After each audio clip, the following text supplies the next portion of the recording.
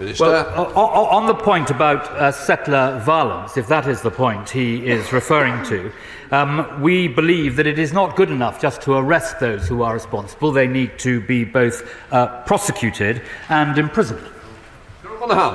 Thank you, Mr. Speaker. The problem is that there are key figures in the Israeli government that are stoking this violence, with the Finance Minister publicly declaring that there are 2 million Nazis in the West Bank. What representation is the Secretary of State making to Israeli counterparts to demand a far more robust response to this violence? Well, I can tell the Honourable Lady that the Prime Minister spoke about this directly with Prime Minister Netanyahu on the 5th of December, and he made it clear that we welcome Israel's recent comments condemning instances of settler violence, but that Israel must take meaningful action to stop it. So, Secretary of State David Lammy. Mr. Speaker, another day where the Foreign Secretary is unaccountable in the middle of a war that could get still even worse. West Bank violence is rising. Hezbollah have attacked Israeli positions, and Israeli airstrikes have hit towns in South Lebanon. A widening of this conflict is in no one's interest, and all parties must show restraint. While he's absent from this place, what steps is the Foreign Secretary taking to prepare for further escalation and deter all parties from full-blown regional war? Minister. Well, first of all, Mr. Speaker, can I say that I fully understand that he wishes to have close contact with Lord Cameron as the Foreign Secretary, but he will be aware that he is in almost continuous contact with the Foreign Secretary by text and WhatsApp. Indeed, Mr. Speaker, if he was in any closer contact, it would probably be a civil partnership, Mr. Speaker. On the substantive point about the widening of the conflict, he will know that very early after October the 7th, the Prime Minister moved British military assets to the eastern end of the Mediterranean, firstly to try and ensure that if there were any arms being moved, we would know about that, but to have eyes on what was happening. And British diplomacy, along with our like-minded allies and friends, is devoted to ensuring that the conflict does not widen. We now come to SNP spokesperson Alan Smith. Thank you, Mr. Speaker. The UK is providing logistical and surveillance support to the State of Israel. Has any evidence come to light which gives concern about the commission of war crimes in the West Bank or Gaza? Minister. Well, Britain is providing some overflight of Gaza to help us identify and help move forward the issue of recovering the hostages. I think that's exactly the right thing to do. Smith. So, to repeat the question, has any evidence come to light that gives concern about the commission of war crimes? And can the Minister assure us that any evidence that does come to light will be sent over to the ICC in response to their call for evidence under Article 86, which the UK is bound, surely, to cooperate with? Well, the honourable gentleman will know that it's not just the government, it's many, many different organisations which are seeking to identify what is going on the ground, the extent to which international humanitarian law must be abided with, and any such evidence will undoubtedly be put before the relevant authority, the courts that he mentioned specifically, if such evidence is available. Fiona Bruce. Mr. Speaker. Minister. Mr. Speaker, the White Paper includes 217 commitments to be delivered through to 2030. I have asked officials in the Foreign Office to work with colleagues across government to implement the commitments and determine the order of priority. Fiona Bruce. Thank the Minister for that reply and for his leadership on this excellent White Paper, and in particular in the run-up to the publication of it, that he clearly listened to calls for more targeted support and humanitarian relief for those left behind on account of their religion or belief. But the challenge now is to turn these innovative commitments into reality, and that will require a revised approach to development programming. Will he meet with me at a round table and with others to discuss this? Minister. Well, Mr. Speaker, it is always a pleasure to meet with my right honourable friend, who indeed has an office next door to mine in the Foreign Office. May I thank her for her comments about the publication of the White Paper and the way in which it has been received around the world. It does demonstrate renewed energy and vigour, and I hope reinvigorated leadership for Britain on these important matters, and of course value for money for our taxpayers. Well, revolves. Mr. Speaker, the White Paper also talks about development diplomats. So could the Minister say how many will be trained and what will be the cost? Minister. Yes, she's quite right that we are increasing the number of development diplomats. I thought she mentioned something about water, but I may have misheard. But we are increasing the number of development diplomats. And the point about the White Paper is it sets out very clearly the aims and aspiration which Britain has to drive forward the SDGs and to make sure that we increase climate finance at this critical time. And she will be pleased to have seen that and will note that we are now driving forward that agenda. Daniel Kaczynski. Question number 3, sir. Minister.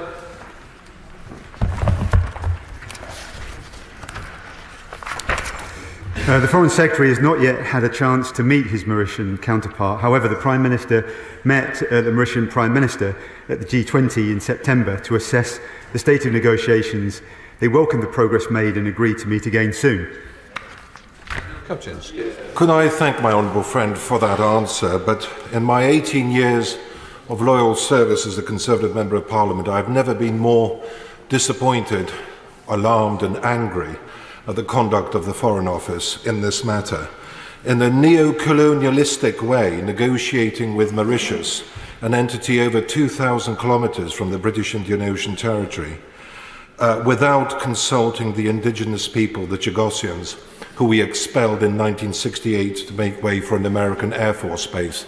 The time has come for us to respect the right of self-determination and assure the Chagosians are allowed to return to the British Indian Ocean Territory and for them to decide the future of these islands rather than handing them to the Chinese client puppet state of Mauritius, which is highly counterintuitive to our AUKUS commitments. Minister. The UK has been working in close cooperation with the US since negotiations began in November 2022. They support our approach. The UK, US, Mauritius have all made clear that protecting the base on Diego Garcia, including preventing foreign malign influence, is a top priority. We'll ensure that any agreement would achieve this. It's in our national interest and those of our partners and vital for regional and global security. Welcome to Patrick Grady. Mr. Speaker, the government is preparing to disregard international law with its Rwanda bill today. It seems to continue to want to disregard international law with regard to decisions handed down by the ICJ and other international bodies with regard to the Chagos Island. If the UK government won't live up to its international obligations and the findings of international bodies, how with any credibility can it ask other countries to do the same? Minister. We're working closely with the relevant government, as we've said, with Mauritius, to take forward these negotiations, and they've been taken forward in good faith, notwithstanding the need to protect our national and regional and global interests at the same time. Andy Slaughter. Number 4. Minister. Mr. Speaker, with permission, I will answer questions 4, 5, 10, 15, 21, 22 and 23 together. Britain increased planned assistance to Palestinian civilians to £60 million and has delivered over 74 tonnes of aid. The recent pauses in fighting were a welcome opportunity to get hostages out and aid in. We know more is needed: more fuel, increased humanitarian access and assistance into Gaza, and compliance with international humanitarian law. Andy Slaughter. Thank you, Mr. Speaker. Did the Minister see the analysis recently published in the respected Israeli newspaper Haaretz that the proportion of civilian deaths in Gaza is significantly higher than the average civilian death toll in all conflicts around the world during the 20th century? Doesn't that give the lie to any claim that Israel is avoiding civilian deaths? And as the death toll in Gaza approaches 20,000, isn't it time now for the whole international community, including the UK, to support a ceasefire that protects civilian lives? Well, he will know the importance that the government and the opposition front bench attach to saving civilian lives, And he will know that Britain has made it absolutely clear to the authorities in Israel that we expect them to abide by international humanitarian law and understand and accept the rules of war. He will equally know that the unprecedented figures that he refers to follow on the back of an unprecedented attack by terrorists on October the 7th, a pogrom where more Jewish people were murdered than at any time since 1945 and the Holocaust. Andrew Jones. Thank you, Mr. Speaker. I wholeheartedly welcome that the UK has increased its humanitarian aid by £60 million since October the 7th. Can my right honourable friend outline how his department is working to ensure that the funding is spent as effectively as possible? And by that I mean reaching those in the most urgent need, because I'm sure we have all been greatly distressed by the suffering of the innocent civilians in this conflict. Well, my honourable friend is absolutely right. I can tell him that we have 82 tonnes of food and of humanitarian supplies in Cyprus ready to go, and 5 tonnes of medical equipment ready to go. And as soon as there is the possibility of getting more aid and support into Gaza, we will be using those supplies to do exactly that. Imran Hussain. Thank you, Mr. Speaker. In the last 9 weeks, over 250 Palestinians, including 69 children, have been killed by the Israeli security forces in the West Bank. And over the last year, we've seen a dangerous rise in the number of attacks by violent, illegal Israeli settlers against Palestinians and their property. Even the United States announced that they would impose a travel ban on violent extremist settlers last week. But all the UK government have been able to announce is that planning is going on. So I have to ask the Minister, how much more bloodshed do we need to see before the government stops planning and starts acting? And will he take real action against the violent, illegal settlers today? Well, Mr. Speaker, I made clear in the answer to question number 1 that the government condemns without qualification the illegal attacks by settlers on Palestinians. He asked me specifically, I think, about visa bans, and while I can't give a commentary across the House, I can tell him that our plans in that respect are moving forward. Thank you very much, Mr. Speaker. A stop-start approach is likely to prolong hostage captivity and increase the risk to their lives. It also continues the relentless loss of civilians and innocent children. If the UN Security Council resolution returns with a condemnation of Hamas, will the UK this time do the right thing and back an immediate humanitarian ceasefire? Minister.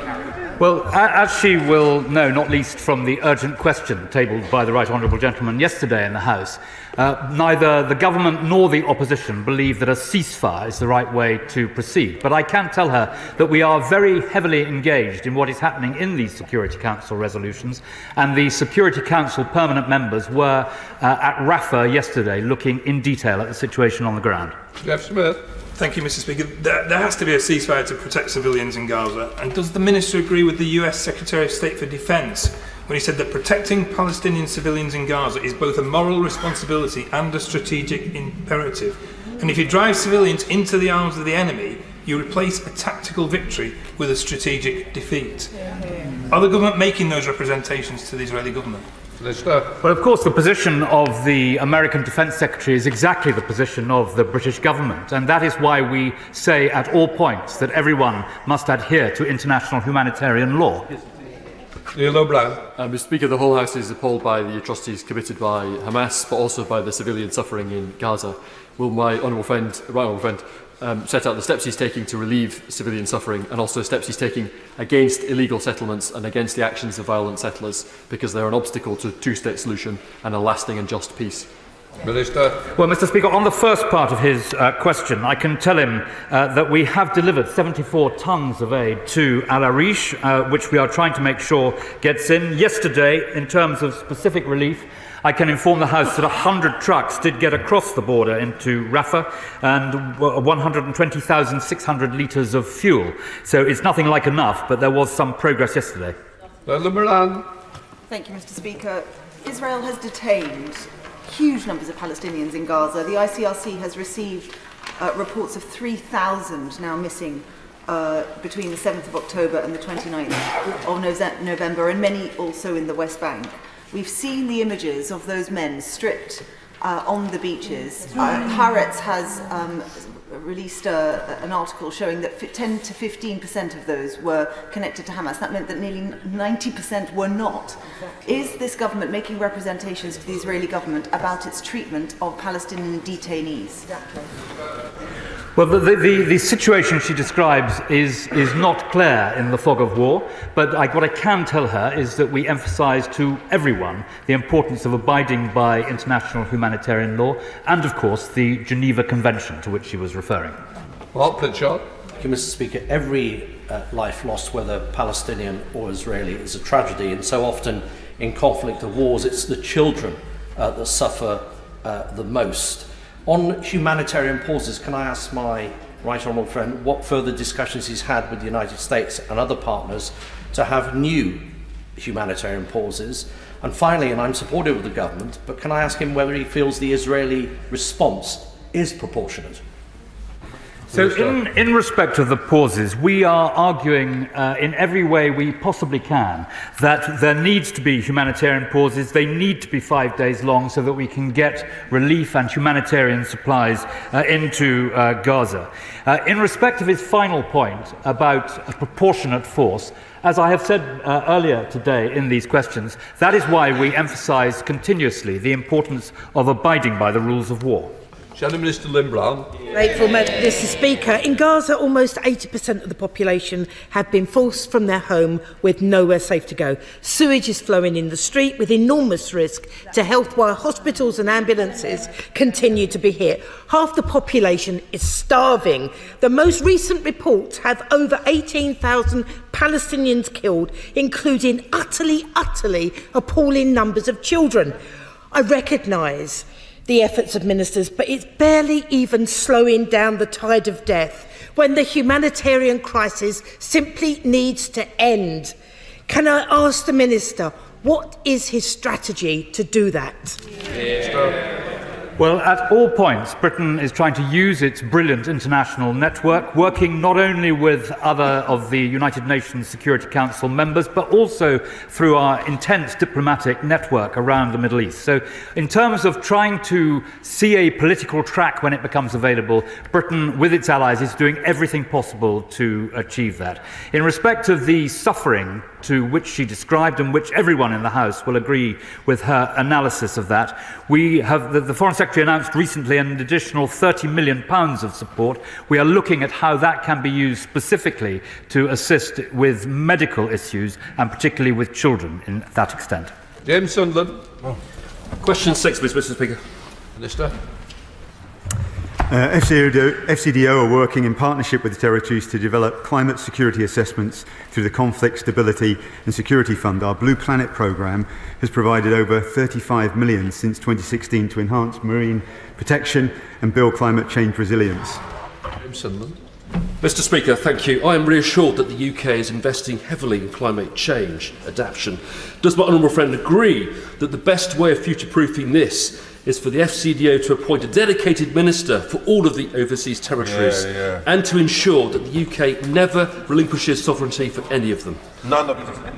Minister. I thank my honourable friend for his question. I've recently been appointed as the FCDO minister responsible for overseas territories, and furthermore, the Prime Minister has made clear that every department should have a minister whose portfolio covers responsibilities to the OTs, and the UK has no doubt about its sovereignty over the overseas territories. Any decision to end British sovereignty should be on the basis of clear constitutionally expressed wish of the territory's people. Shall the Minister Steve Deutsche? Thank you, Mr. Speaker. As you know, our global British family in the UK overseas territories contains 94% of all unique species the UK is responsible for, huge marine areas throughout the world's oceans. They're hugely vulnerable to climate change, and yet they are negligible contributors to it. It's been great to see more OTs sign up for the Blue Belt Initiative and work with groups like Great British Ocean, and indeed attend the recent COP. So what is he doing to encourage more overseas territories to join the Blue Belt and to assist overseas territories to get access to strategic international funding for conservation, adaptation and resilience? Minister. It's an important question. Obviously, our need to tackle climate change extends widely to the OTs. We've done significant work on the Blue Belt programme, and we've engaged a large number of OTs at COP 28 this year as well, so we can help push forward their work and give greater access to this funding. It's vitally important. Sir Edward Lee. Number 7, sir. Minister. Thank you, Mr. Speaker. We strongly condemn forced marriage and forced conversion of women and girls, including in Pakistan. We regularly raise our concerns, including individual cases at a senior level with the Pakistani authorities, and we fund projects in Pakistan to help address the underlying causes. Sir Edward. At the age of 14, Mara Shabazz was abducted, forced into a marriage, raped, escaped, has been sitting in one room with her entire family, terrified. She's now 18. I've lost track of the number of meetings I've had with successive Home Secretaries, letters written. Nothing has happened to get this girl out. Yet at the same time, 100,000 fit young men are just pouring across the channel in search of a better job. For God's sake, can't we show some Christian compassion? And what more can the Foreign Office do in Pakistan to try and stop these forced conversions and forced marriages? Minister. Well, Mr. Speaker, we continue to press these individual cases with the Pakistani government. The former Foreign Secretary raised human rights, including the persecution of minorities, with caretaker PM Kakar on 25th of September, and the Noble Lord Ahmed raised the need to protect minority communities with caretaker Foreign Minister Gilani on 13th of September, and again in a letter on the 5th of October. And we continue to raise in Islamabad the issue of forced marriage and conversion with the Pakistani authorities. Mr. Speaker, Minister, it's not only the case of Maria Shabazz, it's the case of many other young Christian girls, young Hindu girls, young Sikh girls in Pakistan are kidnapped from a very early age. It's quite clear there's an epidemic in Pakistan of the kidnapping and abuse of young girls. Can I ask the Minister this question? What has been done with Pakistan to change the attitude and to change the law of the land? Speaker, I'm grateful for that question. So, as well as making representations at a very senior level, we do fund programmes in Pakistan working to address child and forced marriages, gender-based violence and discrimination and intolerance, especially against minorities, as in an effort to achieve cultural change that will attend to this. But of course, that's slow and painful work, but our team in Islamabad are fully focused on it. McCarthy. Question 8, Mr. Speaker. Minister. Mr. Speaker, Israel has the right to defend itself against terror, restore its security and bring the hostages home, but they must abide by international law and take all possible measures to protect civilians. I don't disagree with anything the Minister says there, but the question is, what does Israel having to abide by international law actually look like? We know that it's acted with impunity in the West Bank in terms of illegal settlements and historically the building the wall and so on. We know that there, as my honourable friend said, the sheer scale of casualties of innocent civilians in Gaza raises very serious questions. What does it actually mean when we say Israel has to abide by international law? Minister. Well, it means, Mr. Speaker, precisely what it says. And of course, the fact that Israel is a democracy, the fact that all around the world people will be looking carefully at the way things are being conducted in the region, should give her hope that international humanitarian law counts and will be supported. Shall the Minister Wayne David? Thank you, Mr. Speaker. Recently, the ICC prosecutor, Karim Khan KC, visited Israel and the West Bank. In relation to Gaza, he stated, and I quote, "The law is not some cosmetic adornment that can be disregarded. It is a fundamental requirement that must be complied with." Now, I assume the Minister will agree with that. And if that is the case, will he ensure that Britain cooperates fully with the prosecutor in his work? Well, Mr. Speaker, as a strong supporter of the International Criminal Court, Britain would always cooperate. And we strongly support the ICC. He will know that as a state party to the Geneva Convention, the Israeli government is obliged to take action against Israeli nationals accused of grave breaches of international humanitarian law, were there to be any. So that would then not be a matter for the ICC. Teresa Villiers. Question 9, Mr. Speaker, sir. Minister. Iran bears responsibility for groups they have long supported. We've stepped up our response to recent attacks. HMS Diamond will bolster our maritime presence in the region, and new Iran sanctions regime will soon be in place, giving us greater powers to designate Iranian activity. Teresa Villiers. The regime in Tehran have been blatant and public, even unapologetic about their backing, funding, arming of Hamas. These terrorists, who we now know are not just murderers but rapists as well. In the light of that, isn't it time to snap back the full range of sanctions on Iran, to sanction a wider number of officials in Iran, and to prescribe the IRGC? Minister. Our new Iran sanctions regime will be laid imminently, giving us new and enhanced powers to counter Iran's hostile activities in the UK and around the world and their repressive practices at home. We've already sanctioned more than 350 Iranian individuals and entities, including the IRGC in its entirety. Sir Chris Brown. Thank you, Mr. Speaker. I agree with the comments by the honourable member just now, but shouldn't we also be wondering about what Iran is doing within its own borders? 419 people executed in Iran between January and July, 127 since the 7th of October, using what is happening in Israel as a cover for the much faster executions, including a 17-year-old, a child, Hamid Reza Azari, and Milad Zorevand, who is the 8th women life freedom protester who's now been executed by this horrible regime. Isn't it time we really took the case to them about their own human rights record? Minister. I think the honourable member makes a very important point, and we call out the brutal repression of protests that have taken place, and we continue to hold Iran to account for its human rights record, including the repression of women, girls, children, as he highlights. And we will, as I said, bring to bear a new sanctions regime to assist in these efforts. And McLaughlin. Oh, thank you. Question number 12, Mr. Speaker. Thank you, Mr. Speaker. The UK is working closely with international partners on this long-standing priority, including at the UN Human Rights Council, where the UK led Resolution 51-1 on Sri Lanka. Mr. Speaker, many prominent Sri Lankans were credibly accused of war crimes against the Tamil minority, particularly towards the end of the 30-year civil war in Sri Lanka. But all these years on, they are still at large, unlike the nearly 18,000 Tamils who went missing and are still unaccounted for.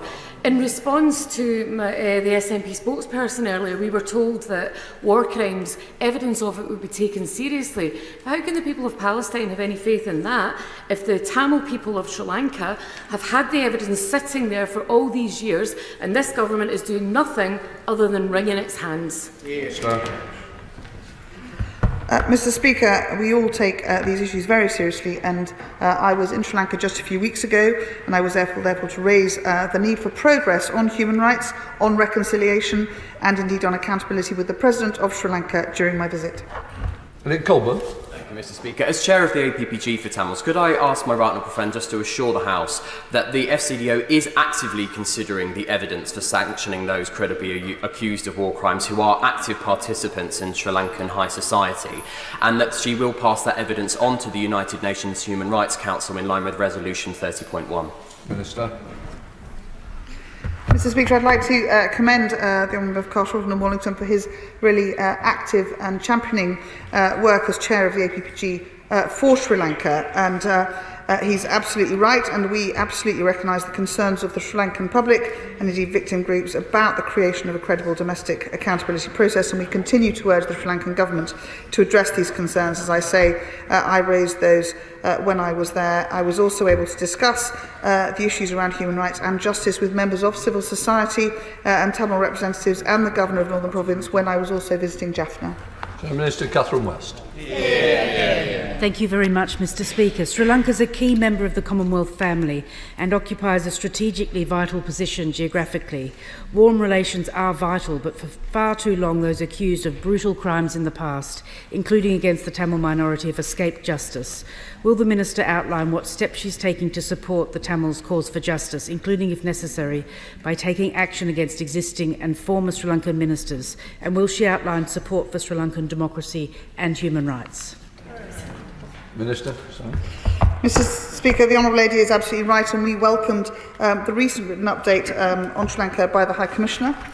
for human rights, and in September the UK government issued statements that emphasised that importance on inclusive transitional justice and effective governance reforms in order to highlight the arbitrary use of laws to suppress dissent. And as I said earlier, we led the UNHRC Resolution 51-1 on Sri Lanka, providing that mandate for the Office for the High Commission of Human Rights to be able to report on Sri Lanka. We continue to work with them. Question number 13, Mr Speaker. With permission, Mr Speaker, I will answer questions 13, 17, 20 and 24 together. There must be a political solution to the Israeli-Palestinian conflict, a two-state solution which provides justice and security for both Israelis and Palestinians. Sarah Anderson. Thank you, Mr Speaker. The aerial bombardment by Israel of one of the most densely populated regions in the world, in Gaza, has been devastating. Recent statistics reported in Israel show that 61% of deaths in Gaza have been civilians. When the Prime Minister spoke with the Israeli Prime Minister last week, did he urge him to stop besieging and blockading Gaza, to comply with international law, which must mean proportionate, and to protect innocent lives? Well, Mr Speaker, she is right that at the COP, the Prime Minister was also able to have meetings with Qatar, Egypt and Jordan, as well as Israel. And he reiterated the point that he has made publicly before, which is that Israel has the right to self-defence, but it must operate within international humanitarian law. David Linden. Thank you very much. Mr Speaker, the Minister talks about the need for a two-state solution, and he won't find much disagreement with that, but how can he advocate a two-state solution when the government refuses to recognise the state of Palestine? And is he confident there's going to be much left of Palestine after Israel's continued bombardment, and why we need a ceasefire right now? Hear, hear. Well, the government does strongly support the two-state solution, and of course before these terrible events on October the 7th there were new partnerships with Israel developing across the Middle East. One thinks particularly of the Emirates and Bahrain. And when there is a break in the clouds and there is an opportunity for a political track to get going, we will do everything we can to build on the important point that he was underlining. Christopher Clarkson. Thank you, Mr Speaker. Notwithstanding the attempted genocide of the 7th of October and the cynical use of Palestinian civilians as human shields, the single best solution for peace in the region is a two-state solution. So can I ask my right honourable friend what steps the government is taking to facilitate that, and will he agree with me that the kidnappers, murderers and rapists of Hamas cannot be involved in those negotiations? Minister. Yes, Mr Speaker, we certainly agree with the United States that Gaza should be under Palestinian control in due course and that there is no place for Hamas in all of that. In respect of the point that he made about how you advance towards a two-state solution, he will know that the Foreign Secretary has been both in Tel Aviv and on the West Bank in Ramallah, and we are looking to see what Britain can do to help build the capacity of the Palestinian state in the future and to bolster it. Chair Morrow. Thank you, Mr Speaker. The Minister will have access to intelligence, ours and that of our allies, that he may not be in a position to share with the House. So can he share his understanding of the effectiveness of Israel's campaign to weaken and eliminate Hamas and return the hostages, given the appalling and unacceptable loss of innocent Palestinian life? Thousands and thousands of children maimed and killed, given the catastrophic humanitarian situation in Gaza, given that over 100 Israeli hostages remain in captivity there, and that Hamas continues to fire rockets into Israel every day. Well, we are doing everything we can to try and help the hostages to which she referred and to try and make sure that they are able to come home. And we do that through negotiations, not least in Qatar, but also through the overflights, which I referred to earlier. So in terms of what she wants to see achieved, she may rest assured that the government takes precisely the same view. Wendy Chamberlain. Question 14, Mr Speaker. Minister. Thank you, Mr Speaker. We welcome the release of Leila de Lima on bail. This is a positive step for human rights and the rule of law. Mr Speaker, the UK's ambassador has repeatedly raised this case with the Philippines government and visited her during her detention. Chamberlain. Thank you, Mr Speaker. While I agree with the Government, it is good news that Senator De Lima has been released on bail after nearly 7 years of detention. What is the Government doing in representations to those counterparts in the Philippines via the Ambassador about the resolution of all the other charges against her? These are believed to stem from her vocal opposition to thousands of extrajudicial killings in connection with former President Duarte's war on drugs, and about a meaningful investigation into those killings. Mr Speaker, the UK Government regularly engages with the Government of the Philippines on the full range of our human rights concerns, and we welcome the 2020 UN Human Rights Council resolution, which proposed technical cooperation on human rights between the Government of the Philippines and the United Nations. The resolution results in a 3-year UN joint programme, which commenced in 2021, to which the UK has contributed £400,000, and we will continue to work alongside them. Ruth Jones. Question 16, please, Mr Speaker. Minister. Mr Speaker, I regularly discuss a broad range of issues, including Zimbabwe, with Commonwealth counterparts, most recently on Sunday in Dubai when I met with the Commonwealth Secretary-General, the Baroness Scotland. The decision on re-entry is for all members based on the membership requirements and the values and principles set out in the Commonwealth Charter. Ruth Jones. Thank you, Mr Speaker. With the recent enlargement of the Commonwealth, these are important matters that the Minister's just referenced. Over 100,000 Zimbabweans live in the UK, many in South Wales, and thousands more work all year round in our NHS. So what engagement has he had specifically with the Zimbabwean diaspora to understand the diversity of perspectives and to support their views about Commonwealth membership and other challenges and issues that they face? Well, she is quite right that Zimbabwe has a productive and vibrant diaspora in the United Kingdom, and we hear their views many times. But following the election, where Britain warned that the election needed to be violence-free and fair, the election was certainly violence-free, and we are waiting now for the full report of the observers before making a judgment on further events. Bob Blackman. Question 18, Mr Speaker. Minister. Mr Speaker, we are working with international and regional partners to secure the release of hostages, including British nationals. Blackman. I thank my right honourable friend for that answer. The hostages that have been released report of sexual and physical violence committed against them whilst they've been in captivity. The Israeli Health Ministry reports that individual hostages were drugged to make them look happy when they've been in the hostage position. So does my right honourable friend agree with me that Hamas are treating these hostages in an inhumane fashion? The International Red Cross should be given the opportunity to visit and see all of these hostages, and that we should ensure they're returned home as soon as possible. Well, he is quite right, Mr Speaker, about the rights of the International Red Cross. I can tell him that we are involved in intensive diplomatic efforts to secure the release of the hostages. This has been continually raised by the Prime Minister, who met with families of British people taken hostage by Hamas, as well as the families of hostages during his trip to Israel. So he may rest assured that while I cannot give a running commentary on these matters, we are doing everything we can to secure their release. I wholeheartedly support the cause for the immediate and unconditional release of all the remaining hostages held by Hamas and other groups. But further to the response that the Minister gave to my honourable friend from South Shields, could I refer him to the UN Resolution 1860 in 2009, when the UK supported a ceasefire in Gaza and a permanent ceasefire followed a few days later? Minister. Well, Mr Speaker, she will be well aware of the view of the government and indeed the opposition front bench on the possibility of a ceasefire at this time, which we simply don't think exists. But could I say that she's referred to earlier events? That was a very different situation to the one that pertains today. Dominic Raab. Thank you, Mr Speaker. On the issue of hostage taking, with the British-Russian dual national Vladimir Kara-Murza was jailed and poisoned by the Putin regime for criticising the war in Ukraine.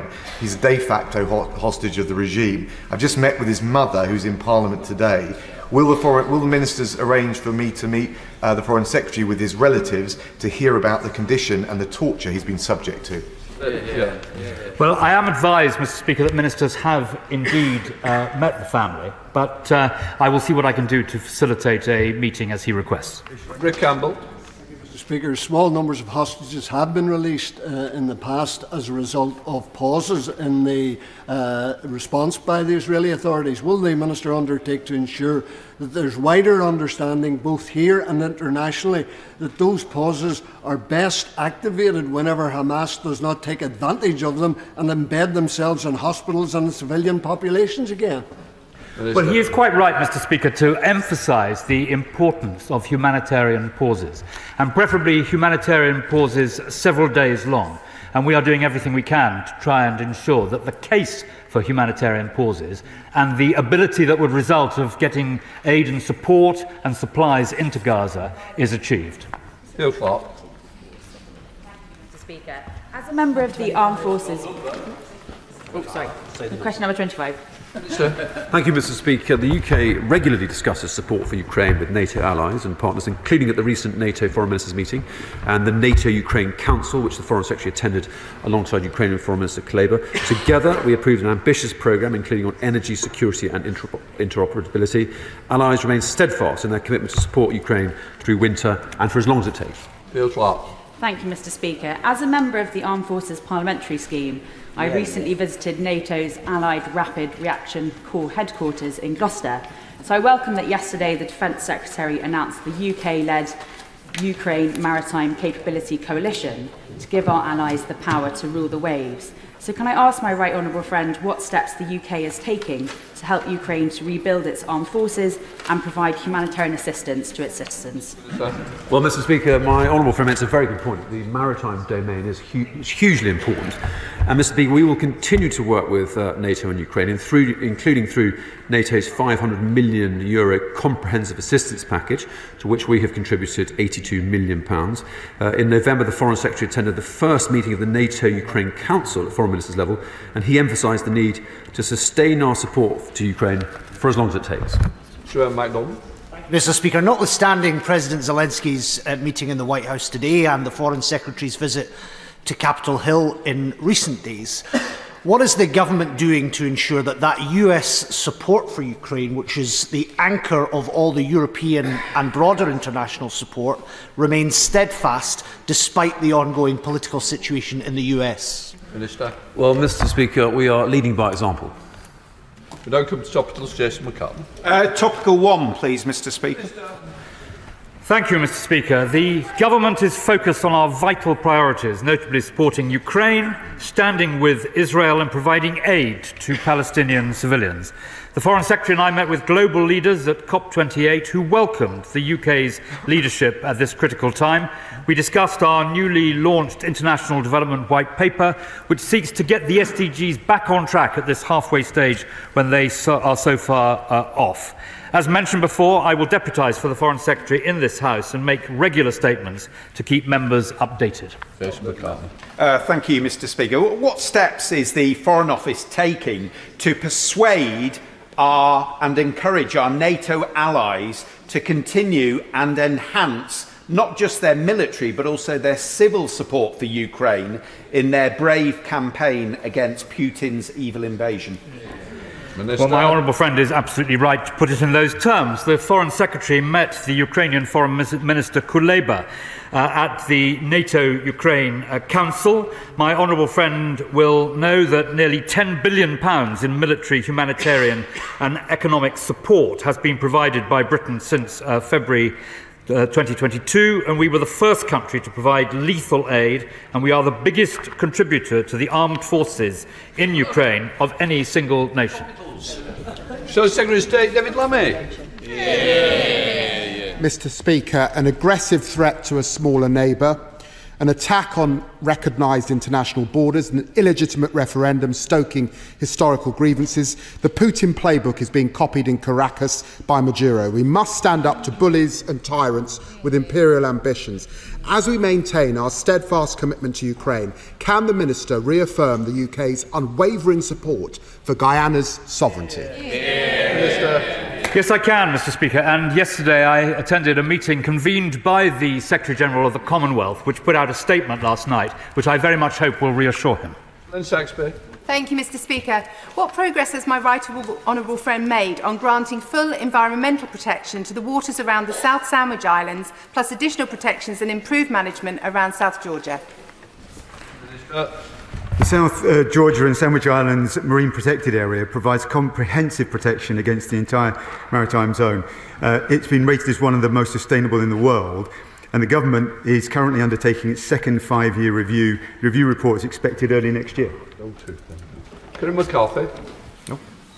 Alexei Navalny has gone missing from his penal colony, hasn't been heard of for almost a week. Can the Minister join in international counterparts in making urgent representations to try to find out where he is and to ensure his personal safety? Well, Mr. Speaker, we do condemn this outrageous detention, and we will continue to make representations in Moscow and elsewhere for consular access and his release. James Sunderland. Mr. Speaker, the World Malaria Report for 2023 shows that the number of malaria cases and deaths remains above pre-pandemic levels. What more can the government do to ensure that we recover lost ground and also drive towards the total eradication of this awful disease?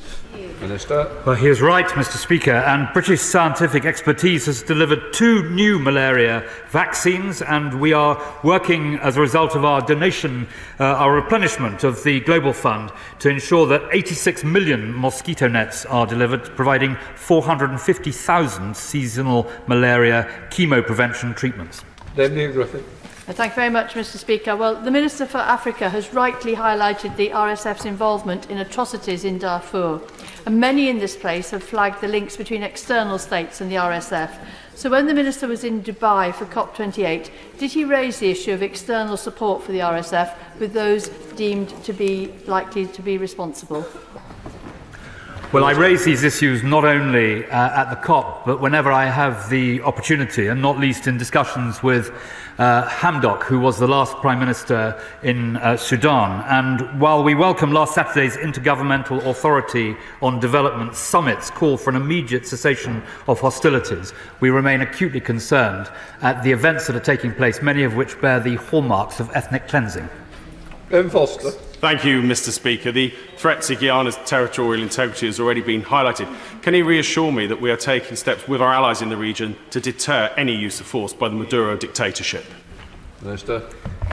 Venezuela's actions with regard to Esquibo in Guyana are completely unacceptable. The border was settled in 1899, and we're working with our regional partners such as Brazil and international bodies, including the UN Security Council, the Commonwealth, as has already been said, and the Organisation of American States to de-escalate tensions. Thank you, Mr. Speaker. The horrifying death toll in Gaza includes over 100 aid workers and some 70 journalists. The vast majority of media casualties have been Palestinian journalists who kept working in the face of airstrikes and a deteriorating humanitarian situation because of the lack of information and because international media are being denied access. The National Union of Journalists warns of systemic targeting of journalists in Palestine, a further breach of international law. How will the Minister impress upon the Israeli government these specific obligations? Well, as I said earlier, we do impress the importance of abiding by the rules of war. But can I say that I pay particular tribute to the bravery of the humanitarian workers who put themselves in harm's way, unarmed, in order to help their fellow citizens. Henry Smith.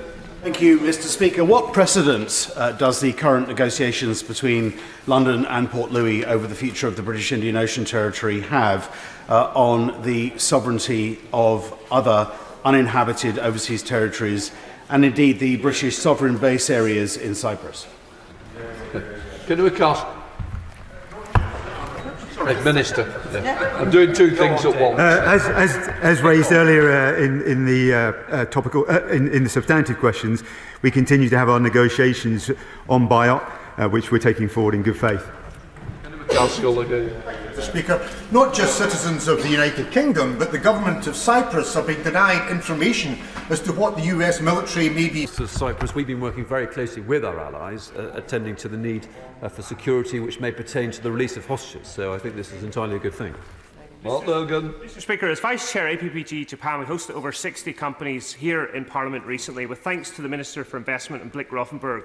With increasing securitisation in international politics, isn't it more important than ever to big up UK-Japan commercial opportunities, and as the Japanese say, ganbatta ne? Minister. Mr. Speaker, the UK-Japan bilateral relationship has never been stronger. The Hiroshima Accord, which the Prime Minister agreed with Prime Minister Kishida on the 19th of May, cements and builds upon a period of sustained growth and deepening of our enhanced global strategic partnership. Dr. Roseanne Allen-Khan. Thank you very much, Mr. Speaker. As many of us go home tonight and kiss our children, parents in Gaza will be searching for body parts to recognise their children and burying them. Families broken, futures stolen.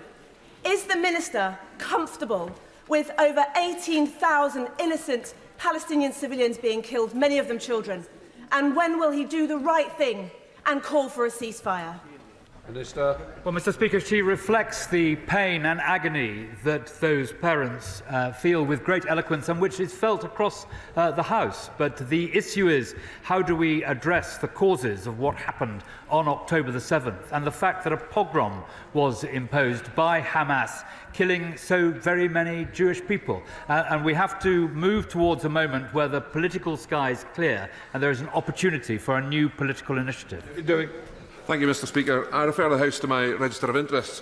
Does my honourable friend recognise the recent joint statement from Armenia and Azerbaijan as a historic milestone towards the normalisation of relations? And can he tell us what his government, or this government, is doing towards a lasting peace treaty?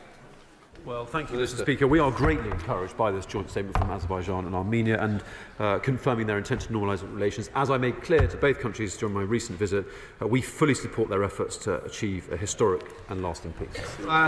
Thank you, Mr. Speaker. In answer to question 9, the Minister seemed to say that the government was planning to completely prescribe the IRGC.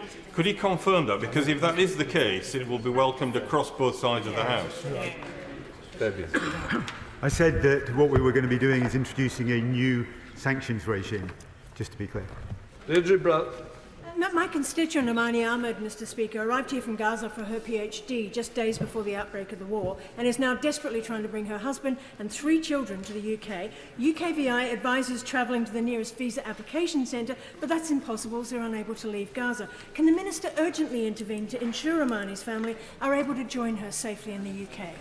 Well, she will know, Mr. Speaker, that there is a specific track to pursue on this, and if she has not already been in touch with the crisis centre at the Foreign Office, that is what she should do immediately. Warren Session-Lermy. Thank you, Mr. Speaker. Last week I was contacted by the Kennington Bethlehem Link, a voluntary group dedicated to working with Israeli and Palestinians. They raised the case of Anas Abu Sara, who was arrested by the Israeli army. This week it was announced he's been detained for 6 months in administrative detention, and the reason for his arrest is still unclear. And it's been 9 days and over 6,000 people have signed a petition in support of this. Will the Minister please raise this with the Foreign Secretary to urgently work with his Israeli counterpart so we can know why he was imprisoned? Well, if she will make available to me the full details of that case, assuming that she has not already told the Foreign Office, then I will look into it for her and make sure she gets an answer. David Hamilton. Mr. Speaker, that great world-beating British charity, the Halo Trust, has just announced the destruction of its 2 millionth landmine. Will the Minister join with me in congratulating them and also pledge further funding, which is going to be vital and necessary if it's going to deal with the outcome of Ukraine? Minister. He is absolutely right to pay tribute to Halo. I was, before I returned to government, an ambassador for Halo, so I speak with some pride in this matter. And if he looks carefully at the International Development White Paper, which drew strength from all across the House in its commitments and identifying important aspects, he will see that Halo is mentioned there. Ian Paisley. Speaker, good to see you back in your place. Is the department monitoring the case of the British citizen who's been currently taken through the Vatican state courts? Ralph Manconi. Are they monitoring that case, and are they making any recommendations or representations to the Vatican Court about that case? And would his officials agree to meet with me to discuss it?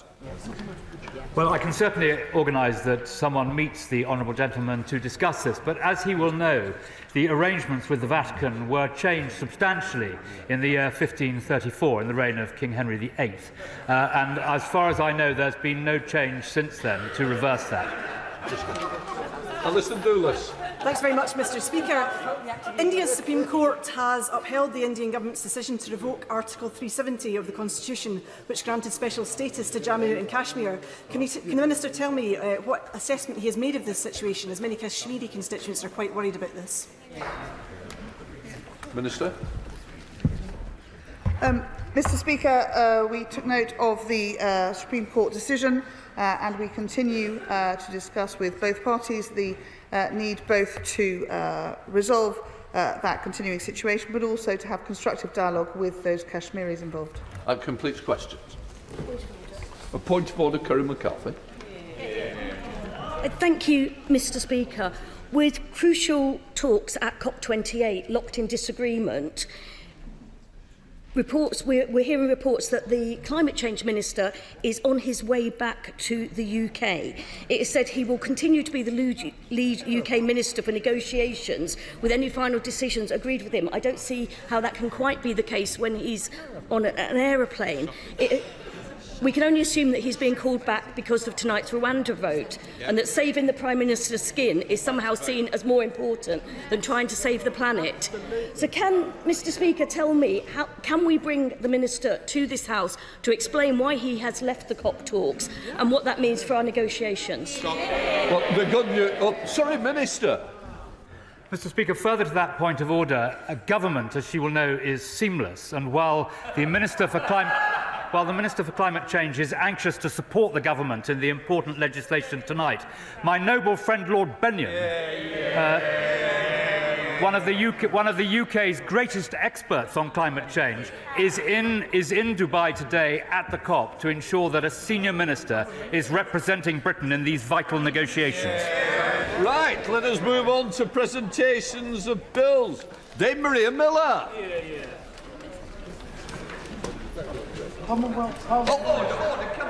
Either sit down or at least wait. It's very discourteous to the member. Both sides. Commonwealth Parliamentary Association. Just sit down for a moment, please. Second reading what day? Friday the 19th of January, sir. Friday the 19th of January. Presentation of bills, Dame Maria Miller. Offences Against the Person Act 1861 Sentencing Guidelines Bill. Second reading what day? Friday the 19th of January, sir. Friday the 19th of January. Thank you. Right. We now come to the next presentation of bills, Sarah Dye.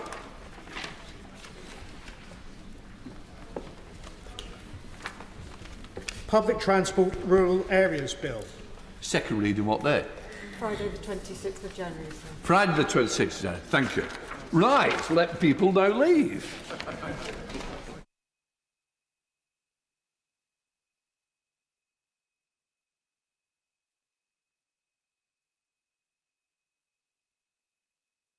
Now proceed to read the orders of the day. Safety of Rwanda, Asylum and Immigration Bill, second reading. Now, the reasoned amendment in the name of the Leader of the Opposition has been selected. The Minister now to move the second reading, or Secretary of State, the Home Secretary himself, James Cleverly.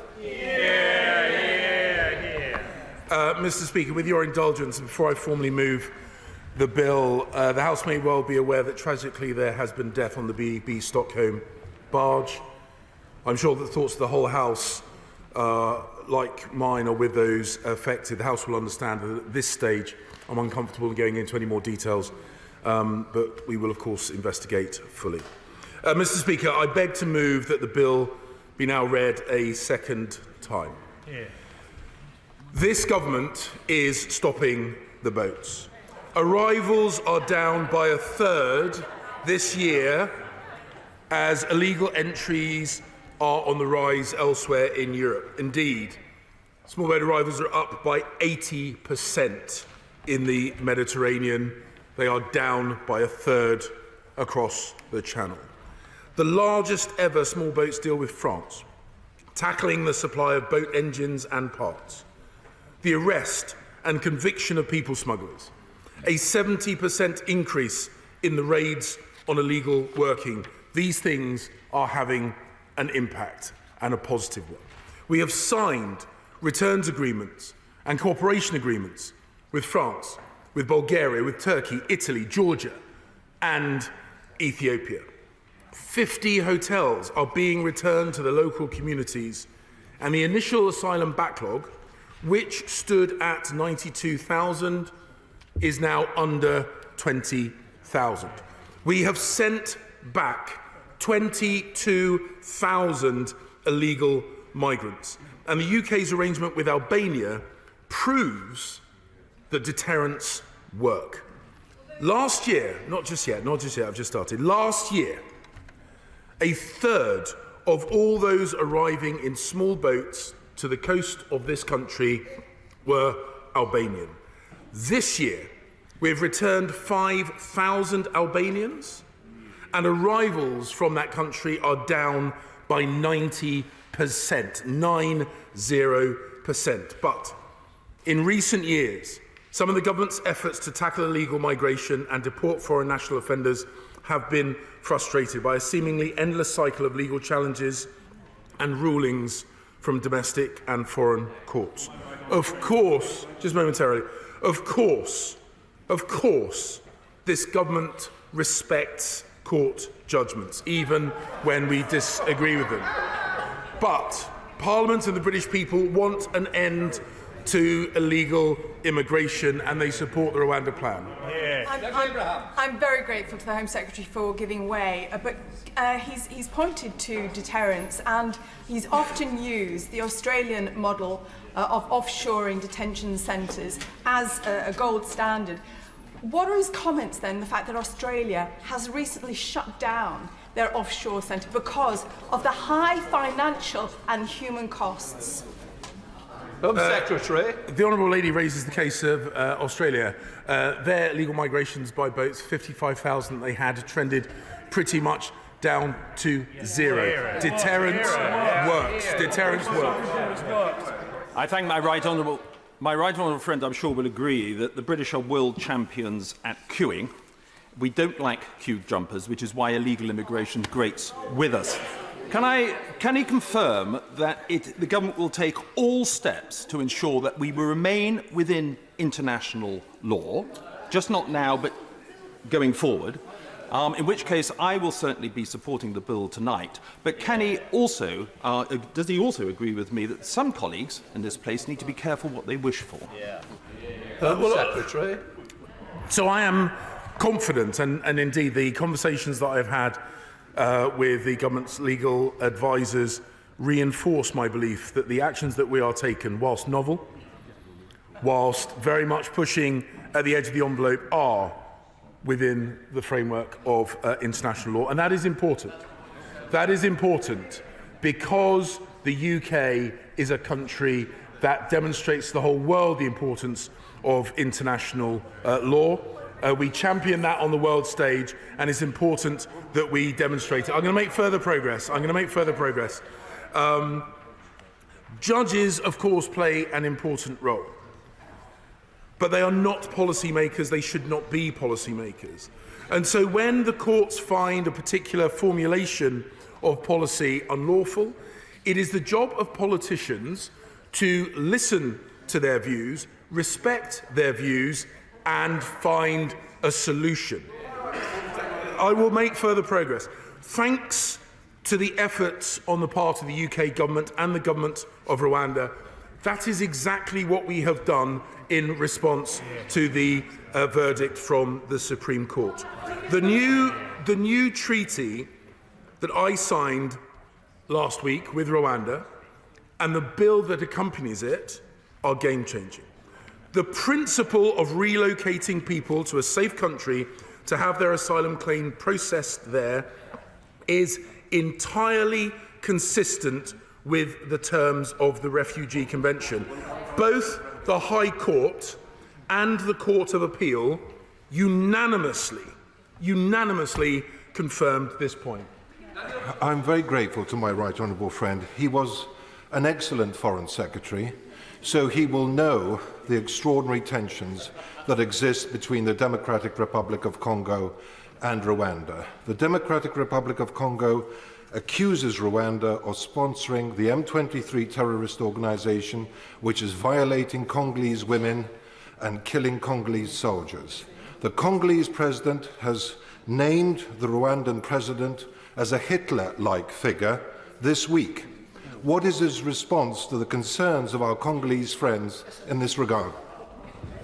In my formal role, I had extensive conversations with both the government of the Democratic Republic of the Congo and Rwanda. We do not agree with that assessment of the government of Rwanda. And more importantly, other international organisations also rely heavily on Rwanda. The UNHCR, the European Union, these are organisations which rely heavily on Rwanda. They would not do that. They would not do that if they believed Rwanda was an unsafe country. I do intend to make further progress. There's a second reading debate. There will be plenty of opportunity for colleagues to speak. No, Can I thank the Minister for giving way? Minister, just yesterday I received correspondence which I need to quote. EU Council Directive 2005/85/EC is caught by Article 2 of the Protocol, therefore can be relied upon in Northern Ireland but not in the GB in relation to the Rwanda bill coming forward. Article 7 confers the right to remain in the territory whilst a claim is being processed. This clearly creates additional rights in the NI which doesn't apply in GB and expressly frustrates the core intent of the Rwanda bill for applying in Northern Ireland. Has the Minister had the opportunity to look to that? Home Secretary. The point he makes about differential treatment in different parts of the United Kingdom is one that we are conscious of. As the bill progresses, of course, he will have, and others will have, the opportunity to raise concerns about specific details, and we will, of course, listen to his and the concerns of others. This bill attempts, and this bill, when passed, will address the practical implications. At the moment, the challenges of numbers of refugees in Northern Ireland is not one that is as significant as in other parts of the UK, but we're always conscious to make sure that all parts of the UK, and he has heard me say this before, that all parts of the UK are and feel that they are in the thinking of the government as we move forward. I am going to make further progress. As I say, the principle of relocating people to a safe country to have their asylum claims processed is entirely consistent.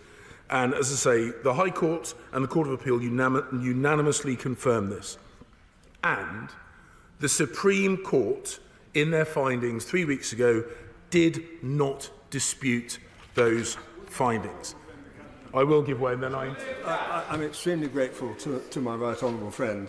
Does he agree that it is clear in international law, and also in relation to the question of the rule of law, that where in this country, with our unwritten constitution, a clear and unambiguous use of words clearly establishing the intention of Parliament in the enactment of a law does in fact take precedence over international law in accordance with the judgments of Lord Hoffman and also other judgments and statements made by Lord Judge, Lord Denning and other very distinguished jurists, including in relation to this particular judgment last month in paragraph 144.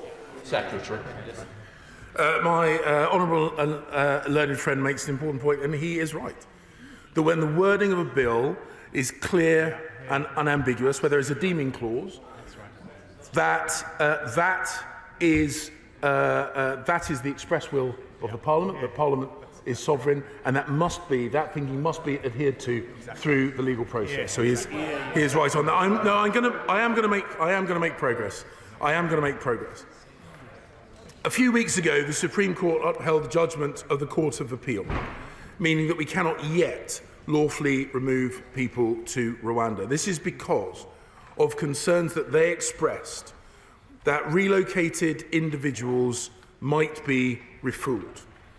And I'm sure the House knows, but that is that they might be redeported to a third country. The government disagreed with that verdict, but as I said, we respect the verdict of their lordships. It is important to understand that the Supreme Court's judgment was based on the facts as they existed 18 months ago, and that the court said the problem could be remedied. And as I told the House last week, we have worked on and have found that very remedy. Our asylum partnership with Rwanda sets, I'm going to make progress. Our asylum partnership with Rwanda sets out in a legally binding international treaty the obligations both of the United Kingdom and of Rwanda within international law. It also sets out, and then I will. I'm extremely grateful to my right honourable friend for giving way. As he says, international law and domestic law are both important, but they are different. This bill seeks to give this House the power to deem Rwanda a safe country. Can he confirm for me that what it does not seek to do is to suggest that this country, or this House, has the power to deem itself in compliance with international law? And my worry stems from Clause 1(5) of this bill, which, of course, reflects the government's intention to deem Rwanda a safe country, but then goes on to describe a safe country as one to which persons may be removed in compliance with all of the United Kingdom's obligations under international law. Will he confirm it isn't the government's intention to suggest that it falls to any country to deem itself in compliance with international law? He doesn't need me to explain what the consequences of that might be elsewhere in the world. That is not what the government's intention is, and he will look again at the language if it needs to be changed to clarify that point. Secretary. I can reassure my right honourable and learned friend that that is absolutely not the intention of the bill. The deeming clause. The deeming clause is specifically about the safety of Rwanda because of our response to their lordships' position at the Supreme Court hearing. We are not seeking to redefine through domestic legislation international law. And then I will give way to the honourable learned lady. I'm grateful to him for giving way. If he's right and the treaty with Rwanda it meets the concerns of the Supreme Court, then why is this bill necessary?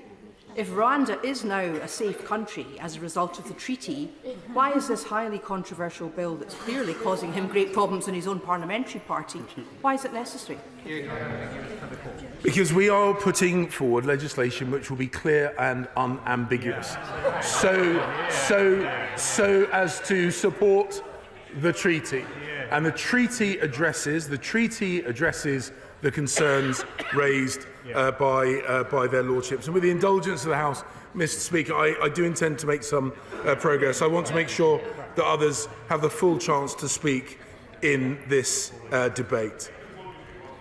As I say, the bill sets out to Parliament and to the courts why Rwanda is safe for those relocated there. The treaty that I signed last week puts beyond legal doubt the safety of Rwanda. It provides the basis to end the merry-go-round of legal challenges that have second-guessed the will of Parliament and frustrated this policy, this House, and the desire of the British people.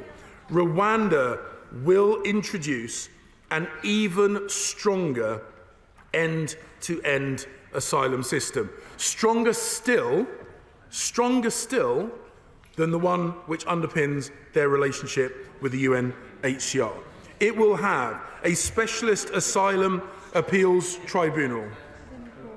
I thank the Home Secretary for giving way. Since we last spoke in this House, it's been now confirmed that the government has given the Rwandan government 240 million, with a further 50 million to come in April, all independently of anybody being sent to Rwanda. Can he now also confirm that the government's deal also means a further 50 million in 2025 and a further 50 million on top of that in 2026. Home Secretary. Well, the Right Honourable Lady is asking me to confirm figures which we have put in the public domain. So, unsurprisingly, I'm totally comfortable. I'm totally comfortable confirming what I've already said, Mr. Deputy Speaker. It provides Rwanda, as I say, will introduce an even stronger. She's got the chance to make a speech in just a few moments. She has got the chance to make a speech in just a few moments. It will have one Rwandan. The system of specialist asylum tribunals to consider individual appeals against any refused claim within Rwanda.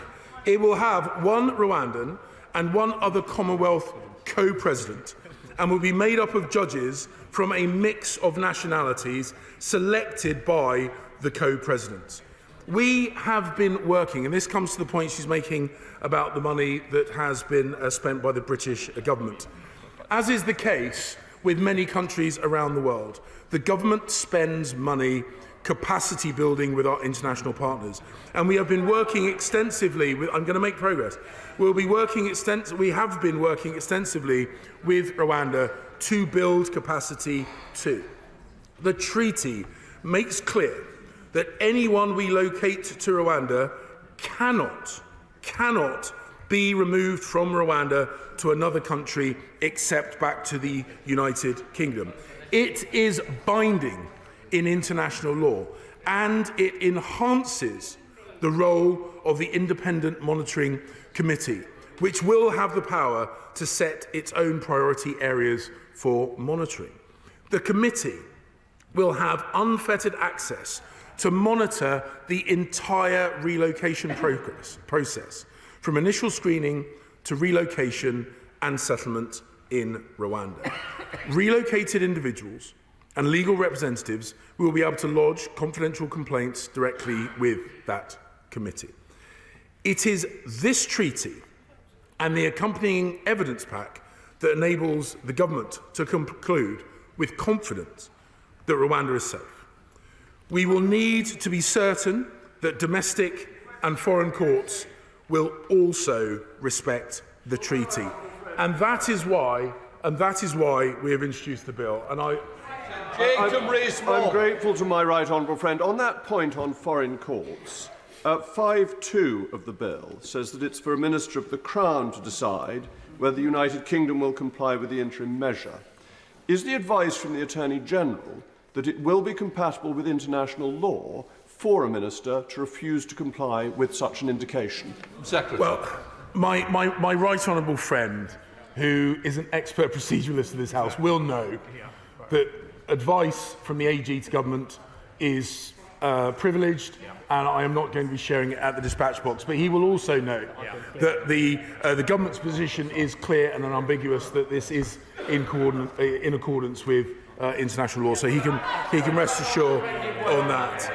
And I will give way briefly and then to the... I'm grateful for giving way. Will he confirm that, in fact, as a matter of law, an interim measure under Rule 35 is directed not to the courts of the United Kingdom, but to the governments of the member states? So, therefore, what the bill says simply restates what is the position anyway. It's the member state that it applies to, not the courts. Secretary. My honourable learned friend is absolutely right. I will give way one more time, and then I will make more progress. Thank you, Mr. Speaker. I thank the Home Secretary for giving way. He says he won't reveal the Attorney General's advice to the House. That's fine. But on the issue of the money, his Permanent Secretary was in front of the Public Accounts Committee yesterday and told us that, as well as the payment due of 50 million next year, there are payments planned for years 4 and 5. Is he willing to share with the House how much payment will be made to Rwandans in years 4 and 5 of this programme? Secretary. The Honourable Lady will know that we have committed to a reporting schedule which is completely consistent with other government departments, completely consistent with the reporting schedule of the Home Office in other files, and we absolutely intend to commit to doing that. So the reason we have introduced this bill, it builds on the Illegal Migration Act and complements all other measures that this government is employing to end illegal migration. The Safety of Rwanda Asylum and Immigration Bill makes it unambiguous and clear that Rwanda is safe and will prevent the courts from second-guessing the will of this sovereign parliament. It gives, if I've got to make progress, it gives effect to the judgment of Parliament that Rwanda is a safe country, notwithstanding UK law or any interpretation of international law. For the purposes of the bill, a safe country is one to which people may be removed from the United Kingdom in compliance with all of the UK's obligations under international law. And I hope that will, reassure my right honourable and learned friend, and that are relevant to the treatment in that country of people who are removed there. It means that someone removed to that country will not be removed or sent to another country in contravention of any international law. And anyone who seeks asylum or who has had an asylum determination will have their claim determined and be treated in accordance with that country's obligations under international law. I'm going to make progress. I've been generous, but I want others to have the chance to speak. Anyone removed to Rwanda under the provisions of this treaty will not be removed from Rwanda, except to the United Kingdom, in a very small number of limited and exceptional circumstances. Should the UK request the return of any relocated person, Rwanda will return them. Decision makers, and that includes both myself or the holder of the post of Home Secretary, an immigration officer, or the courts, must all treat Rwanda as a safe country, and they must do so notwithstanding all relevant UK law or any interpretation of international law by courts or tribunals. And that includes the European Convention on Human Rights, the Refugee Convention, the International Convention on Civil and Political Rights, the UN Convention Against Torture and Other Cruel, Inhumane or Degrading Treatments or Punishment, the European Convention on Actions Against Trafficking in Human Beings done at Warsaw, 16th of May 2005, customary international law, and any other international law or convention or rule of international law whatsoever, including order, judgment, decision or measure of the European Court of Human Rights. The Prime Minister has been crystal clear that he and the government that he leads will not let foreign courts destroy this Rwanda plan and curtail our efforts to break the business model, of those evil people smuggling gangs. I'm very grateful to my right honourable friend. He makes the point about foreign courts. But what about domestic courts? Is there not a danger that in pursuing quite stringent measures in this bill, that we are really testing the principle of comity to breaking point? This House and this Parliament is sovereign, but we also have the independence of the courts and the rule of law to bear in mind. And restraint on both sides, by the judiciary and by this place, is essential if we are to maintain the balance of our constitution. Secretary. My right honourable and learned friend, who knows I have a huge amount of respect for him, not just as a friend, as an individual. And restraint on both sides, by the judiciary and by this place, is essential if we are to maintain the balance of our constitution. Secretary. My right honourable and learned friend, who knows I have a huge amount of respect for him, not just as a friend, as an individual, but also his experience at the bar, at a very high level within the bar. He raises an important point, and I want to give him complete reassurance that we have looked very, very carefully at the balance that he speaks about. We absolutely respect the importance of that. We genuinely believe this does get the balance right, although because of the growing nature of this extreme and perverse trade in human misery, we have to take firm action, and we are therefore acting in a way that maintains that balance. But it is novel. But it is novel. He says it's contentious. It is true. but we are doing it because we have to break this business model. We have to do this. We have to do this. When the European Court of Human Rights indicates, and this speaks to the point my right honourable friend made just a few moments ago, where the European Court of Human Rights indicates an interim measure relating to the intended removal of someone to Rwanda under, or purportedly under, a provision of the Immigration Act, a Minister of the Crown, not a court or a tribunal, a Minister of the Crown alone will decide whether the UK will comply with that interim measure. And in order to further prevent individual claims to prevent removal, the bill disapplies certain relevant provisions from the Human Rights Act 1998, in particular circumstances, including sections 2, 3, 6, 7, 8 and 9. This is lawful. This is fair. This is necessary, because we have now addressed every reason that has been used to prevent their removal to Rwanda. We have prevented asylum claims from being admitted with legislation that has, we have blocked asylum claims from being admitted with legislation that has already passed through this House. When the Illegal Migration Act is enforced, modern slavery disqualification provisions will assist with speedy removal.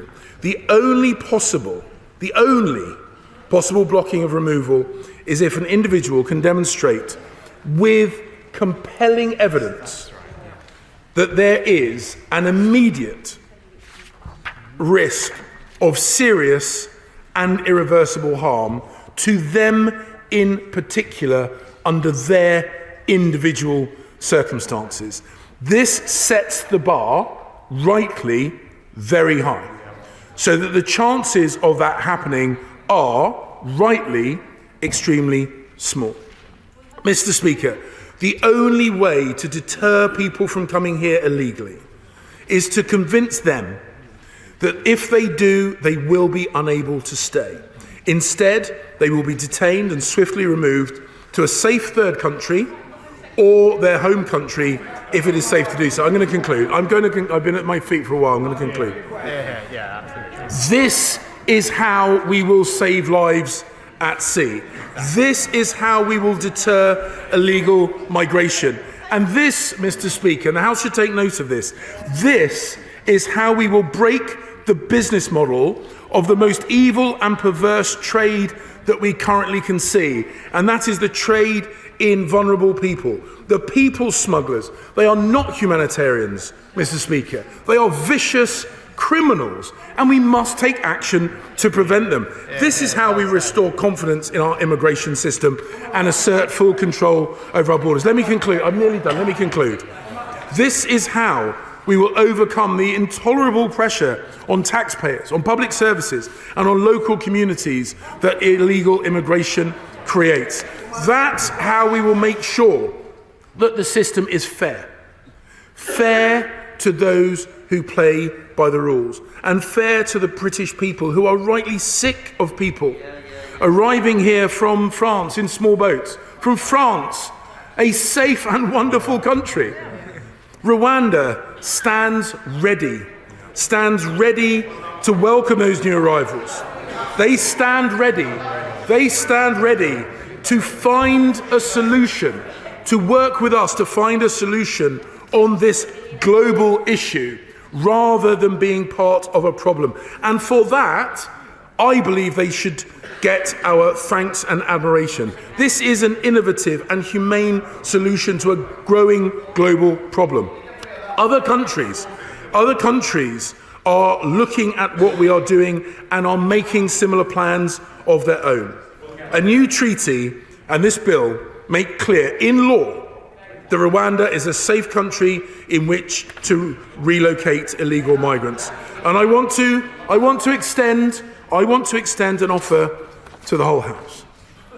Colleagues across this House must know how much this matters to our constituents.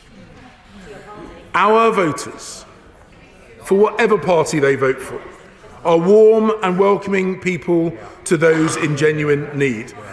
And we've seen this, Mr. Speaker, we've seen this in the way that people across this country have opened their homes to many of the 500,000 people who have come here via safe and legal routes in the last decade. But the British people rightly expect everyone to play by the rules, and they expect us in this House to do what it takes to stop the boats. That is what voting for this legislation means. Our voters are horrified when they see images of people drowning in the Channel. They are horrified when they see those people smugglers taking advantage of people. They want an end to illegal migration. This government has a plan that will provide an alternative home for illegal arrivals to the UK and to deter others from coming here illegally, and I commend this bill to the House. The question is that the bill now be read a second time. I now call the Shadow Home Secretary, Yvette Cooper.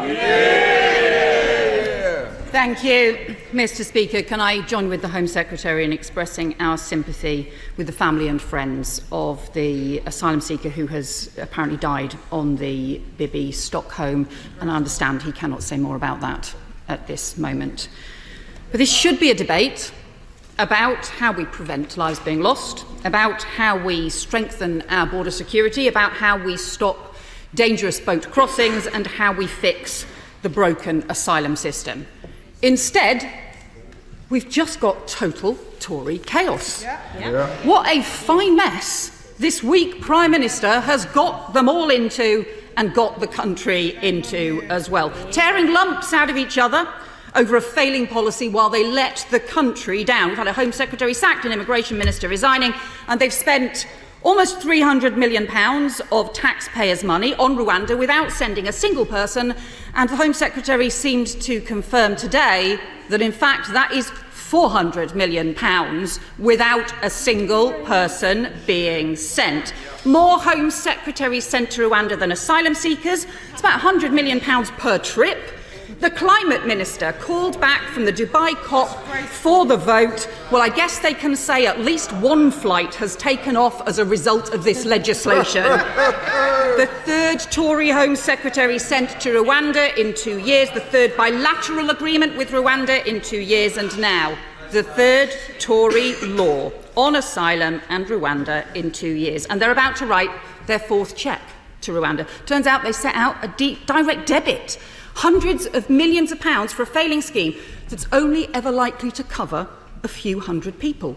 Less than 1% of those claiming asylum last year. For a failing scheme that's actually become a proxy for the deep civil wars in the Tory party, this carousel of Conservative chaos. We've got the European Research Group, the Northern Research Group, the New Conservatives, the Old Conservatives, the One Nation Group, the implausibly named Conservative Growth Group, and if you thought that was an oxymoron, we've also got the Conservatives Common Sense Group too. I mean, seriously, so many fighting factions, but all with one thing in common: they don't believe in this bill. And the Prime Minister forced into an emergency breakfast meeting this morning less a smoked salmon offensive and more buttering them up with butties and bacon and a side briefing and backstabbing, promising them amendments and then rowing back, telling them he really wants to break international law, but the Rwandan government won't let him, hiding behind the Kigali administration because he is too weak to even defend his plan. Weak. The Prime Minister says his patience is wearing thin. Well, how do they think the country feels watching this chaos? He's hoping his party's going to calm down over Christmas, but they all know who the Christmas turkey is, and he's sitting in number 10. I will give way to the honourable member first. John Barron. I thank the Right Honourable Lady for giving way, but the Prime Minister has come up with a plan. He's committed to it. We've had assurances from the dispatch box that all steps will be taken to stay within international law. Can I ask the Right Honourable Lady, what is the official opposition's plan? Yvette Cooper. Well, I'd say he hopes that his Prime Minister has a plan, but in fact nobody on the backbenches from any side seems to actually agree with it at all. We're clear what we should be doing is using the hundreds of millions of pounds that the government is wasting in cheques written to Rwanda for nothing, for a scheme that at best will only send a few hundred people. Instead, we should be using that money to strengthen our border security, to go after the criminal gangs, and to make sure that we clear the asylum backlog and save the taxpayer billions of pounds. Well, actually, he hasn't. The Home Secretary likes to claim that he's doing this, and he likes to claim that he's bringing down the number of people in hotels. But in fact, they've gone up to a record high, 56,000, since the Prime Minister said he was going to end asylum hotel use. In fact, they've gone up by a further 10,000 because he is failing. Now, let me welcome the new immigration ministers to their posts. One of them who's obviously been an immigration minister before.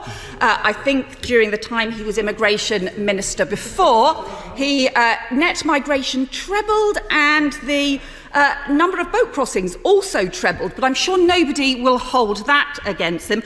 They've obviously appointed 2 immigration ministers, this time in case another one resigns, because he thinks that their policy is totally failing and is too weak. And I think, in the words of the ex-immigration minister, this new law won't work, doesn't do the job, and is both legally and operationally fundamentally flawed. I'll give way to the honourable member if he can say whether he agrees with the previous immigration minister or the current immigration. Well, I'm grateful the Shadow Home Secretary is asking me questions. She's overestimating my ability. But this morning, talking of Christmas turkeys, the Leader of the Opposition gave a typical interview on Radio 4 this morning, which contained no government no policy whatsoever. Can she outline how she would reduce immigration and tackle the problems that she's castigating this government for, when everything that she says she would do, this government's already doing? Yeah, the trouble is, except that they're not. They're just not. The scale of the government's operations around going after the criminal gangs is tiny. You know, the £300 million that the government has already committed to Rwanda, that is a third of the budget of the National Crime Agency. So that is the scale. They're prepared to put that investment into Rwanda, into this tiny scheme, to affect only a couple of hundred people, and instead they are totally failing to have a sufficient scale of investment in tackling the criminal gangs, in working with Europol, in going after the supply chains. There are warehouses of boats across Europe that the government, that the Europol, that the European police forces are totally failing to go after, that our party has said we would go after. We would work with Europol and we would get new security arrangements in place that, again, the government is failing to do. So instead we've got the former Home Secretary who signed the last agreement and brought forward the last piece of legislation, saying it's fatally flawed and won't stop the boats.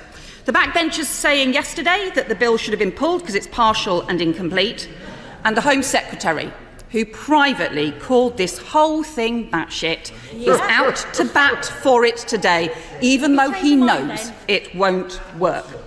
This is the Tories' asylum crisis. 5 years ago, we didn't have a major problem with dangerous boat crossings, but they let criminal gangs take hold along the Channel. They failed to work with France at the beginning when they had the chance. They let smugglers spread their tentacles along the coast, organising dangerous boats that undermine border security and put lives at risk. And at the same time, they let Home Office decision-making collapse. They decided to downgrade the skills and experience of caseworkers, then shrugged their shoulders when productivity dropped. They failed to return people. They've let returns collapse, down by 50% compared to the last Labour government. What the next Labour government would do if we're elected is set up a new major returns unit with 1,000 additional staff to increase the returns, to actually make sure, rather than the total returns collapsing and their failure to actually return people who have no right to be here, our party would introduce a new returns unit to make sure that we have proper enforcement. Order. Just shouting at the Shadow Home Secretary is not a good look. You should be listening to what she has to say. Yvette Cooper. I will give way to giving way on her last point. Isn't this not just a fig leaf for a completely incompetent Home Office? I have a constituent who's exhausted his leave to remain. He wants to go back to Fiji. He applied to the Return Service in September. He gave his passport to the Home Office in December 2022. The local church is going to pay for his ticket, and yet he still can't return. If they can't deal with cases like that, how can we trust them with anything else? The Honourable Member is totally right. There are failed asylum cases, and I have now heard a series of these failed cases where people now want to return to their home countries. They've applied to the Home Office to be able to do so, and the Home Office has told them they're going to have to wait for 6 months because the Home Office is so incapable of getting a grip. And the case that the Honourable Member, you've got somebody waiting for, 12 months, even to be able to return to their home country, a 50% drop in returns compared to the last Labour government, because they always go after gimmicks and they never get a grip. 40,000 people whose asylum applications have failed and haven't been returned. 17,000 people who they've just lost. Altogether, they don't even know where they are. And it was their policy to let the backlog soar and to put 56,000 people in hotels. This is the Tories' asylum crisis, and they are failing to fix it. So the Prime Minister has made this legislation, this policy, their flagship. Extortionately expensive and failing. The ministers have repeatedly tried to hide the cost. Just 10 days ago, the Home Secretary was trying to suggest it was only £140 million. It's already twice that, not for anyone to be sent, for a scheme, by the way, that the Home Office officials have described as unenforceable and at high risk of fraud. Hundreds of millions of pounds could now be £400 million. And I would like the Immigration Minister, whichever of the Immigration Ministers is winding up today, to explain whether in fact this is now a £400 million plan. Hundreds of millions of pounds that could be spent on thousands more police to boost our border security and to smash the criminal gangs. Hundreds of millions of pounds that could have been used to clear the backlog entirely, end hotel use and save us a further couple of £1 billion, or could have trained 1,000 doctors or 4,500 nurses. And of course, they'll have to spend further money if they manage to send people there, probably around £200,000 per person. Perhaps they can confirm that figure, more than twice as much as it costs here in the UK. So can they confirm this scheme in total is going to look like it's going to be closer to £500 million for Rwanda by the time they finished, just for a few hundred people, just for around 1% of those arriving in the country. Because the Court of Appeal have said there's only capacity in Rwanda for around 100 people. Even the judge who agreed with the government said talk of thousands is political hyperbole. The asylum system in Rwanda, we know, is also limited. They've only processed an average of 100 people a year for the last 3 years. So at most, a few hundred people. 56,000 people are in hotels. 100,000 applied for asylum last year. 160,000 people waiting in the backlog. Potentially, this is less than 0.1% of those who will be covered. It is no wonder that the Permanent Secretary said yesterday, we have no evidence of a deterrent effect. So now they're on their third new law in 2 years. Home Secretary said the bill means if you enter Britain illegally, you'll be detained and swiftly removed to a safe country such as Rwanda, except that wasn't him, that was his predecessor. Talking about the last bill, the Illegal Migration Act, passed 4 months ago, the main section of which hasn't actually been enacted because they know it won't work. Home Secretary has also said the bill will deter illegal entry into the UK. Anyone who arrives illegally will be sent to the country they've arrived from or a safe third country. But that also wasn't this Home Secretary or this bill. That was his predecessor, but for when she introduced the main provisions of the Nationalities and Borders Act, which was passed 18 months ago. And the main section of that one has been revoked because it made things worse. So the first one largely revoked because it made things worse. The second one not yet enforced because they know it won't work. So forgive us for not believing a single word about the bill that is being brought forward today, because we've heard it all before. And the Immigration Minister should respond about what is going to happen about Clause 2 of the Illegal Migration Act, which requires the Home Secretary to remove everyone to Rwanda or elsewhere if they arrived after July. They've put it on hold, apparently until Rwanda gets off the ground. But even if they do manage to do that quickly, more than 15,000 people will have arrived in the country on small boats since then, all of whom they've now promised to send to Rwanda.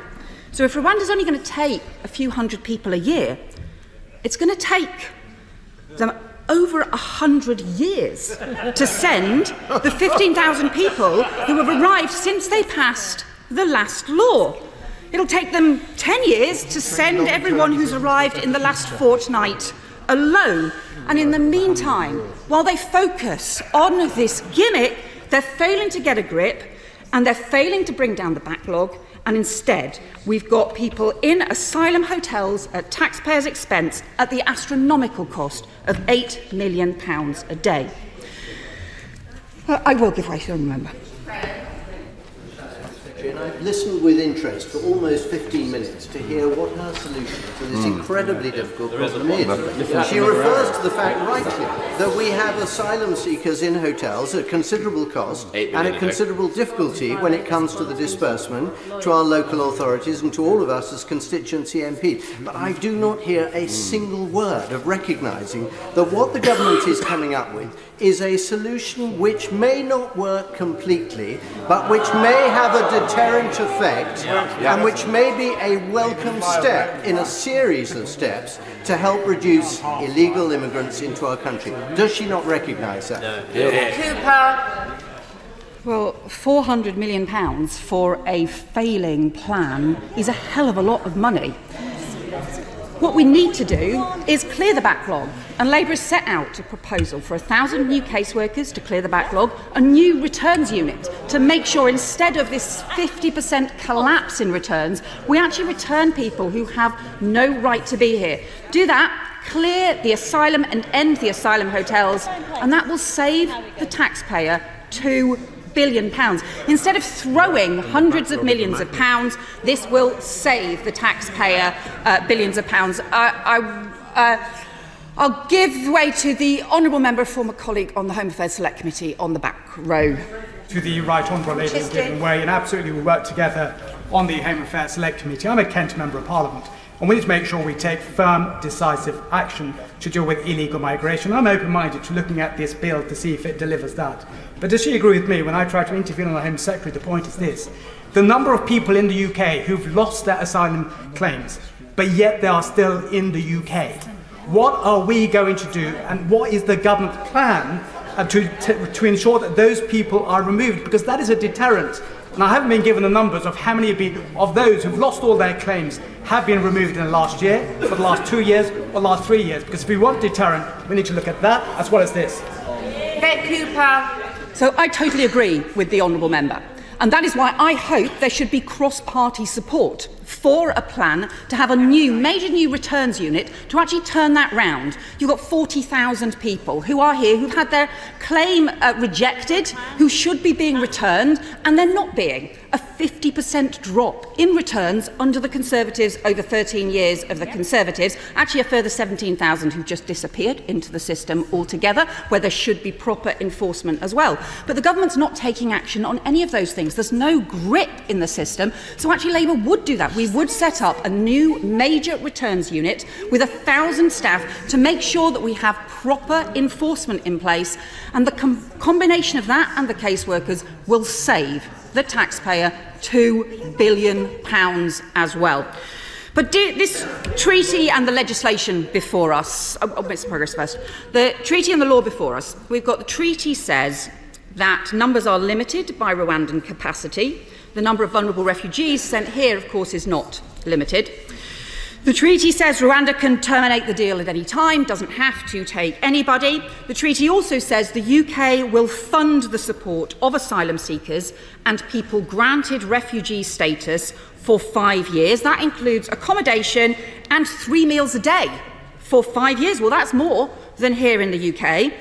It says that people can't be sent anywhere else, but can be sent back to the UK, and the Immigration Minister, well, at least one of them, has confirmed that if someone commits a terrible crime in Rwanda, actually, the Rwandan justice system doesn't have to deal with them.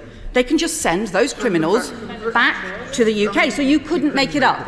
You've got trafficking and torture victims and Afghans who help our armed forces and have fled the Taliban sent to Rwanda, but convicted criminals sent back here. The law before us is a total mess, which is why all sides of the Conservative Party don't like it, even though most of them will still vote for it because they are in such a mess. Some of them want to stop all court challenges. Actually, I think probably some of them want to stop all courts because they've long ripped up being the party of law and order or the rule of law. Some of them want the UK to pull out of the ECHR, no matter the consequences for the Good Friday Agreement, the Windsor Agreement, the prospect of any future security or return agreements with other countries. And then this really astonishing scene of the British Prime Minister claiming that somehow it's the Rwandan government's commitment to the ECHR is the reason why he can't possibly breach it, that they are keeping the British Prime Minister on the straight and narrow, even though it's the Rwandan government who was found by the British Supreme Court to be in breach of international law. So this is kind of through the looking glass now. Does the Rwandan government really suddenly care about the European Convention on Human Rights, or did the Prime Minister ask them to say that they wanted the European Convention on Human Rights to be complied with because he was too weak to tell his backbenchers that actually he thinks our great country should abide by international laws that we helped write and that we currently urge everyone else to follow? I will give way to the Honourable Member. I'm grateful to the Shadow Home Secretary for giving way. She will understand the passion and anger that many of our constituents feel. In my own Bournemouth West constituency, we have 4 hotels full of people waiting for their asylum determination. They want this sorted out. The government has come forward with a plan. She is eloquently explaining her reservations about that plan and committing to cancel it. She is also explaining what she would do if she were charged with responsibility for this policy in the Home Office. Can I ask her, in the 12 months we have until the country has to go to face a general election, what is the timeline that the Right Honourable Lady would put on ending the boats if her policy was enacted? And will she, from that dispatch box today, give that date to the British people? Well, I think the Honourable Member is just highlighting, actually, the failure of his front bench. All of us should want to stop these dangerous boat crossings. They are undermining border security and they are putting lives at risk. We should be seeking to smash the criminal gangs. We should be seeking to strengthen our border security. We should be seeking to return people who have no right to be here. We should be seeking to fix the chaos in the asylum system, because most people want to see both strong border security and also a fair and effective, properly controlled and managed asylum system, which we haven't got at the moment. That means clearing the backlog. It means setting up a new returns unit. It means seeking to work with France, with Albania, where we agree that actually we agree with the government on this. We support the work the government's done, but actually it should be going much further. It should be much further, the work with France, with Albania and with other countries as well. So we have that European cooperation in place. And all of us should be seeking to do that instead of the total chaos that we've got now on a gimmick that isn't about getting a grip. And the problem as well is, I will make some progress and then I will give way to the Honourable Member. The problem is that even if it stands, this law risks breaking international law, and that actually makes it harder to get further returns agreements and also to get further security cooperation that we need with our nearest neighbours. It's also why for the One Nation group to support this puts them in a pretty impossible position as well. The bill says in Clause 1.5, a safe country is a country to which persons may be removed in compliance with international law. In Clause 2.1, it says decision makers must treat Rwanda as safe, even if it isn't.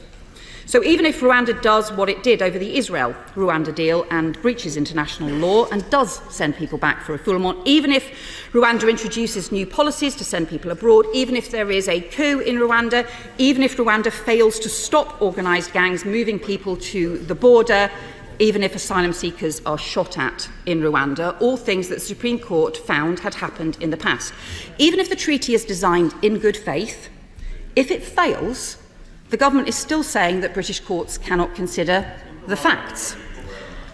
I will give way to the honourable member. Oh, I did promise to give way to the other honourable member. I will come back to him in a second. I'll give way to the honourable member. Fundamental difference in the government deeming Rwanda safe to what the Labour government did in 2004 in deeming a whole list of countries safe in precisely the same way, in precisely the same legislative technique. Yvette Cooper. Yeah, well, he knows that that's actually not the case, because what the government has done is to both deem and to remove any capacity for the courts to consider the facts.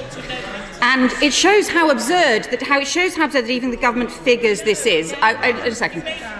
The Home Office's own legal guidance, published yesterday, quotes legal judgments, and it says, the court should not shrink from applying the fiction created by the deeming provision. And then it says, the statute says that you must imagine a state of affairs. It does not say, having done so, you must cause or permit your imagination to boggle when it comes to the corollaries. Well, the mind does indeed boggle. And here is the problem actually for the Foreign Secretary and for the One Nation group, because even as it stands, the government is effectively admitting that it is creating legal fictions, and it is saying that rather than following the facts, the courts will actually have to follow those fictions instead, and for the sake of a tiny scheme that costs not just 300 million, but possibly 400 million, and sets a precedent too. I will give way to the honourable member, and then I will come back, because I did say I would give way to the honourable member. Lady for giving way. There are really 2 points to correct her narrative about what Labour would do, which the government is not doing. The first is which the government is already doing much of what she lists, and I can attest to that, having obviously in various different capacities having funded that. But also, she misses the point, as my honourable friend, the member for Gloucester, made a moment ago, that we are dealing in this instance with the consequences of large numbers of people coming to this country, not with the cause of it. That Rwanda seeks to address the incentives that are driving this evil play. It's only by getting Rwanda to work that we change the calculus, both for the people who are making this crossing, but also the people who are expediting that, i.e. the criminal gangs. Does she not recognise that that is why this scheme is so important? Order. Before I call the Right Honourable Lady, could I just stress that when people make interventions, not only should they be fairly short, but after having done so, it is important to stay for the rest of the speech. Some people have been sort of wandering out, having made an intervention. So anyone who's thinking of making an intervention, please do bear in mind you have to stay then for the entirety of the speech. Yvette Cooper. Well, just say to the honourable member that the problem for him is that he has got a scheme that's likely to be costing now £400 million, that is only likely to cover less than 1%, and perhaps even 0.1% of the people arriving in this country. And that's why the Permanent Secretary has said there's no evidence of a deterrent. What we need is the practical measures to actually take action, to go after the criminal gangs, to work with our neighbours. And when he says that the government is doing this already, how come there's been a drop of 30% in the number of people convicted for people smuggling? If they are really going after the criminal gangs at a time when we know that the people smuggling across the channel has rocketed, how come convictions for people smuggling have plummeted by 30%? And that is the evidence that the government is actually failing to do the basics to tackle those practical things. I will give way. I'm grateful to her for giving way. She's making a really powerful case that seeking to legislate by assertion that Rwanda is safe is as dangerous as it is ridiculous. But does she agree that those who claim that this is about parliamentary sovereignty and that's why this sinister attack is justified are wrong, because Parliament can only be meaningfully sovereign within a functioning legal and constitutional system, which this bill totally undermines? Without the courts being able to interpret law, then the legal system doesn't work and it undermines this place as well. So So we do have a sort of constitutional roles for Parliament, for the courts. Actually, it is right for Parliament to respond to court judgments, to respond, to adapt, to change policy. But what this bill is doing instead is actually putting at risk the international law, the compliance with international law that we actually need in place in order to be able to actually make further agreements instead. And the problem in the end, I actually don't think, in the end, all of this is about Rwanda. I think it is about the deep divides in the Conservative Party. It's about their chaos. It's about the Prime Minister's inability to show leadership. It's about the fact that they just want to tear lumps out of each other, and they are creating chaos while they are letting the country down. The former Immigration Minister has said that what the government is now aiming for is just 1 or 2 symbolic flights off before the next election with a handful of illegal migrants on them. That is not the same as stopping boats. That is not the same as strengthening border security or fixing the asylum chaos. I will give way because I know the honourable member likes to think of himself as the leader of the common sense Conservatives group. The right honourable lady is right. I am the very personification of common sense, as she's just acknowledged. So the real divide here is between those people on that side of the chamber, very largely, who believe that international law trumps the supremacy of this place, and those who believe that the reason this place is supreme is because our legitimacy is derived from the people. Only a polity can make law. For that reason. And so international treaties matter, but they don't matter as much when it comes to this kind of legislation as the people expressing their will through those they elect to speak for them. Well, I would say to the honourable member that it's actually that we are discussing this legislation not actually because of the European Court, but because of a decision by a British court, by the Supreme Court, and made a decision based on British laws as well. So I know that there are members on the backbenches who actually want to make everything about the European courts, and that actually is the heart of their dilemma. They do want to get rid of the ACHR. The Foreign Secretary, the Home Secretary and the Prime Minister have all said they don't, and they won't. And that is at the heart of their divides and their chaos. This is what actually their row is all about. It's not actually about having a workable solution to the serious problem of our border security being undermined, of dangerous boat crossings that are putting lives at risk, of criminal gangs whose profits have soared as a result of effectively being allowed to let rip along the channel because the UK and France have failed to work together sufficiently to stop them. I'll give way to the honourable member, and then I'm going to have to conclude my remarks. Thank you. I'd just like to quote Article 21 of the ECHR, which clearly she likes to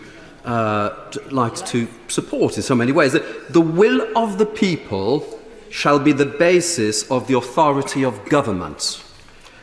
I don't understand how the will of the British people is being expressed within the European Convention of Human Rights and through their courts. Perhaps she can explain. So I would just say that his problem, I think, with his own front bench. His problem is with his own Home Secretary and his own Foreign Secretary and his own Prime Minister. That's his problem. He wants to make all of this about Europe rather than us having a proper border security plan, having a proper plan to clear the backlog, a proper plan to fix the Tories' asylum chaos that they have created. Madam Deputy Speaker, instead of wasting taxpayers' money, instead of these performative rituals, instead of all the deeming and the boggling and the scheming, what we should be trying to do is build cross-party consensus on what really needs... They can't even build consensus within their own party. So I do accept this is particularly hard for them at the moment.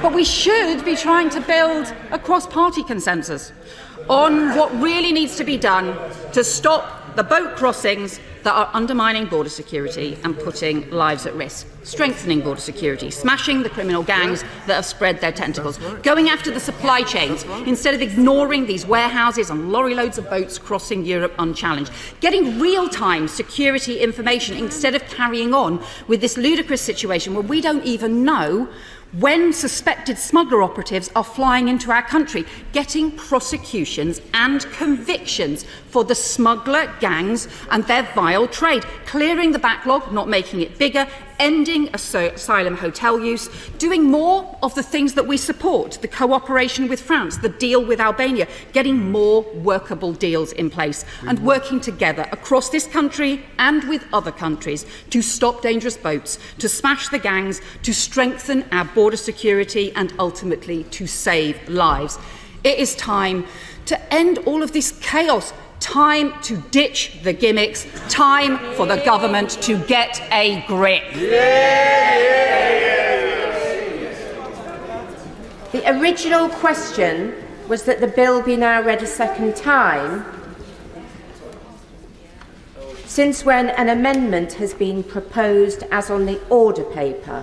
The question is that the amendment be made. It will be very obvious that there are a large number of honourable and right honourable members wishing to speak in this debate, and I would therefore ask that to start with, members speak for a maximum of 8 minutes. I won't put a time limit on, but I'm relying on colleagues to stick to that. Robert Jenrick. Thank you, Madam Deputy Speaker. The decision to leave office is always a difficult one. The decision to disagree with the Prime Minister, someone who I want to support in good times and bad, is always a difficult one. But politicians are sent here to make difficult decisions. No one's forced to be a minister. And with high office comes responsibility. And no responsibility is greater than that to protect our borders and to secure us from untold damage as a result of mass illegal migration. We've made huge progress as a country over the last year as a result of the work that the former Home Secretary, the Prime Minister and I have done, and I wish my right honourable friend, the new Home Secretary and his ministers all the very best to take that work forwards. Our record stands amongst the best of any European country. We have, as my right honourable friend said, reduced the number of small boat arrivals to our country by a third. That compares to a third increase across Europe. And on Europe's southern border in Italy, an almost 100% increase. So the plan that the Prime Minister set out a year ago is working. It is the most comprehensive plan of any European country. And we've just heard from the opposition that they have no plan at all. They said that even if the Rwanda scheme was working, even if it was having the deterrent effect that we all want, they would still scrap it. Because ultimately, they don't believe in border security. And they cannot be trusted to protect our borders. But this problem isn't going away. This is going to be one of the defining issues of the 21st century. There are millions of people on the move, some fleeing climate change and persecution, others economic migrants, understandably in search of a better life. And it's a great compliment to our country that so many want to come here. But it isn't sustainable. I'll give way to the right honourable lady in a moment. It isn't sustainable. We have to secure our borders. And that means that all the good work that we've done over the course of the last year, the Albania deal, the asylum backlog work, the deals with Bulgaria and France and Italy and others, that isn't enough. We're not going to stop the boat purely on that work. You have to interject the strongest possible deterrent and the best deterrent, the only deterrent that we can use in the course of the next 12 months is the Rwanda deal. And that is why it is so critical that we get that up and running.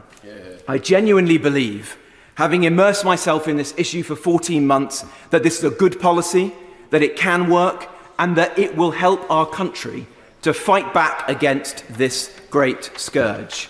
And in my job, I have seen the consequences of that every day.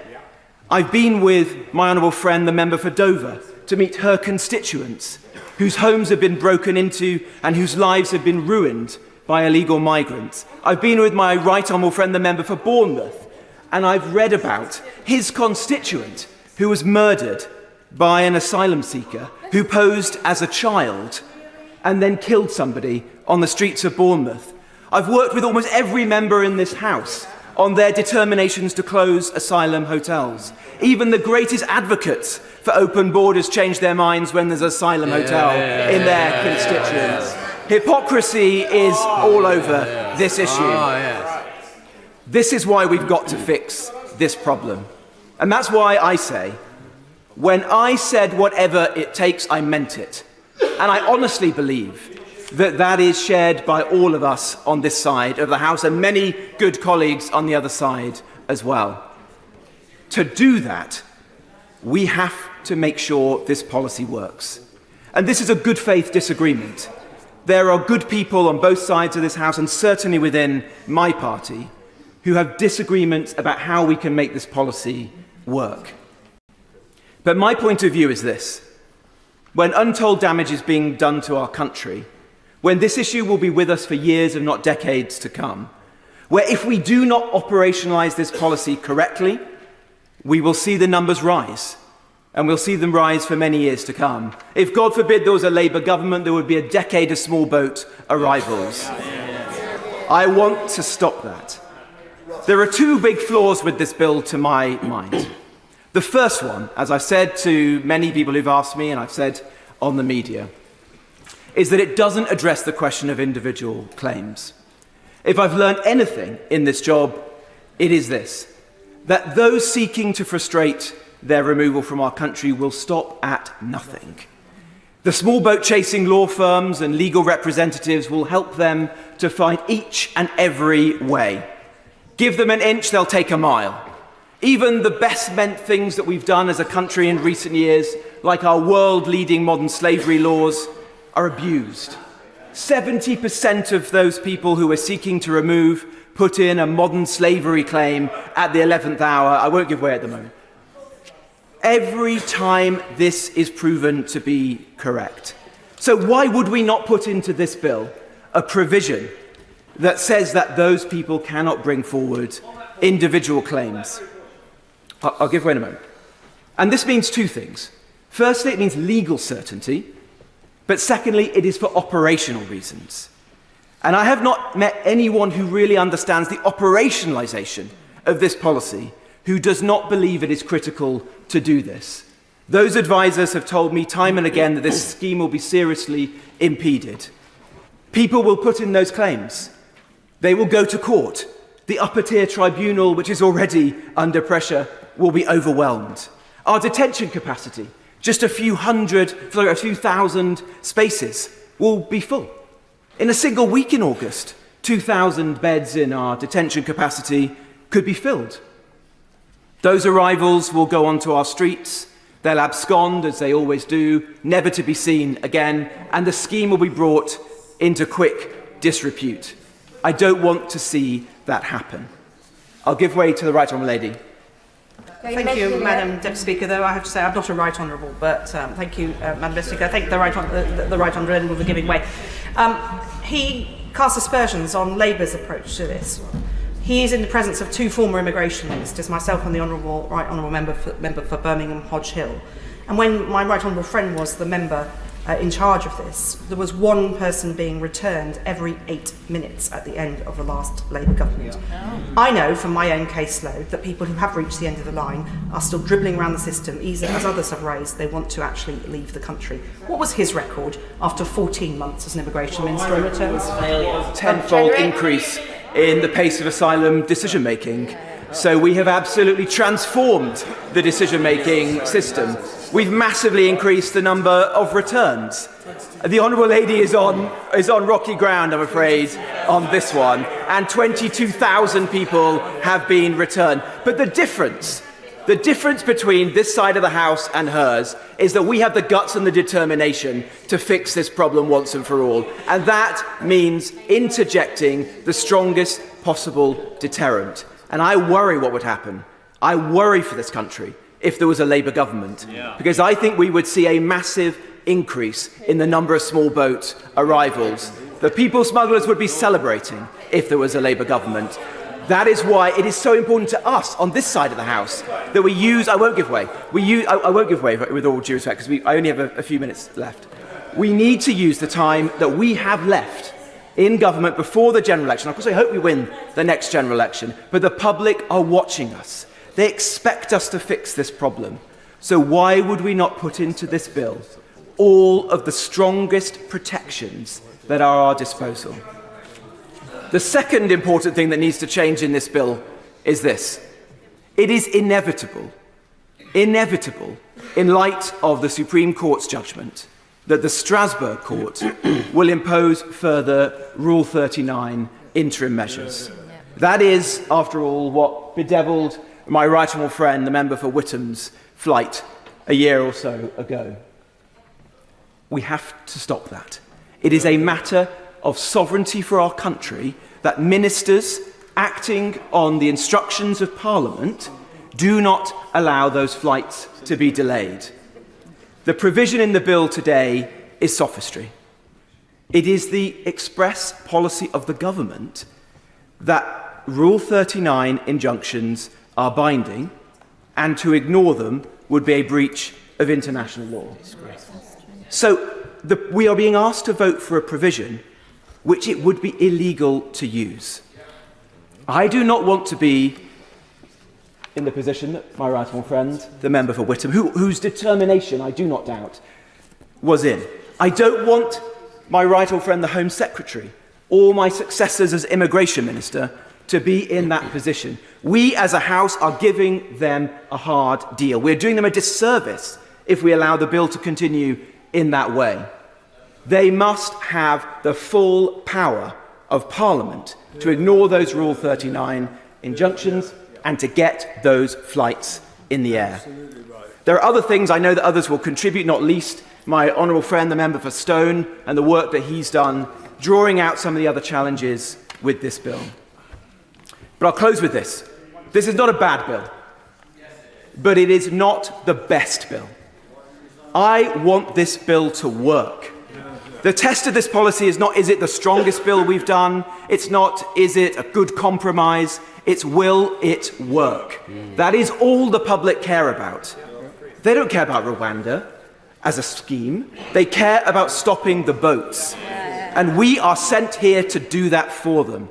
I will never elevate contested notions of international law over the interests of my constituents, over vital national interests, like national security, like border security. This bill could be so much better. Let's make it better. Let's make it work. SNP spokesperson Alison Thewlis. Thank you very much, Madam Deputy Speaker, and I move the reasoned amendment that stands in my name and that of my honourable friends. Madam Deputy Speaker, before I start, I just want to remark on the tragic news that emerged that an asylum seeker aboard the Bibi Stockholm was found dead this morning. Now, we don't know yet what the cause is, and we sympathise for that person and everybody who loved them. But what I do know is that our words and our policies in this place have consequences, and we should all reflect on that in the debate this afternoon. The UK's approach to migration, both legal and illegal, has been nothing short of chaotic.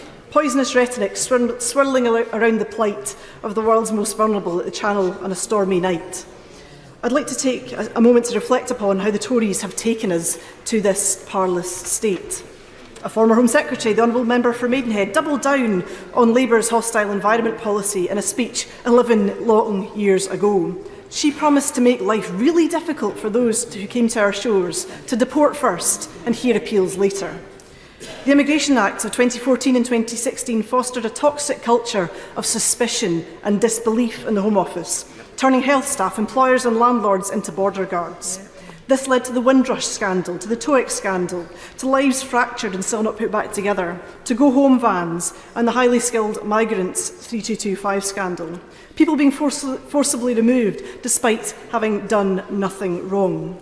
Directly to the dehumanisation found by the Brick House inquiry and to the rampant spread of COVID in scabies in Napier Barracks. They tightened up on the lorries, And then we had small boats, and the talk got ever tougher. The cry of stop the boats went out, the Nationality and Borders Act came and went, the boats kept coming. The Illegal Migration Act was passed, and oddly enough, this didn't prove to be much of a deterrent either. And today we have the Safety of Rwanda Asylum and Immigration Bill before us, which the Tories will claim will be the one to do it. Well, they think third time's the charm. Maybe it will, maybe it won't. I'm not terribly convinced. But the Permanent Secretary told a committee yesterday that there is no evidence that it will be a deterrent either. This is policy in a death spiral. Tougher and tougher and tougher. Turn the screw, threaten people with rendition flights to Rwanda. It won't work because nothing they have done before has worked. Why? Because it doesn't deal with the reason why people are coming here. Exactly. People will continue to put themselves in small boats because they feel there is no alternative. They come to reunite with family because of historic ties and because of the English language. It's all too easy to dehumanise, to speak of scourges and swarms and hordes, to speak of those who try and come here with no papers, those who somehow want to cheat the system and skip the queue. As the MP with the highest immigration caseload in Scotland, I see many of those people that ministers refer to at my surgeries week in, week out. I have to look them in the eye, as so many I know over the other side don't have to. I have 138 outstanding immigration cases if the Home Secretary would care to look at his inbox once in a while. So I will speak instead briefly about some of my constituents. I will call the first constituent Mohammed to protect his anonymity. He came here from Sudan and got refugee status. He applied for his wife to come, and after 9 months waiting for that application, he came to my surgery in March this year. In April, conflict broke out in Sudan. His wife's family fled to Egypt, but because her paperwork was in the closed visa application centre, she couldn't go. In May, I was told the case was allocated to a decision maker, but that the visa application centre in Khartoum was still closed. By October, the case was still with a decision maker, but there was no timescale for a decision, I was told. On Friday, Mohammed came to my advice surgery to show me pictures of the gunshot wound to his wife's leg and the video footage of those that had been killed in the same incident. So I asked members opposite, what would they do if it was their wife? There is no safe and legal route from Sudan, and the family reunion route is demonstrably not working in the face of an ongoing conflict. Would they advise her to sit tight and wait for a year and a half for the appropriate paperwork? Or should she try and cross international borders by whichever means she could to get to her husband and to safety in Glasgow? She's not wanting to skip the queue. She just wants the paperwork done by the Home Office. That's it. Or how about the constituents? I will call Mr. and Mrs. R. They were unlucky enough to be visiting family in Afghanistan with their 5 children when it fell. With significant difficulty and scant assistance from UK officials, they were eventually able to return to Glasgow several months later. Yet they contact me regularly about the family members that they had to leave behind. Despite the much touted Afghan schemes, there is no route for them. Their relatives fled to Pakistan and had to leave everything behind, including their paperwork. The government of Pakistan is now sending people back to Afghanistan into the hands of the very Taliban they fled from. So I asked members opposite again, what would they advise Mr. and Mrs. R's family to do? Ask the Taliban for a passport? Wait for the Taliban to come and shut their door? Wait for the Pakistani government to arrest them? Or should they try another route? It's no accident that Afghans make up the greatest number of people in small boats. As Safe Passage have pointed out, in the first 9 months of this year, just 279 Afghans came through official routes.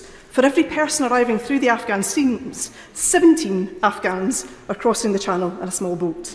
And we've heard this week about how Arab is leaving those who served with our armed forces at risk of execution. I travelled recently with the Home Affairs Select Committee to hear more about what's happening in France and Belgium and their response to small boat crossings.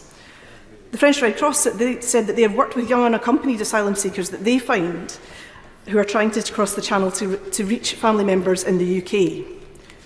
They try to convince them of the merits of a family reunion application, but the backlog is so long, the casework is so slow, that they will inevitably wait for many months. Members in this place tend to forget that the channel isn't the beginning of somebody's journey, it's the end. It's the last leg.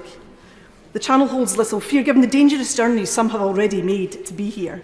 It could not be more tempting to know that they are so nearly to safety. If a humanitarian travel document existed, those same young people could avoid the perilous journey in a leaky rubber dinghy. They could get the same train or ferry as many millions of travellers do every year. They would not need to pay people smugglers at all. That would kill the business model at a stroke. It's the denial of this logical option that is placing people in danger. So what's the government offering instead? If you make that long and dangerous journey to our shores, your case will not be heard at all, and you may be sent to Rwanda. I will. I thank the member for giving way, and she's making an excellent speech and bringing real humanity to this debate.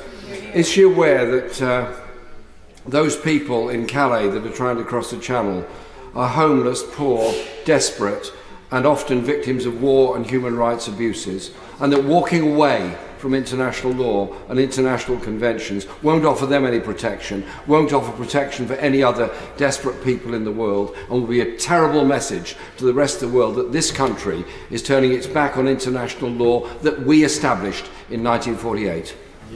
He makes an excellent point, and this country is turning its back on its international obligations with this bill here today. It is a pathetic excuse for a policy, a foghorn signalling to the far right. It's too weak for some of the Home Secretary's colleagues, too harsh for a few exceptional others. For all the talk of full-fat versus semi-skimmed, it's more akin to milk which has gone stagnant and sour, utterly repellent to decent people, and best to be binned altogether for everybody's safety. For the SNP benches, it's an absolute abhorrence which undermines the UK's international obligations, the principles of human rights. It costs a fortune, and it's highly unlikely even to achieve its tawdry aims, and we should be lodging a prayer against the Rwanda Treaty. The legal experts that I've heard from are appalled at the implications of proceeding with a bill which, by the Home Secretary's own frontispiece to the bill, cannot be declared as compliant with the ECHR. The Home Secretary claims he respects the decisions of the Supreme Court, but he comes here today with the sole purpose of overturning them and to prevent them ruling on anything ever again. A government disapplying human rights when it suits them and instructing courts and public bodies to do likewise is a deeply troubling place. Liberty have stated that this bill will tie the hands of every court in the UK while also abandoning the UK's international commitments. Now, far be it from me to be concerned about the UK Constitution or standing in the world, but I note that the Law Society of Scotland have questioned the UK's rationale in disapplying a range of human rights agreements dating back 70 years and the global implications from this departure to the international rights order. ILPA, Justice and Freedom from Torture, say that this bill sends a devastating signal to the world about the UK's reliability as an international partner. It also begs the question of whether the breaking of international law is something the Rwandan government would actually accept. The Minister Vincent Biruta has reportedly said without lawful behaviour by the UK, Rwanda would not be able to continue with the Migration and Economic Development Partnership. It's beneath contempt for the UK government to say, on the one hand, we're presenting a treaty with Rwanda, marvel at how solid and unbreakable this treaty is, while telling us that they want to breach the Human Rights Convention, the Refugee Convention, the International Covenant on Rights, Civil and Political Rights of 1966, the United Nations Convention Against Torture and Other Cruel, Inhumane or Degrading Treatment or Punishment of 1984, the Council of Europe Convention on Action Against Trafficking in Human Rights done at Warsaw, 16th of May 2005, as well as customary international law, any other laws that might get in their way, including from the European Courts of Human Rights. International law is binding. No welching, no backseas, no keys up. They're supposed to adhere to it. That's why they signed up to it in the first place. It is abject nonsense. The Law Society of England and Wales go yet further. They state quite clearly that domestic legislation cannot immunise the government from the enforcement of international law. To claim it can is disingenuous. They also state that refusing to comply with an interim measure would be a clear and serious breach of international law. They accuse the UK government further of using law to manufacture a reality. Madam Deputy Speaker, it's the time of year we all indulge in some Christmas magic and imagine reindeers on the roof, but this UK Tory government has asked the entire legal system of the United Kingdom to engage in a far more dangerous pretence. The UK Supreme Court sought out the facts for itself, and upon that clear and substantial evidence found Rwanda to be unsafe. And this seems most likely why the government wants to ban courts from doing this again via this legislation. They speak of the risk of refoulement and sending people back into harm's way. And indeed, if Rwanda was safe, why would it be the case that they're also able to send asylum seekers to the UK as part of this deal?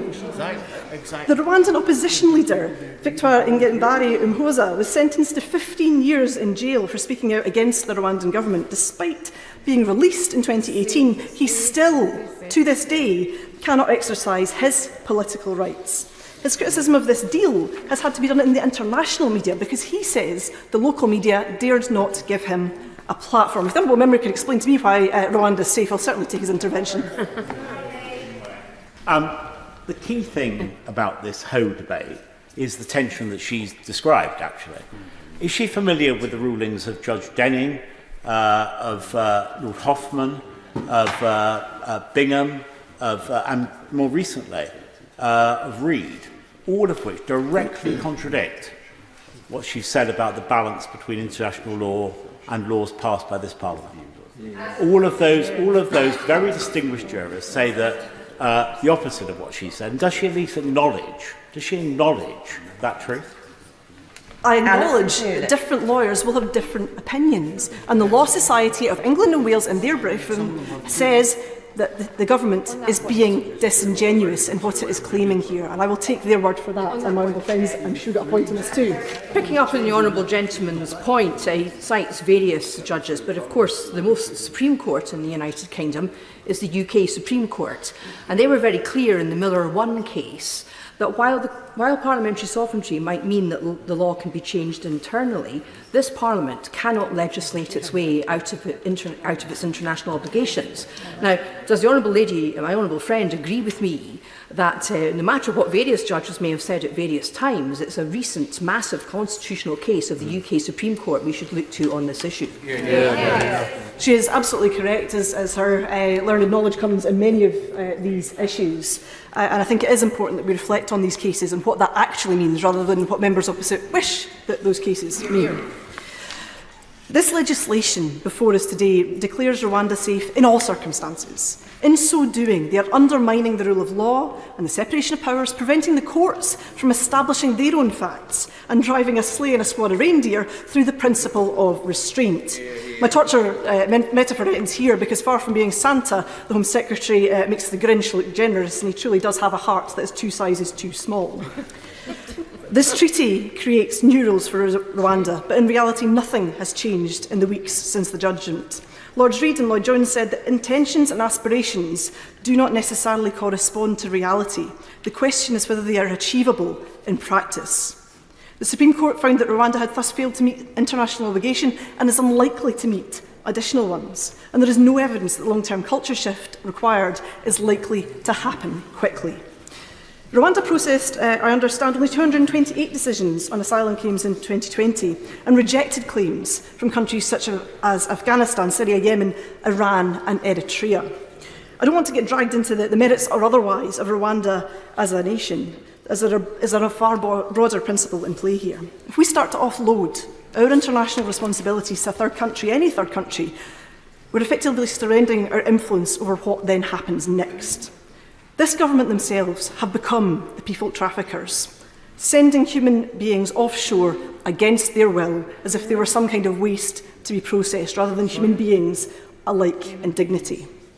There are also real concerns about the impact that this flagrant disregard for international cooperation could have on trade policy, on the Good Friday Agreement, the Windsor Framework. The implications of what is happening here today could be far-reaching and long-lasting across many aspects of all our lives. And then we move, Madam Deputy Speaker, to cost. And quite typical of the way this Tory government runs its business, there has been secrecy over the cost, with the Permanent Secretary finally forced to reveal yesterday the additional £100 million payment to Rwanda after the figures showed up in some International Monetary Fund paperwork. This on top of £140 million the previous year and £50 million years to come next year. This for a scheme that has thus far seen more Home Secretaries flown to Rwanda than asylum seekers. It will cost £169,000 per asylum seeker, significantly more than if they were processed in the UK and allowed to rebuild their lives here and to contribute to society as so many dearly wish to do. And we'd all know that the capacity of this deal makes it practically impossible. The estimated capacity of around 200 would mean the probability of being renditioned to Rwanda is 1 in 230. If the UK government were to remove everyone who did cross in a small boat last year, it would cost £7.7 billion. This would be an obscene use of public funds at any time, but particularly in a cost of living crisis. And then there's the ongoing problem, which the government is failing to address, of those people who have arrived and won't be removed, forever stuck in an immigration limbo with their cases deemed inadmissible. At what cost? Where will they stay? What will they do in the rest of their lives? The further danger of this bill is it will force people into even more risky behaviour. The Refugee Council has stated that almost everybody who does arrive in the UK does so after being intercepted by the UK Coast Guard, the RLNI or the Border Force, and many actively contact those agencies asking to be rescued. This bill makes it far less likely that they will do so. They will take more dangerous routes, they won't seek assistance, and the inevitable result of this is that many more will die in the Channel or in the back of refrigerated lorries as a result of this legislation. It will also leave people at the mercy of exploitative people traffickers. And the Home Affairs Select Committee have already found that, and I quote, "The fight against human trafficking is in practice no longer a priority for the UK government. This bill and the Illegal Migration Act which came before makes this worse." The treaty also says there's nothing to stop people leaving Rwanda once they're removed there, regardless of anything ministers may claim. And the BBC, in their visit to the Gashora refugee camp in Rwanda, found that those that had been removed there under other schemes didn't actually wish to stay either. They could say, and I quote, "Almost 2,000 people who have been relocated to the transit camp in Gashora since it was set up in 2019, none opted to stay in Rwanda when given the option, preferring instead to move to another country." So what do we have? We have the endless failed policies, we have the ramping up of tensions through rhetoric, we have ineffective legislation, we have overruling judges, we have abolishing the asylum system altogether, we have undermining human rights. It's like the TV series Years and Years on steroids. Madam Speaker, it doesn't have to be this way. Together for Refugees published this week a clear alternative to fixing this broken system and keeping people safe. Ministers couldn't be less interested. The response from the right wing to pillory Gary Lineker for having the temerity to speak his mind. The Scottish Government has recently published a paper setting out an alternative to this ineffective and failing system. In Scotland, ending the hostile environment and ensuring humane, fair and compassionate refugee and asylum policies would be a priority. We should never forget the traumas, the unimaginable suffering that leads people to flee their homes. They are people just like us. Were it happening to us, we would all hope to be treated far better than those in the government benches would have it, to find safety and sanctuary when we needed it the most. It was on this principle that the Refugee Convention was created. We should stand up for that principle today and reject this cruel, unworkable and illegal bill. Just to clarify, the reasoned amendment that's been selected is the one in the name of the Leader of the Opposition. I know that the Honourable Lady referred to that to start with. If I have got any chance of getting everybody in, I do need to put a time limit on, which I will do now. It's 8 minutes for the moment, but it will go down, I'm sure. But I have been able to notify the next speaker of that time limit. Sir William Cash. Mr. Speaker, in the recent Rwanda case, which is the most recent case on matters relating to parliamentary intentions and the supremacy of law and the rule of law, and the proper application of the rule of law, it is quite clear that one claimant, and it only requires one claimant, because his claim was dismissed by the court on the grounds that parliamentary sovereignty had already undermined his case. The case was about retained EU law, but it actually undermined the case of that claimant. This was a clear indication that the court was going to take the sovereignty of Parliament first, and that is the key issue in front of this debate. It has been said by the courts that sovereignty trumps international law. It is absolutely clear that that is the case. And could I add that the House of Lords Constitution Committee only this year said, Article 58 of their report on the rule of law, etc., said, parliamentary sovereignty means that Parliament can legislate contrary to the UK's obligations under international law. Indeed, that was a reinforcement of the cases I've already mentioned in an intervention, including that of Lord Hoffman, as well as Lord Bingham, Lord Denning. Our greatest jurists have all come to exactly the same conclusion, including the president of the current court, which dealt with the Rwanda case, where he said the same thing in paragraph 144 of their report, in which he says, the principle of legality does not permit a court to disregard an unambiguous expression of Parliament's intention, such as that with which we are concerned. So the position is completely clear, and those cases, if I may say, before the Honourable Lady seeks to intervene, I want to get this quite clear. The Miller case was on a different set of circumstances, and not only that, it's actually been overtaken by subsequent constitutional judgments by the Supreme Court itself. So I just want to quote now from I will give way. She can say what she likes. It's refreshing to know that my Article 10 rights haven't been withdrawn yet.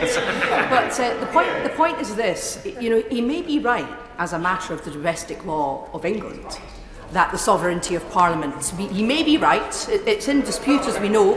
He may be right that the sovereignty of the English Parliament allows England to change its domestic law internally. He may be right. What he is definitely not right about is this Parliament cannot domestically legislate to take us out of our international legal obligations without doing so clearly. The Supreme Court have been crystal clear about that. There's two separate matters here. There's the domestic law and then there's international law. If the government wants to breach its international legal obligations, then am I not right, based on Supreme Court authority, that they will actually have to withdraw from the treaties to which they're committed? I absolutely, I'm glad that she mentioned the fact that an unambiguous statement, an explicit statement, as Lord Sumption puts it, as to what the position is in interpreting the intentions of Parliament does carry enormous weight, and in fact overrides international law obligations. I'm going to read out from Lord. I will not give way. I will not give way. I'm going to quote directly from Lord Hoffman himself in relation to an ECHR case itself. He says this is the case of R versus Lyons, 2003. The convention, he says, is an international treaty, and the ECHR is an international court with jurisdiction under international law to interpret and apply it. But the question is a matter of English law, and it is firmly established that international treaties do not form part of English law, and the English courts have no jurisdiction to interpret or apply them. Parliament may pass a law which mirrors the terms of the treaty and in that sense incorporates the treaty into English law. But even then, the metaphor of incorporation may be misleading. It is not the treaty, but the statute which forms part of English law.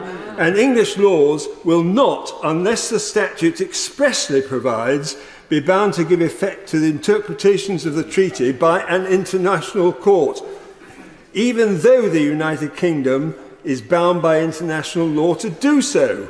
Of course there is a presumption, a strong presumption, in favour of interpreting English law in a way which doesn't place the United Kingdom in breach of international law.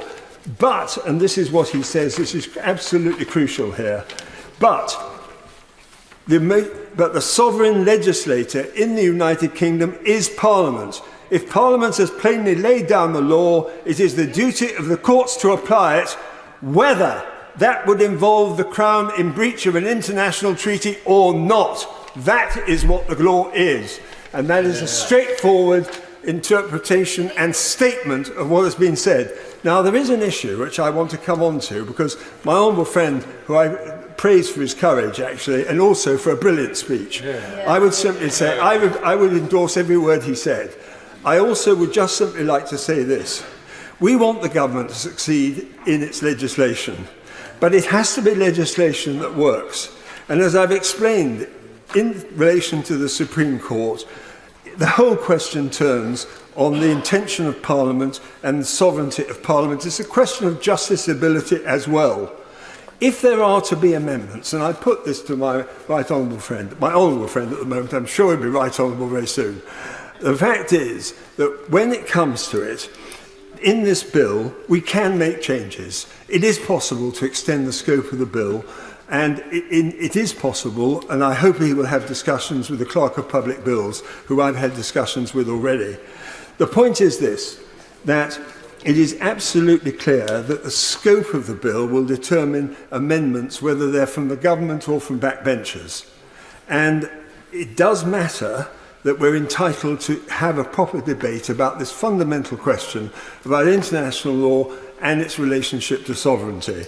Only one case taken to the courts on this bill, if enacted after royal assent, could be scuppered by a claimant and by the courts if the words of the Act were not clear, express and explicit in ruling out any such claim, for example, under Clause 4 or any other heading such as Rule 39 and all these other things which we will trot out, no doubt, when it comes to committee stage, if we get there.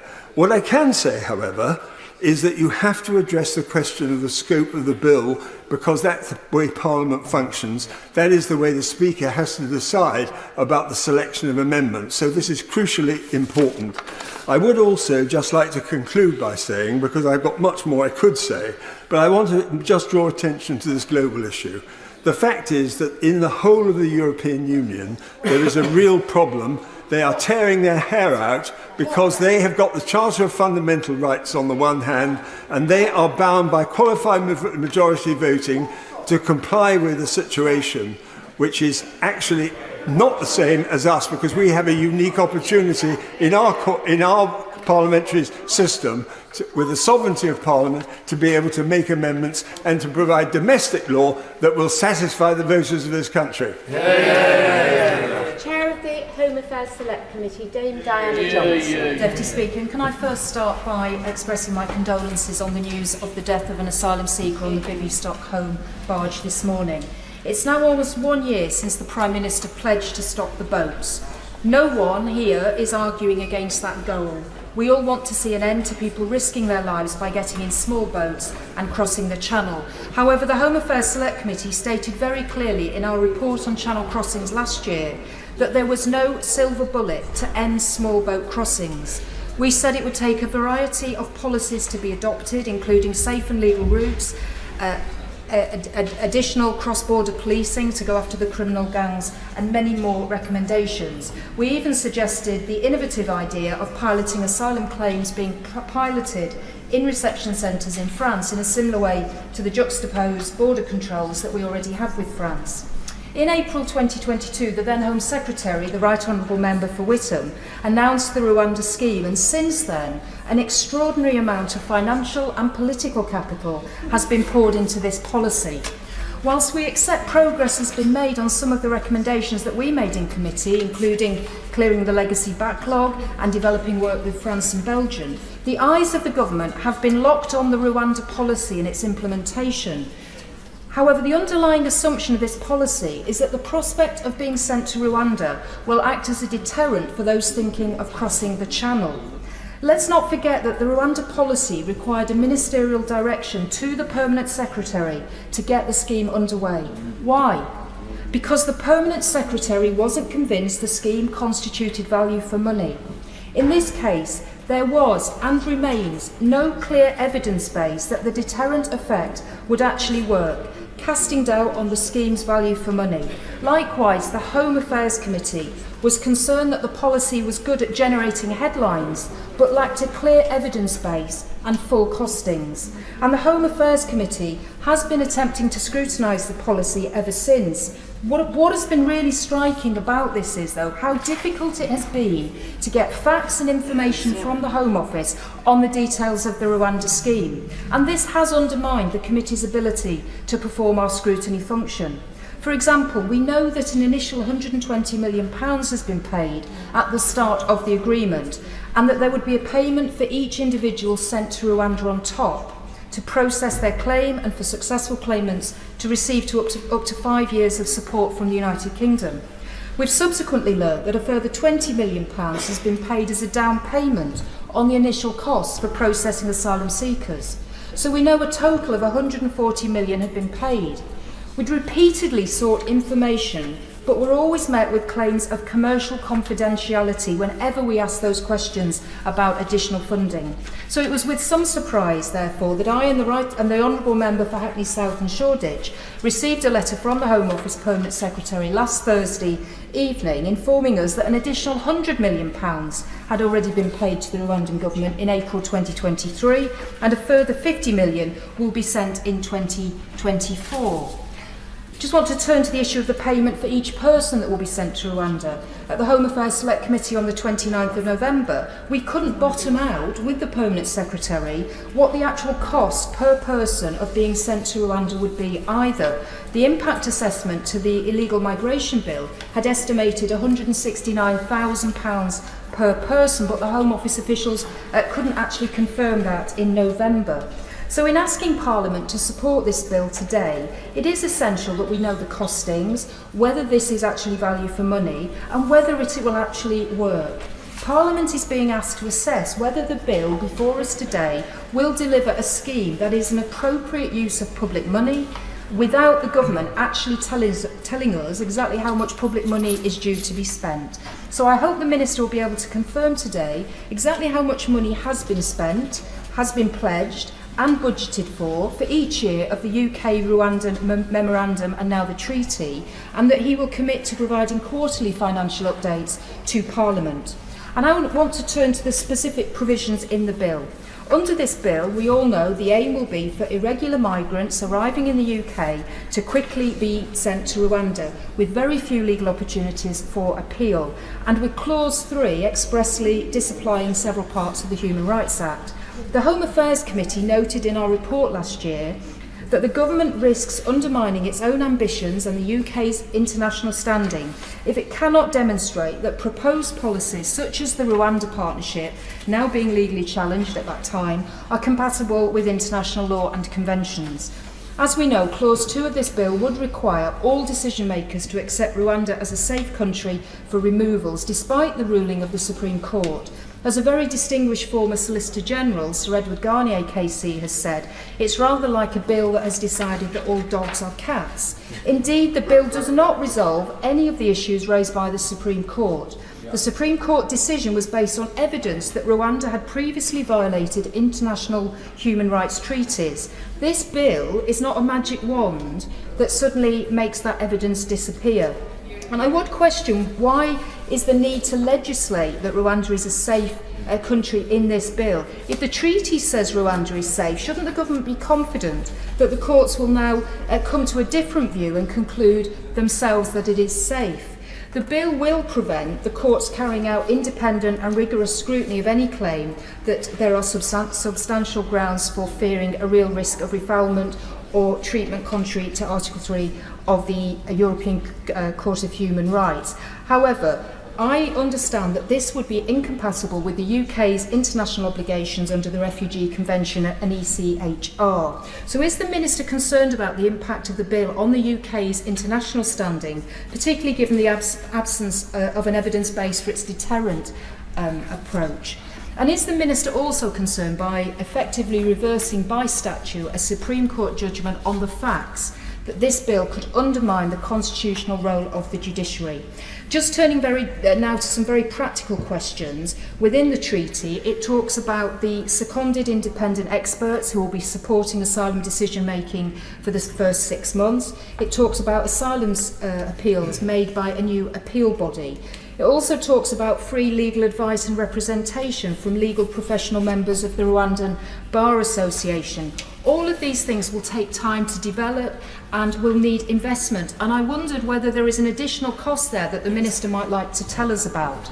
I have no doubt that the Rwandan government have entered into this treaty in good faith, but whether this treaty has been entered into in good faith or not by both parties is beside the point.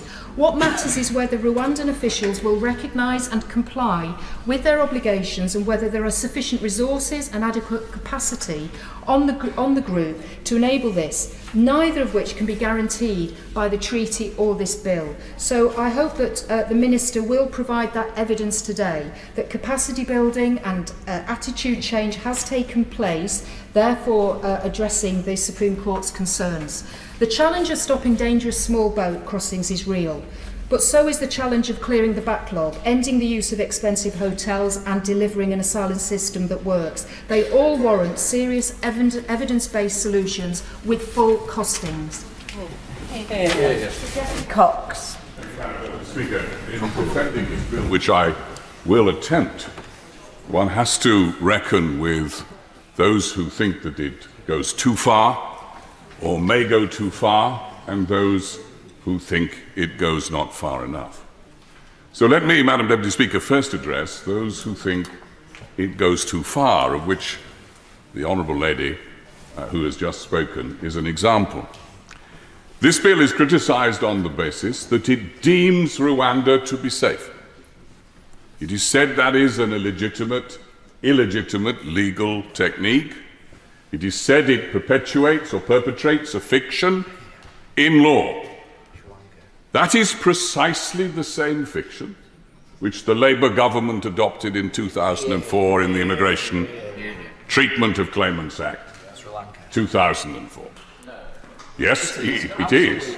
It was changed 2 or 3 years later, but in a case before the Appellate Committee of the House of Lords, Naseri, their lordships upheld as a matter of law the deeming of countries to be safe and within the law.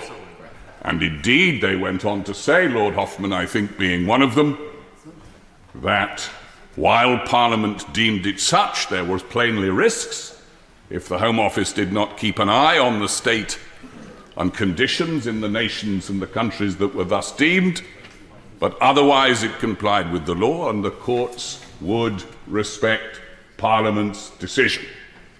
Now, what is said in this case is that, but there is a Supreme Court decision which has already held Rwanda not to be a country for the to be safe for the purposes of the guarantee against refoulement. And it is said that for this House to overrule the decision of the Supreme Court in such an individual case is constitutionally undesirable and contrary to fundamental constitutional principle. Mr. Deputy Speaker, I do not agree with that analysis. First, it is open to this Parliament at any point to take steps to reverse the effect of a judicial ruling. That is the consequence of parliamentary supremacy. It is clear that Parliament should be restrained in doing so in cases, for example, where individual rights, in an individual case, to reverse a determination which has been made in favour of an individual plainly would be contrary to fundamental constitutional principle. But that is not what we are doing here. We are seeking to do precisely what the Labour government did in 2004 by saying that Parliament, legitimately weighing the evidence, has concluded that Rwanda will not engage in the refoulement of those sent to it. That is something that the courts have already accepted. It is something that it is open to this House to do, and it is something, in my judgment, which is perfectly legitimate for Parliament to undertake. It would be different if it was to reverse a decision against an individual. But even if I am wrong about that, even if, as a matter of constitutional convention, it were undesirable for this House to reverse the effect on a question of principle, namely whether Rwanda is safe for the purposes of refoulement, the facts have changed.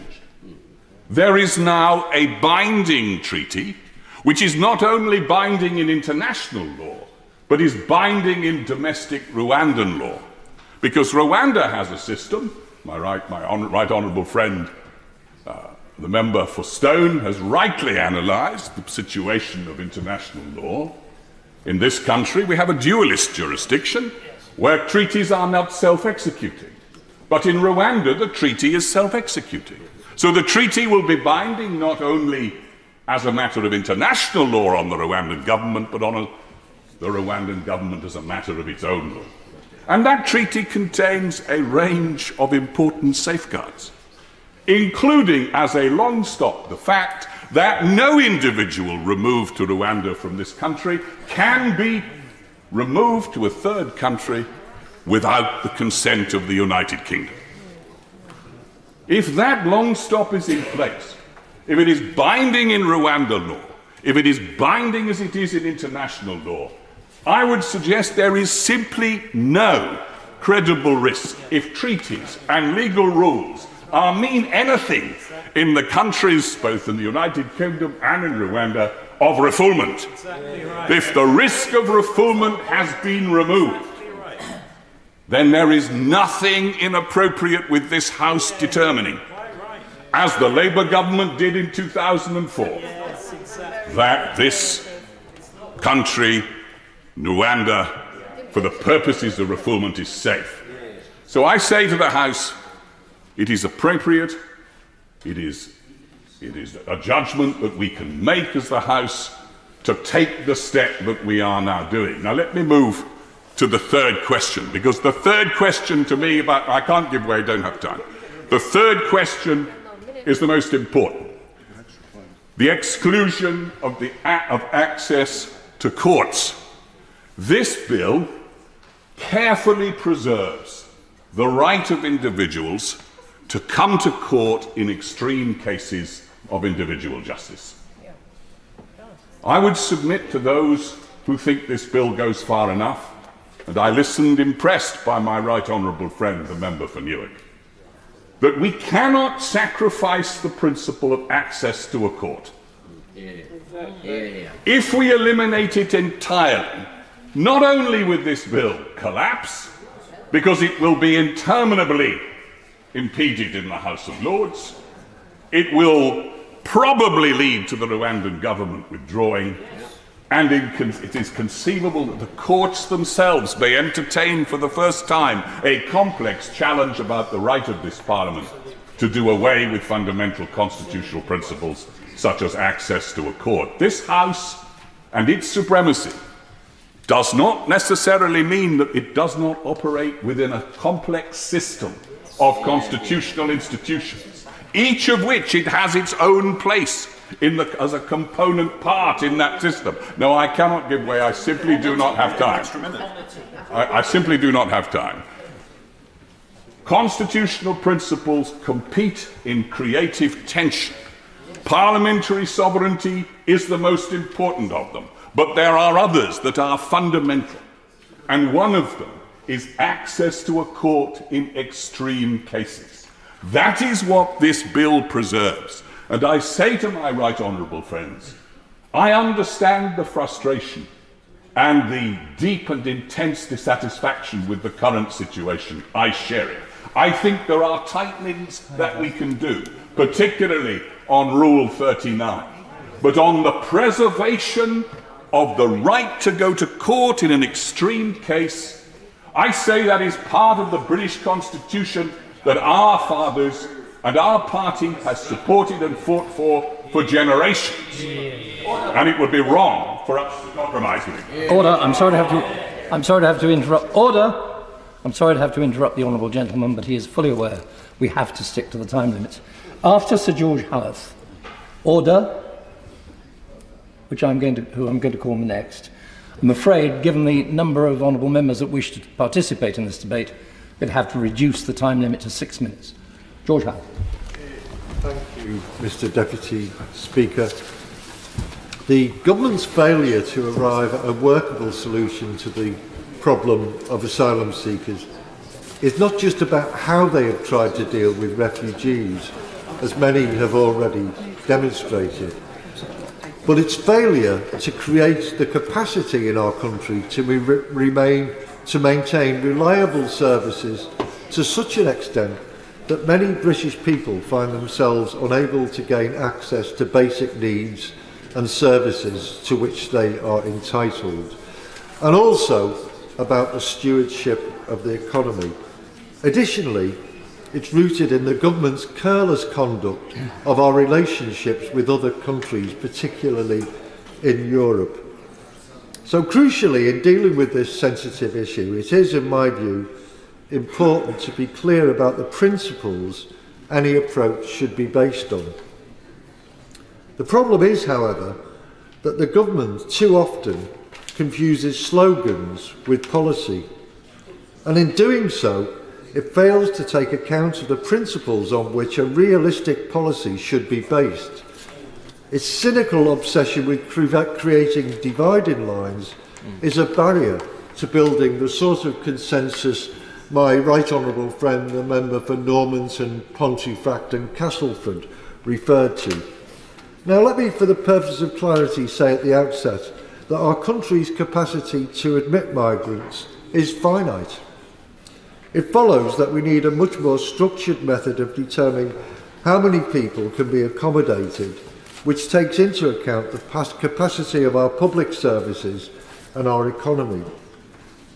I'll later say a few words about the space that exists in our economy to fill the gaps that we find in various industries and sectors. But one of the principles would be to match would-be immigrants with sectors in which there are not sufficient people to be able to plug those gaps. And many do have those skills. Yeah. Very, very grateful to you for giving way. And very briefly, would you agree with me, when we're talking about people who are claiming asylum in the United Kingdom, it would make an eminent sense to ensure that they have the right to work whilst they're waiting for a decision, not least because it would allow them to be integrated better into our community when they do get a decision, but also it would reduce the cost to the taxpayer and allow those people to support themselves whilst they're here. Well, gentlemen, for the point he makes, and later in my speech I'll address that very point, if I have enough time. So now perhaps I can say a word about the capacity of those services. In England, the NHS waiting list for hospital treatment rose to a record of nearly 7.8 million in September, up from approximately 2.3 million over the past 2 years. Ambulance response times have also risen, with the average response to a call going up to 1 hour 30 minutes in December 2022, which compares to the target of 18 minutes. Or take housing. The UK is experiencing an acute housing crisis, with house building consistently failing to keep pace with demand. The National Federation of Housing Associations say that there are 8.5 million people in England who are in housing need, 42 million of which are in need of a social rented home in England. And in England in 2022, people were having to spend over 8 times their annual salary to purchase a home. In terms of school capacities, in 2020-21, 17% of primary schools were at over capacity, and in secondary schools the figure was 23%. Mr. Deputy Speaker, we didn't get to this position by accident. It's the result of 13 years of careless neglect and the obsessive pursuit of shrinking the state. Now I'll turn to the capacity of our economy and the ongoing skills shortages we're faced with. GDP is at zero growth, and low GDP growth is forecast to continue into 2024 and possibly beyond. The Office of Budget Responsibility's latest economic and fiscal outlook stated that living standards are forecast to be 3.5% lower by 2024-25 than at pre-pandemic levels, which is the largest reduction in real living standards since records began in the 1950s. The skill shortages I've referred to do not only affect our overall economic performance. They are having a negative effect on our provision of public services such as health, housing, and important sectors such as food supply and the care and hospitality sectors. As I've already said, many of the refugees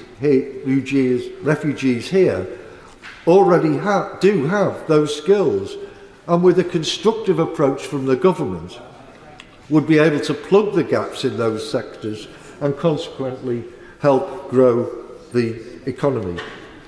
Before I conclude, Mr Deputy Speaker, I'll say a few words about how our poor relationship with Europe and the wider world makes it more difficult for us to cooperate with other countries, whether bilaterally or through collective international efforts, to deal with the deeply damaging consequences of war and conflict, part of which is the growing displacement of people from their homeland, which results in mass migration. Bluntly, we are not trusted as a reliable and constructive partner, and our international influence is diminished to the extent that other countries simply don't take us seriously. As I said at the outset, the government has tried to turn a slogan, "Stop the boats," into a policy, and consequently has failed to offer a solution to this problem. Many on the benches opposite know that this is the case, but are splintered into factions, either wanting to go further, as we've already heard, or regardless of our international obligations, or they're aware that another, more effective approach is needed.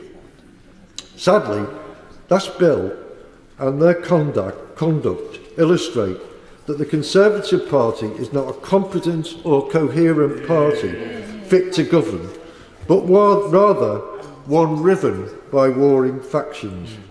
Frankly, it's now time for them to make way for a national leadership and party which will deal with our mounting problems calmly and competently.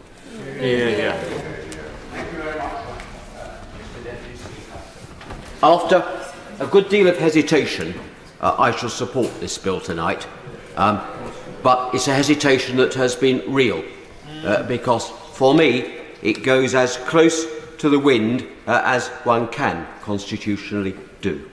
I listened with great care to the very eloquent speech by my right honourable and learned friend, the member for West Torridge and West Devon. I agree entirely with his very careful analysis of the bill. I'd say just this too. It is a novel and unusual approach. We are dealing with an unusual and pressing situation, and therefore I think straining the sinews of what is acceptable can just be justified. But equally, the idea that legislation is the sole or even the principal solution to this is, I think, wrong. Ultimately, what is required is an operational solution. And what is surprising is that some previous occupants of the Home Office did not think about that rather more. I know others did, and it's a pity that they were not acted upon more. But ultimately, it will be operational measures that make the real difference. If this can make a difference, and provided there remain the safeguards that my right honourable learned friend has referred to, I can, with hesitation, live with it. I'm indebted to the analysis provided by the Society of Conservative Lawyers in a paper, and I declare my interest as chair of their executive committee, paper written by Lord Mansfield, King's Counsel, and Harry Gillow, both experienced in international law. If you want opinions in these things, it's best to go to people with experience in the international law field rather than other fields. They conclude, as I do, that although there are areas which certainly need to be examined with care, the bill falls upon the right side of the line. Deeming provisions are not unprecedented, as has been put out, has already been set out. I am concerned, and I hope the Minister will take on board and explore as we go forward, the particular situation raised by my right honourable and learned friend, the member for Kenilworth, about how deeming provisions interact with international law obligations. Because you can deem in domestic law, but you can't legislate to oust your international law obligations. That said, I think there is forced, and I refer to the very useful analysis in the Society of Conservative Lawyers pamphlet, that in reality, if the UK were to breach international law conventions, not only would that be constitutionally wrong, it would also collapse the scheme. Because Rwanda has made it clear that it would not be party to the scheme, and I don't buy for 1 second the rather patronising attitude that says the Rwandans have been put up to say that. I think they're utterly genuine in their belief. And it's also important to remember that there are other countries subject to the jurisdiction of the European Convention on Human Rights who are reported as potentially exploring arrangements with Rwanda. If Rwanda were to be party to a scheme in which the United Kingdom broke international law, Rwanda would inevitably forfeit any opportunity it had to engage with other ECHR countries, and they certainly would withdraw. So people have to be careful what they wish for. If they go too far, they will actually drive the Rwandans out of the scheme and will collapse the whole policy. First point. The other point that I think is important is to bear in mind it's absolutely critical that individual rights of challenge are preserved, as my right honourable and learned friend has said. I'm a conservative because I'm a constitutionalist. And I'm a constitutionalist because I believe in the checks and balances. And frankly, the day the Conservative Party thinks that ends justify the means and ignore principles of comity and think that any one single policy objective overrides the importance of the checks and balances of our Constitution, it ceased to be a Conservative Party in the sense that most people would recognise it. Maintaining that balance is essential. I think ministers have, with great endeavour, managed just to do that. But it doesn't mean that I don't like much of the wording of the bill. When I look, Mr Deputy Speaker, at, for example, some parts of Clause 1, I look in particular at Clause 1.4, it's recognised that Parliament of the United Kingdom is sovereign and the validity of an Act of Parliament is unaffected by international law. That's a GCSE law statement of the blindingly obvious, if I might respectfully say so. It might best be described as otiose and nugatory. It adds nothing to the bill. It's performative. Well, whichever way round one likes. Pointless might be another way of putting at it. So I wonder what that adds. There's another passage in relation, I think it's Clause 2, subsection 5, in relation to the rule, the approach to interim measures under Rule 35 of the Strasbourg Court's rules. It says that it's for ministers to decide. But again, that states exactly what is the position in law anyway. You've only got to look at the textbook to say, as I did in my intervention, that it's for the governments that decide on Rule 35 issues because they're directed to the governments, not to the courts. A bit patronising to tell the courts what is well within their competence to know and decide upon. So with those sort of reservations, I will support the bill tonight. But I just say this. If it were to change and any of the safeguards that have been left in to be removed, then my support would go. Because some people would then have pushed it over the line into the unacceptable and, in my judgment, the unconservative, and then I would not support it. I don't believe that's the government intention, so I'll help them to get the bill through tonight. But they must be wary of some who do not have the best of objectives towards the government's policy, who might take it in the wrong direction. Let's not get there. Thank you, Mr Deputy Speaker. It's a delight to follow the honourable gentleman who made one of the best speeches so far today against the bill. Unfortunately, he doesn't follow through with his logic, but I'm sure that by the end of this process he will follow through with his logic, because this bill, he knows perfectly well, is not really acceptable. And in his heart of heart, he would like to vote against it tonight, I'm sure. There are 5 reasons to vote against this bill. First of all, it won't work. The idea that someone who is not deterred by a dangerous journey in a dinghy across the most crowded sea lane in the world will be deterred by this flimsy piece of nonsense is just laughable. Second, it will lead to protracted and expensive chaos because it sails, as he says, so close to the wind legally that it will inevitably lead to legal challenges. And ironically enough, since the ouster clauses mean challenges cannot be adjudicated in the British courts, they will go to the European Court of Human Rights. So the government is actually replacing a UK court with a European court and simultaneously declaring on the face of the bill that it is not satisfied that the bill will withstand a legal challenge based on compatibility with the European Convention on Human Rights. That is a recipe for chaos and for expense. Thirdly, the bill seeks to reverse, by statute law, a finding of fact by the highest court in the land, the Supreme Court. It therefore creates a legal fiction. Its title, The Safety of Rwanda Asylum and Immigration Bill, gives the game away. According to the bill, Rwanda is safe, even if it isn't safe, simply because the government, through the bill, says it's safe. But declaring somewhere safe doesn't make it of itself safe. You can no more change reality by law or legal dictate than you can by mere imagination. As Bolingbroke says in Richard II, you cannot cloy the hungry edge of appetite by bare imagination of a feast. And you cannot make Rwanda safe just by saying it. So Clause 2's declaration that every decision maker must conclusively treat the Republic of Rwanda as a safe country is utterly fatuous. If Rwanda is, either now or in the future, in fact safe, the provision deeming it safe is or will at that point be OTOs or redundant. But if Rwanda is not now or in the future safe, that provision is self-evidently wrong in fact and therefore wrong in principle. So Clause 2 is either unnecessary or wrong, or both simultaneously. Fourthly, the bill establishes in UK law a completely new doctrine of the separation of powers, as the ouster clauses, which prevent judges and tribunals from supervising the conduct of ministers in operating the policy they have laid out in statute, put ministers above the law. It is not the sovereignty of Parliament that the bill asserts, it's the sovereignty of ministers. But fundamental to the rule of law is the idea that the Crown, or its modern proxy, the executive, cannot act arbitrarily, even if it uses its majority in Parliament to declare that it can. That would be the worst form of Henry VIII Act, equivalent to Henry VIII's proclamation by the Crown Act 1539, which deemed that all the King's proclamations, even though they were not approved by Parliament, and I quote, shall be observed as though they were made by an Act of Parliament. Fifthly, now is not the time to undermine human rights and a rules-based order. The UK relies on foreign courts and tribunals being effective. We watch events in Ukraine and declare that the butchery in Bucha or in Mariupol is a war crime. Who do we want to adjudicate that?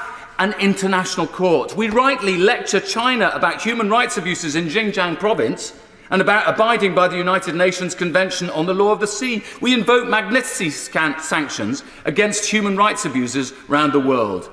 But how can we expect others to abide by the rule of law and their human rights and other treaty obligations if we abandon them?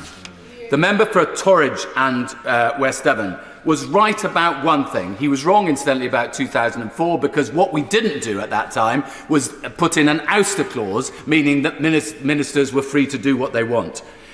Those who think the bill should go further will get no help from this side of the House, in any of the parties on this side of the House, when it comes to committee and report stage.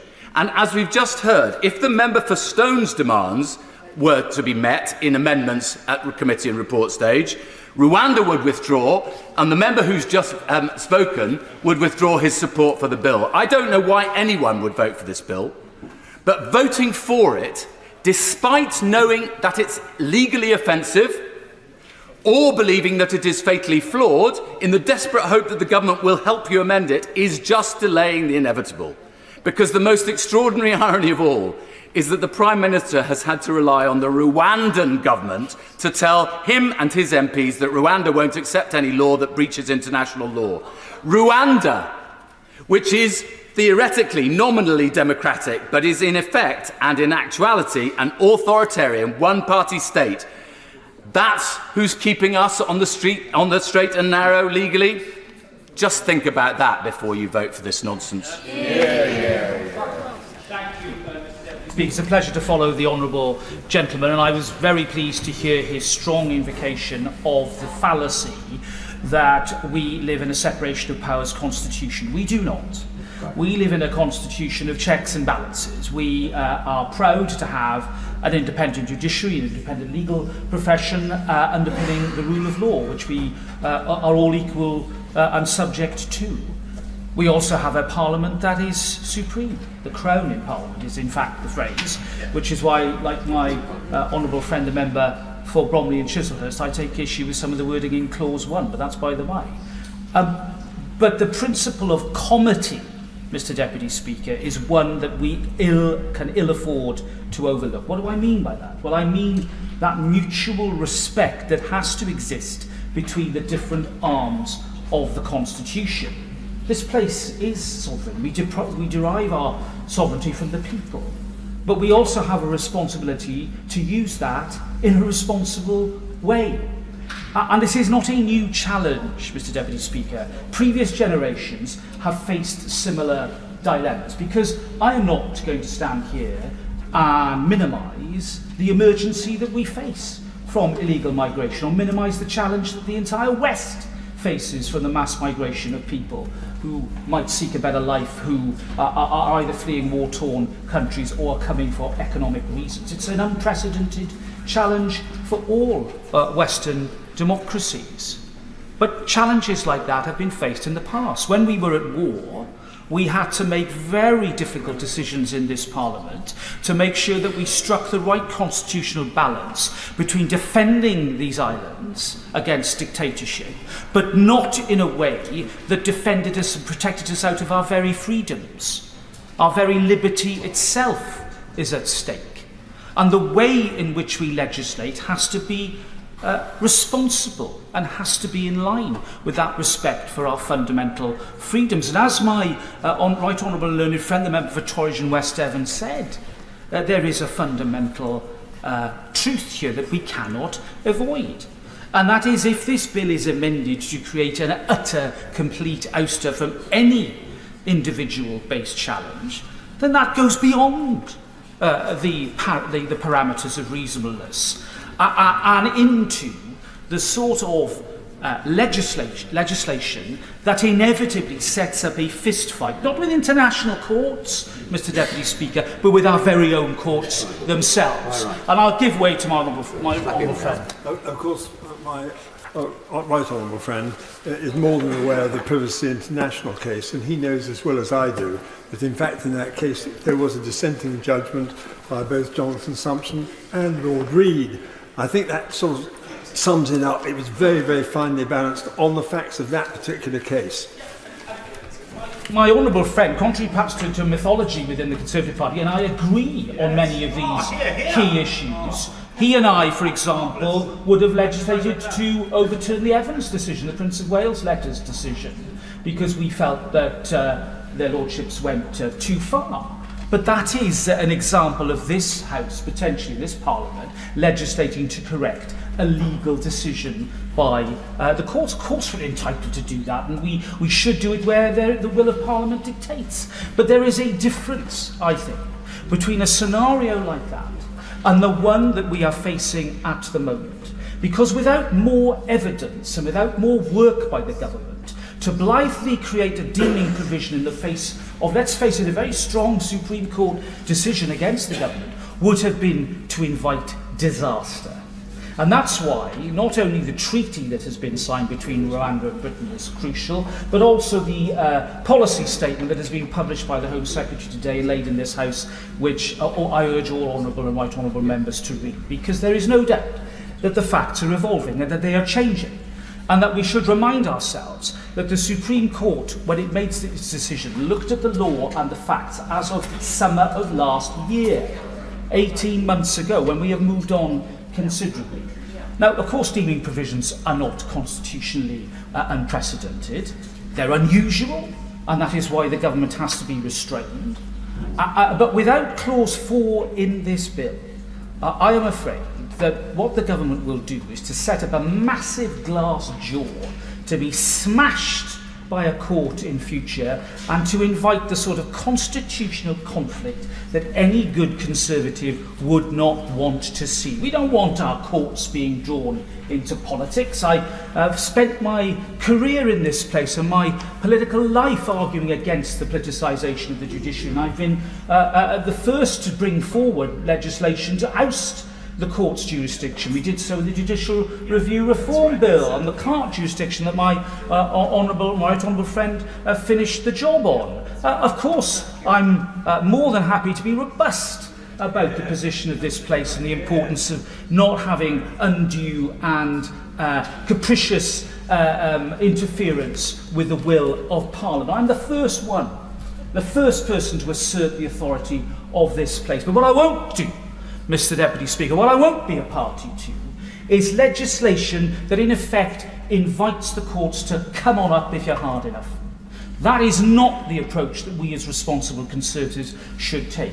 And to echo the point made by my honourable friend, the member for Bromley and Chislehurst, if this bill is to be amended in a way that crosses that line, then I cannot support that. And I will not support that.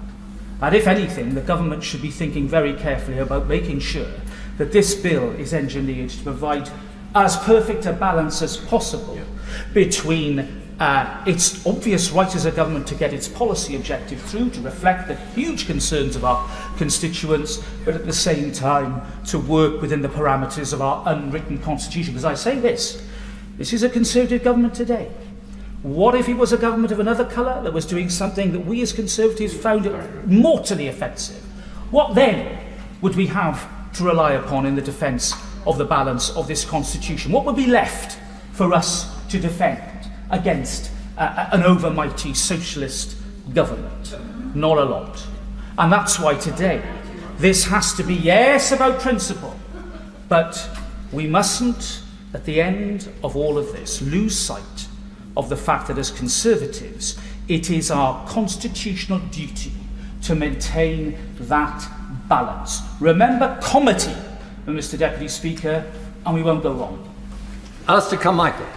Thank you very much, Mr. Deputy Speaker. Can I say sincerely it's a genuine pleasure to follow the Right Honourable and learned gentleman who gave a characteristically thoughtful speech for the second reading and, more interestingly even than that, laid down several markers for future stages should we get to that point. It's a most interesting and unusual second reading debate where you have a debate not just on the bill but played out in front of us the sort of tripartite discussion between that side of the government, that side of the government and the Treasury bench. It is a quite remarkable spectacle to observe, albeit not a particularly seemly one. I was struck by the reliance that the Right Honourable Learned Member for Bromley and Chislehurst placed on the references that the Right Honourable Learned Member for Torwich and West Devon had made to proceedings here in 2004 in relation to the Asylum and Immigration Treatment of Claimants, etc. Bill, later Act. That, of course, as the Right Honourable Learned Gentleman observed, was where this concept of safe countries was introduced. They listed the safe countries as being all EU countries except Croatia, plus Norway, Iceland, and later Switzerland. It was also another piece of legislation that restricted the access of right to appeal for those whose asylum claims had been unsuccessful. There are perhaps lessons to be learned for us all in how that line of legislation has developed ever since.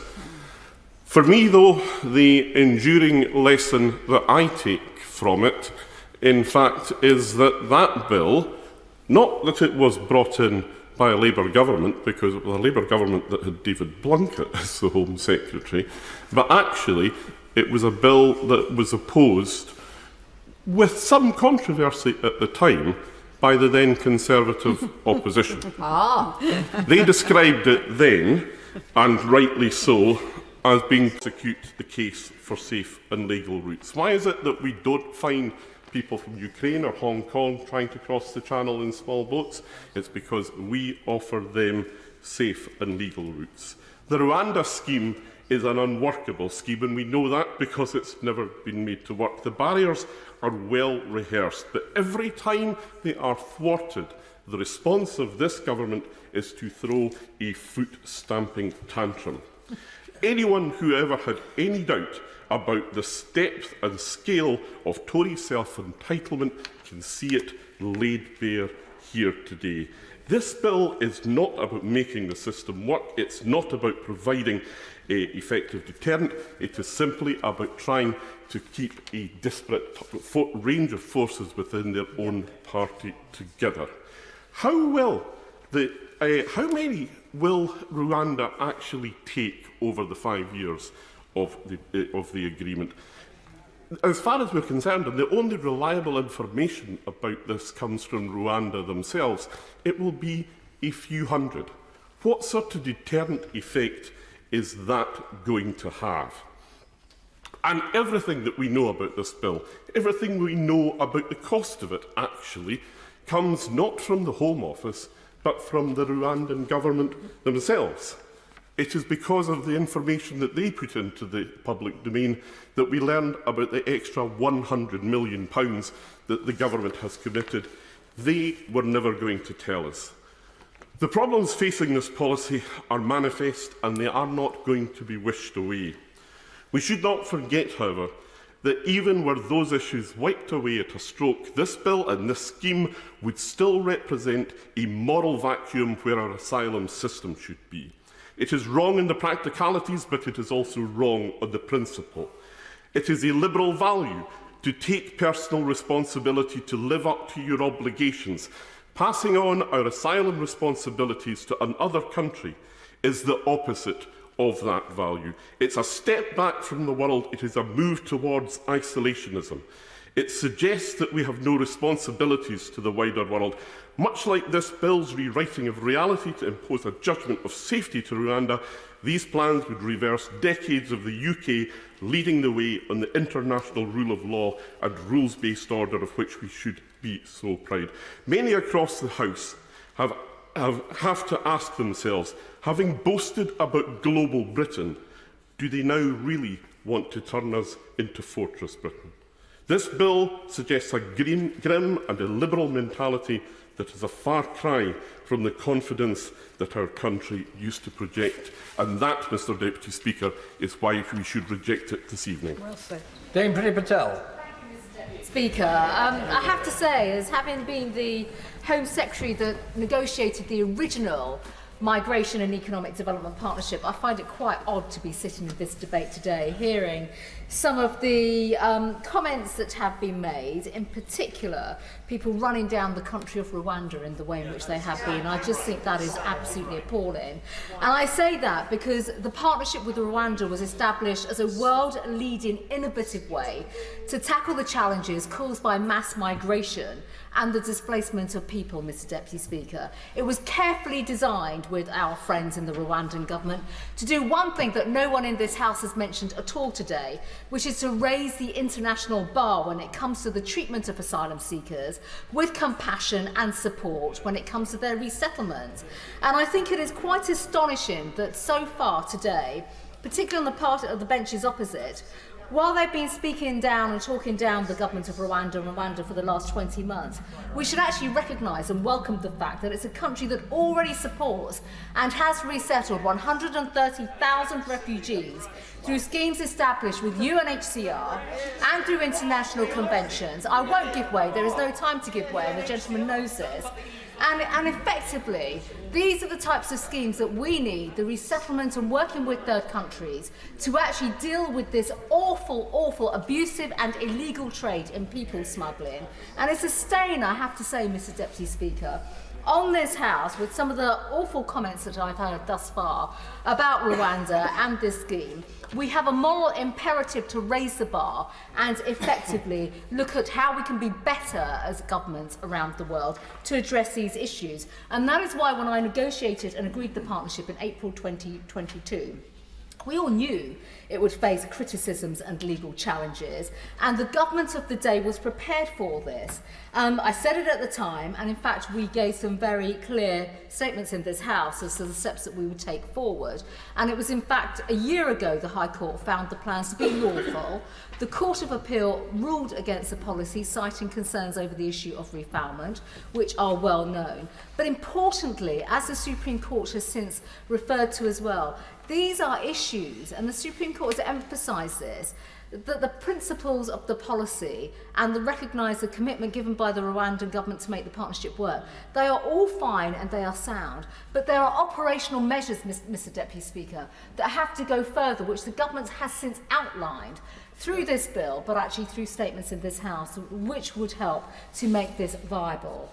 Now, we all bear the scars, it's fair to say, and I don't envy the front bench right now. We've all bared the scars, and we heard my right honourable friend, the member for Newark, speak about this, the constant merry-go-round of legal challenges, whether through our own domestic courts or interference elsewhere, and by that I'm referring to Rule 39. I've got experience of dealing with Rule 39. There are organisations, campaigners and lawyers who clearly will do everything possible to frustrate the will of this House and actually the will of a democratically elected government, because that's what we are at the end of the day. We have to rise against these dogmatic beliefs because, quite frankly, there are too many organisations and individuals who are getting in the way and actually effectively letting more claims go to the courts. There are measures that have been passed through this House, including the National Anti-Borders Act, where measures have not been implemented through that Act of Parliament, including the one-stop shop, if I may say so, which actually would save the courts a lot of time and effort by bringing forward the single claims that this House voted through not that long ago, just last year, where repeat claims could not keep on going back to the courts. It's really important, if I may say so, to the front bench and to ministers, that we press upon the government now to go backwards, to go forwards, to bring in these measures that have been passed through Acts of Parliament already. And dare I say it, there may be some in the legislation that's come since. But I would like to ask the Minister, in responding to this debate, how the government is now going to act and prepare for any further challenges through this legislation that may come forward today, actually stands up to the repeat unmeritorious claims that keep coming through the courts, whether it's modern-day slavery. We've heard about far too much. Within National Anti-Borders, we put in clauses and measures to deal with that. We've also seen the summary of legal advice the government has received and read much of the other expert opinion highlighting this. So seeking assurances from ministers on the awareness he and colleagues have on the risks of challenge and how these are going to be mitigated, if I may say so, through the way this bill passes through the House in the conventional way is going to be absolutely crucial. We cannot have more cases bogged down in the courts, and too many of us have worked through that as well. But also, if I may, we have a major problem on detention in this country and the lack of detention capability and size. There were plans with the new plan for immigration to introduce Greek-style reception centres. I would absolutely press upon the Minister, the Home Office, to work with the Prime Minister and the Treasury now to bring forward these sites, because otherwise we're going to see more Bibi Stockholms, more Wethersfield sites, which quite frankly are not the answer to the solution.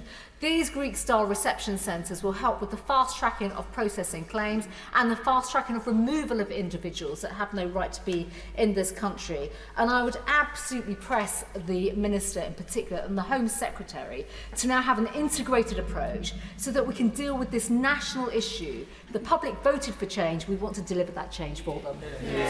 Thank you, Mr Deputy Speaker. Speaking as a lawyer, I must say I found there are still one or two of us left.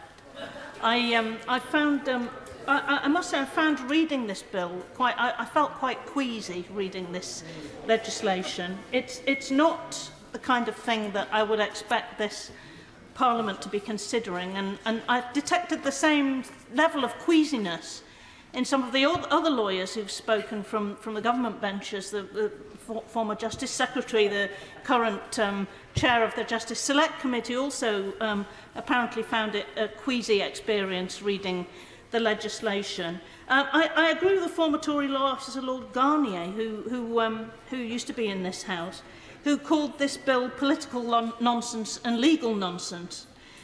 It designates Rwanda as a safe country, but by doing so, it's seeking to reverse a conclusion of the Supreme Court on the facts. Now, it's perfectly reasonable if the Supreme Court strikes down a policy to legislate, but one normally legislates to change a policy, not to try and purport to change the facts or say that the facts which have not changed are other than what the court found them to be. That was the first thing that made me feel queasy. It goes on to try and prohibit any legal challenges that may come forward to argue that Rwanda, having been deemed safe in this way, is in fact unsafe. It says that every decision maker considering this must conclusively treat the Republic of Rwanda as a safe country, notwithstanding any evidence that might come forward to the contrary. And given that the evidence that has already come forward and has been dealt with by the Supreme Court in that judgment led them to say unanimously that it was not safe, it's quite worrying, I think, that we simply seem to think we can legislate to change the facts.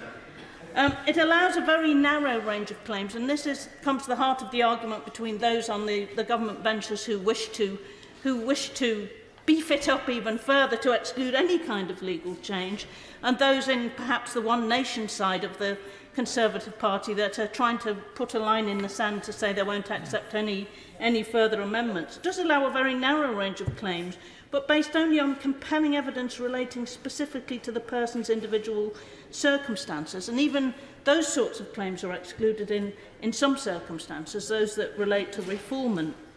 So excluding courts by Act of Parliament from considering relevant evidence, excluding them from taking accounts of judgments and laws, including domestic legislation, and fettering their judgment as the bill seeks to do, giving ministers power to ignore injunctions taken together, it's tantamount to undermining the rule of law. It's certainly not respecting the rule of law, as I would expect parliamentarians in this place to do, and as I would expect the government of the day to seek to do if it were to wish to uphold our international reputation. I think it beggars belief that the government's response to its loss in the Supreme Court of its policy is to ask this House to legislate to just declare that it's all fine anyway and let's carry on. And even, as others have pointed out, if we were to start sending asylum seekers to Rwanda as a result of this bill passing into law, it's designed for a few hundred people at most, less than 1% of the people arriving in the UK. And the Permanent Secretary at the Home Office has been very clear when he said there's no evidence it's going to work as a deterrent, whereas most of what we hear from members opposite is that that is the very purpose of the legislation, that it's supposed to be a deterrent. So there we have it. It's actually a shibboleth, a Tory shibboleth, an article of faith it's become for some of the elements of the Tory party, the five families, I think they've called themselves somewhat menacingly.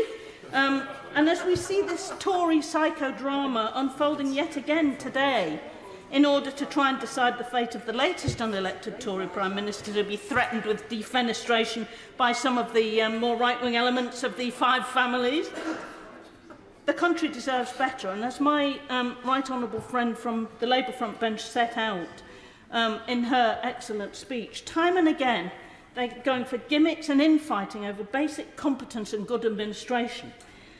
It's 4 years since the Tories promised to end boat crossings in 6 months.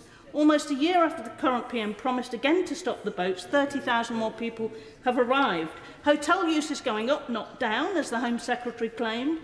It's at 56,000 at the moment, 10,000 more than when the Prime Minister promised to end hotel use. Criminal gangs are not being deterred. Convictions for people smugglers have dropped by 36% since 2010, and the criminal gangs are making far more money now than they ever were. The backlog of undetermined cases remains at 165,000, despite the PM's promise to abolish the backlog of initial asylum claims by the end of this year. It's folly to continue with this farcical failed joke of a policy when what's really needed is competent, good administration. Why not put the money being wasted on this policy into dealing with the actual problem? If the party opposite and the government were to actually try and do that rather more successfully than they've managed in the last 13 years, they might get some credit from this side of the House and from the nation, but there's precious little evidence that there's going to be any of that. Mr. Deputy Speaker, we all know our constituents want action on this. We all know, if we do surveys and read our emails, that this is one of the most important issues that faces our constituents. But it's not new. that the political parties have been debating this. It's not new that the political parties have been making promises on this. The Honourable Lady concluded by bemoaning lack of action and changes in a year and 4 years. When she delved seriously back, she went 14 years. Let's go back a bit further. In 1997, such was the issue of asylum and migration that it merited a mere 2 paragraphs in the Conservative Party General Election Manifesto and the same in the Labour Party Manifesto. In 2001, my party was saying, with Labour newly in office, the problem here is worse than anywhere else in Europe because of Labour's mismanagement. The government has presided over massive delays in processing applications and admits that thousands of those whose cases are rejected simply disappear. Sorry, this is us on Labour, and never leave. We will ensure, this is us in 2001, we will ensure that those claims are rejected and quickly deported by a new removals agency. Conservatives will restore common sense to Britain's asylum processes.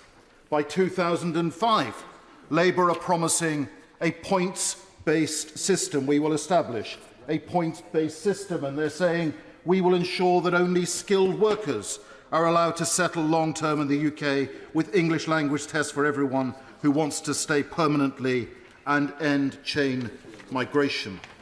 By 2010, Labour are telling the country and seeking a mandate for a promise that people need to know that immigration is controlled and the rules are firm and fair. And they're promising an Australian-style points-based system. By 2010, we might, if we listen carefully, hear the echoes from down the corridor from the other place. We are promising we will take steps to take net migration back to the levels of the 1990s, tens of thousands a year, not hundreds of thousands. By 2015, Labour are talking about how broken promises erode trust. And there were echoes in what the Shadow Home Secretary said, where they said they would recruit 1,000 new border staff and they would speed up the process. Mr. Deputy Speaker, both political parties have made promises to the British people at election times, and both political parties have then told the British public that it's the other party's fault that it hasn't been addressed. And when we look back, between 1964 and 1997, the UK's net migration figures were never lower than minus 87,000 or higher than plus 58,000. Now it's regarded as a modest year, a low figure, if those figures are in the several hundreds of thousands of net migration. All the time, in the meantime, we see over 8 million people, according to the ONS in this country, who are economically inactive. Mr. Deputy Speaker, I will support the government today because I think the government deserve credit for attempting to try and deliver their promises to the British people on the boats. And I think we should unite in this House for once to actually seek to deliver on the promises that we all have successively made to them. And surely if we look at other countries where those promises have been broken, we have seen others, unsavoury, dangerous people who have stepped into that void. And I fear, Mr. Deputy Speaker, if we do not once and for all say what we're going to do and do it and deliver for the British people, we could see such a fate ourselves in this country. In my own constituency of Bournemouth West, we have some 4 hotels that are occupied by people who are waiting for their asylum application to be determined. And I'm very clear that that is grossly unfair on them to be trapped in that limbo. And yes, we should do everything we can to accelerate it. But if they have no right to be in this country, then it is fair on the British people, the British taxpayers, and equally fair on them that they get that determination and are returned to the country of origin to get on with their lives. We're seeing far too many people coming in here without the necessary checks who are then doing things in this country that are deeply unwelcome. And I cite the example of the poor young man, Tom Roberts, who was brutally murdered in my own constituency, who said he was 18 when he came here. He was put into a secondary school. It turned out that he was 14. It turned out that he'd murdered 2 other people in the country before he came here. Mr. Deputy Speaker, we owe it to the British people to be clear and direct. I will support the government. I will support the opposition if they become the government, to finally keep faith with the British people, keep faith with those who come here and come here with the right to be here, fulfilling our ancient pledge to offer sanctuary and freedom to those who are persecuted. But we have got to be straight with the British people. If we say we're going to do something, we've got to do it. And we've got to try every means at our disposal to deliver directly for the British people. Hear, hear.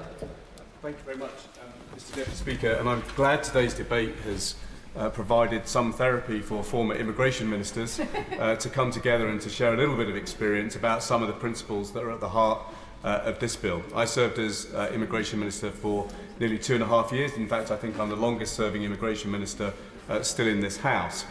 And so I know a little bit about what it takes to deliver an immigration system, and I have some sympathy with the comments, some of the comments, not many of the comments, but some of the comments that I've heard from the Treasury benches this afternoon. So I just want to say 3 quick things about deterrence, about international agreements, and about staying true to our values in these debates. Mr. Deputy Speaker, I was the minister that introduced the UK Border Agency. I brought UK visas in from the Foreign Office into the Home Office. I brought customs out of Treasury to create a £2 billion agency with a simple principle at its absolute core, that border security in the 21st century cannot simply be about defending the border at the shores of our country. In this day and age, one has to operate a triple border. One has to export the border as far away from these shores as possible. You have to have a strong border at the shores, but then you have got to have strong in-country enforcement. And the only way in which you can get that system to work and to work effectively is to fund it. Yes. And so at a time when global migration pressures have grown so sharply, and the right honourable member for Bournemouth West was right to flag this, there are now 184 million people globally who live outside the borders of their birth. There are now 37 million refugees globally.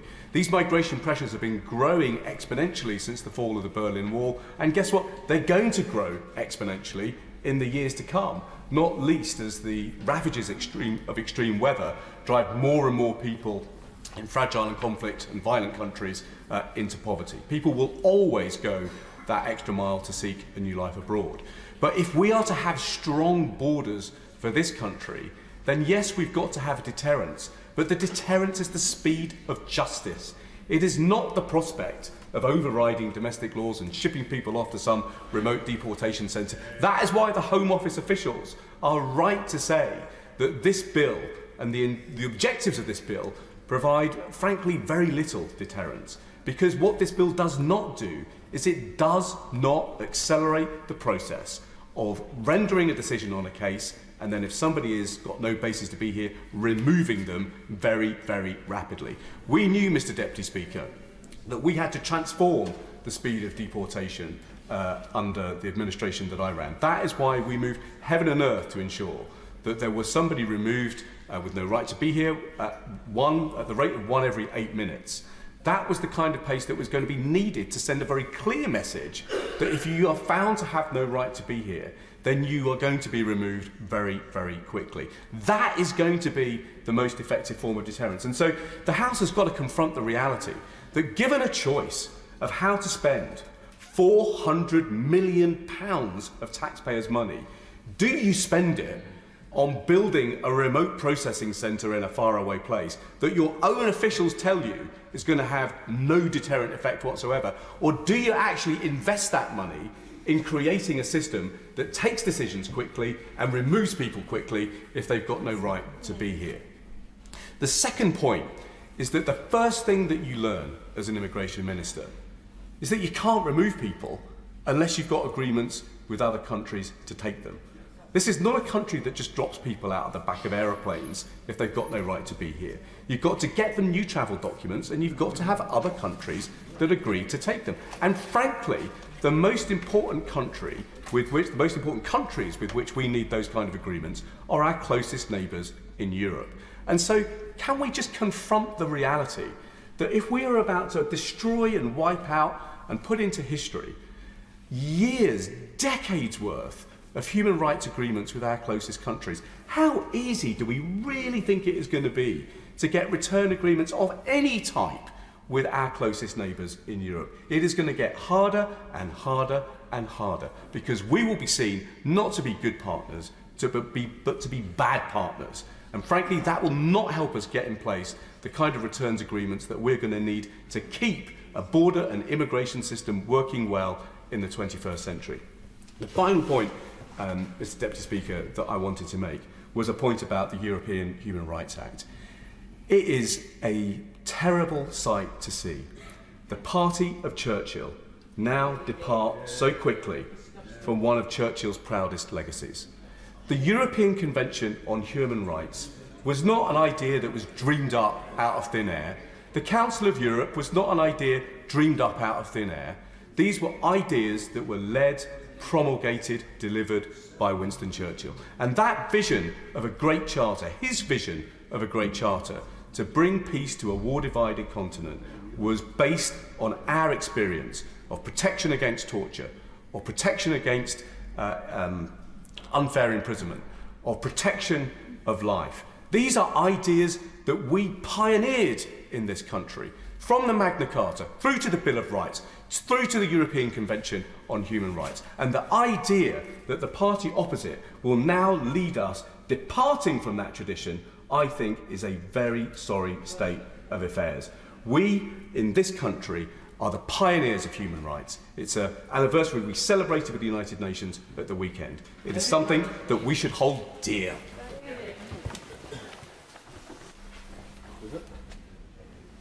David Jones. Thank you, Mr. Deputy Speaker. I'm sorry I couldn't hear you in all the excitement. Unusually, the aim of this bill is set out in Clause 1, which is, and I quote, to prevent and deter unlawful migration, and in particular migration by unsafe and illegal routes. Now that is an aim which I'm sure not a single honourable member could disagree with. Illegal migration is possibly one of the greatest scourges of our age. It's evil, it's internationally organised, and it's socially and economically damaging to this country. The Rwanda scheme is an inventive and innovative plan. It establishes an effective, or it's aimed to establish an effective deterrent to prevent illegal migrants, to make them think twice about making that perilous crossing across the Channel. And unfortunately, it has foundered on the rocks of the Supreme Court last month, in which the court held that Rwanda could not be considered a safe country because there were substantial grounds to believe that migrants would face the risk of refoulement or being transferred to their country of origin or another third country. The treaty that the government has concluded does provide reassurance in that regard, and it addresses the problem identified by the court by making specific provision that no relocated individual may be removed from Rwanda otherwise than to the United Kingdom. Now, given the dualist nature of our constitution, the treaty needs to be complemented by domestic legislation, and this bill is that legislation. And it's critical that it should function as the government intends, which is to say to facilitate the removal of illegal migrants to Rwanda without legal impediment. And the question is, does it do so effectively? The bill has been described as the toughest piece of migration legislation ever put forward by a UK government, and there is no doubt that it does toughen the current regime. But it is debatable whether it is sufficiently watertight to amount to a significant deterrent to the boats by facilitating the flights to Rwanda. The bill has been considered by the legal panel of the European Research Group, and I do commend it to honourable members. And the report notes that significant amendments to the bill are required to improve it, but expresses concern that those amendments may well be outside the scope of the bill. One of the most significant problems is that the bill contains no restrictions on legal challenges against removal to Rwanda on any grounds other than that Rwanda is not a safe country. And that clearly reflects the fact that the bill is a direct response to the judgment of the Supreme Court last month. If the bill does successfully block challenges based on arguments that Rwanda is not safe, and the treaty certainly does help in that regard, then it is likely that those advising illegal migrants will focus more on pursuing challenges of another kind. But we should consider Clause 4 of the bill, which specifically provides legal challenges to removal may be made if arguments are put forward that Rwanda is not a safe country for individual migrants based on compelling evidence relating to their personal circumstances. Now, the opportunities for abuse of that provision are obvious. Migrants may well be advised by people smugglers or by unscrupulous lawyers, because there are some, that they should oppose removal to Rwanda on spurious grounds, such as, for example, a non-existent mental health condition, a fear of flying, or whatever.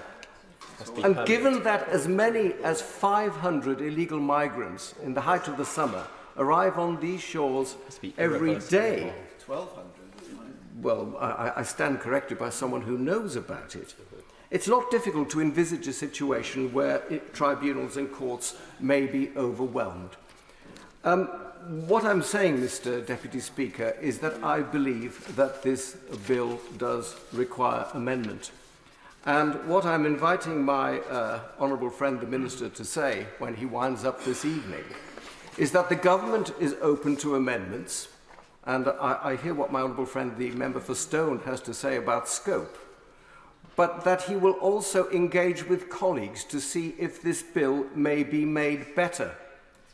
Because at the moment, there are numerous deficiencies that have been identified in the report of the so-called Star Chamber that will, I believe, render this bill inoperable and ineffective. And the last thing we want to do as a House is to expend a lot of time and a lot of agony over putting in place a bill that doesn't result in the flights to Rwanda and the deterrence that we need to illegal migrants. I do hope that my honourable friend will respond positively to this suggestion when he winds up. I know that a lot of colleagues are going to listen very carefully to what he has to say, and I think that they will welcome what may well be regarded as a change of tone on the part of the government. Thank you, Mr. Deputy Speaker. This bill might be called the Safety of Rwanda Bill, but it's really the Safety of the Future of the Tory Party Bill. It's basically Schrodinger's legislation, all things to all Tories. The ministers might say it doesn't breach international law to make it a dead cat of a bill for some, but it needs to say that it will breach international law to make it work for a dead cat of a Tory party, scrambling to find a reason to provide this. In my contribution, I want to say why I'll be voting against this legislation, to stand up for Britain's proud tradition of human rights, and to urge this place to learn from the mess that was created by the Northern Ireland Protocol Bill, which also repeated these similar challenges. It is extraordinary that the government is presenting us with a piece of legislation that says on its first page it cannot confirm it is compliant with our convention obligations, with the rules of law that we all signed up to support. I think many members on the opposite side have been listening to Oscar Wilde when he said that the study of law was sublime, its practice vulgar. Legislation isn't vulgar, it's imperative to democracy. They should listen more to Winston Churchill, who said the idea of a Charter of Human Rights was for it to be guarded by freedom and sustained by law. But this legislation will not sustain those laws, it will diminish them. We should be proud we were the first nation to ratify the convention that set up the European Court of Human Rights, set up at a time when thousands of people were fleeing persecution, in recognition that the world didn't always get things right. Never remember the children on the Kinder Transport who came to this country and their parents that we left behind. It is unimaginable in our own world to manage these issues on our own. That is exactly why we signed up to international treaties, to share the burden, to make a refugee system manageable, to deal with the fact that 60% of people on those boats are being granted asylum because they have a well-founded fear of persecution. And shipping a few of them off to Rwanda, just 5% of those, is at best an expensive distraction and at worst a deception at least. The only thing this piece of legislation will do is make a bad situation worse. Clause 5/3 provides the court cannot take an interim measure into account even if a minister has not blocked it. The bill also breaks our commitment to observe Rule 39 interim measures. In doing that, we breach our obligations under Article 13 of the ECHR, which require member states to provide effective remedies for the infringement of rights in domestic law. In layman's terms, Parliament is being asked to commit the UK to a process breaching our obligations to protect people from torture. No other country has ever tried to challenge Rule 39 jurisdictions. They may not have complied, but this is a completely new departure for us to be leading. And the damage it will do to our status around the world is untold. It will also damage other treaties that we have signed up to. The Trade and Cooperation Agreement states explicitly if we end judicial cooperation, we undermine the agreement.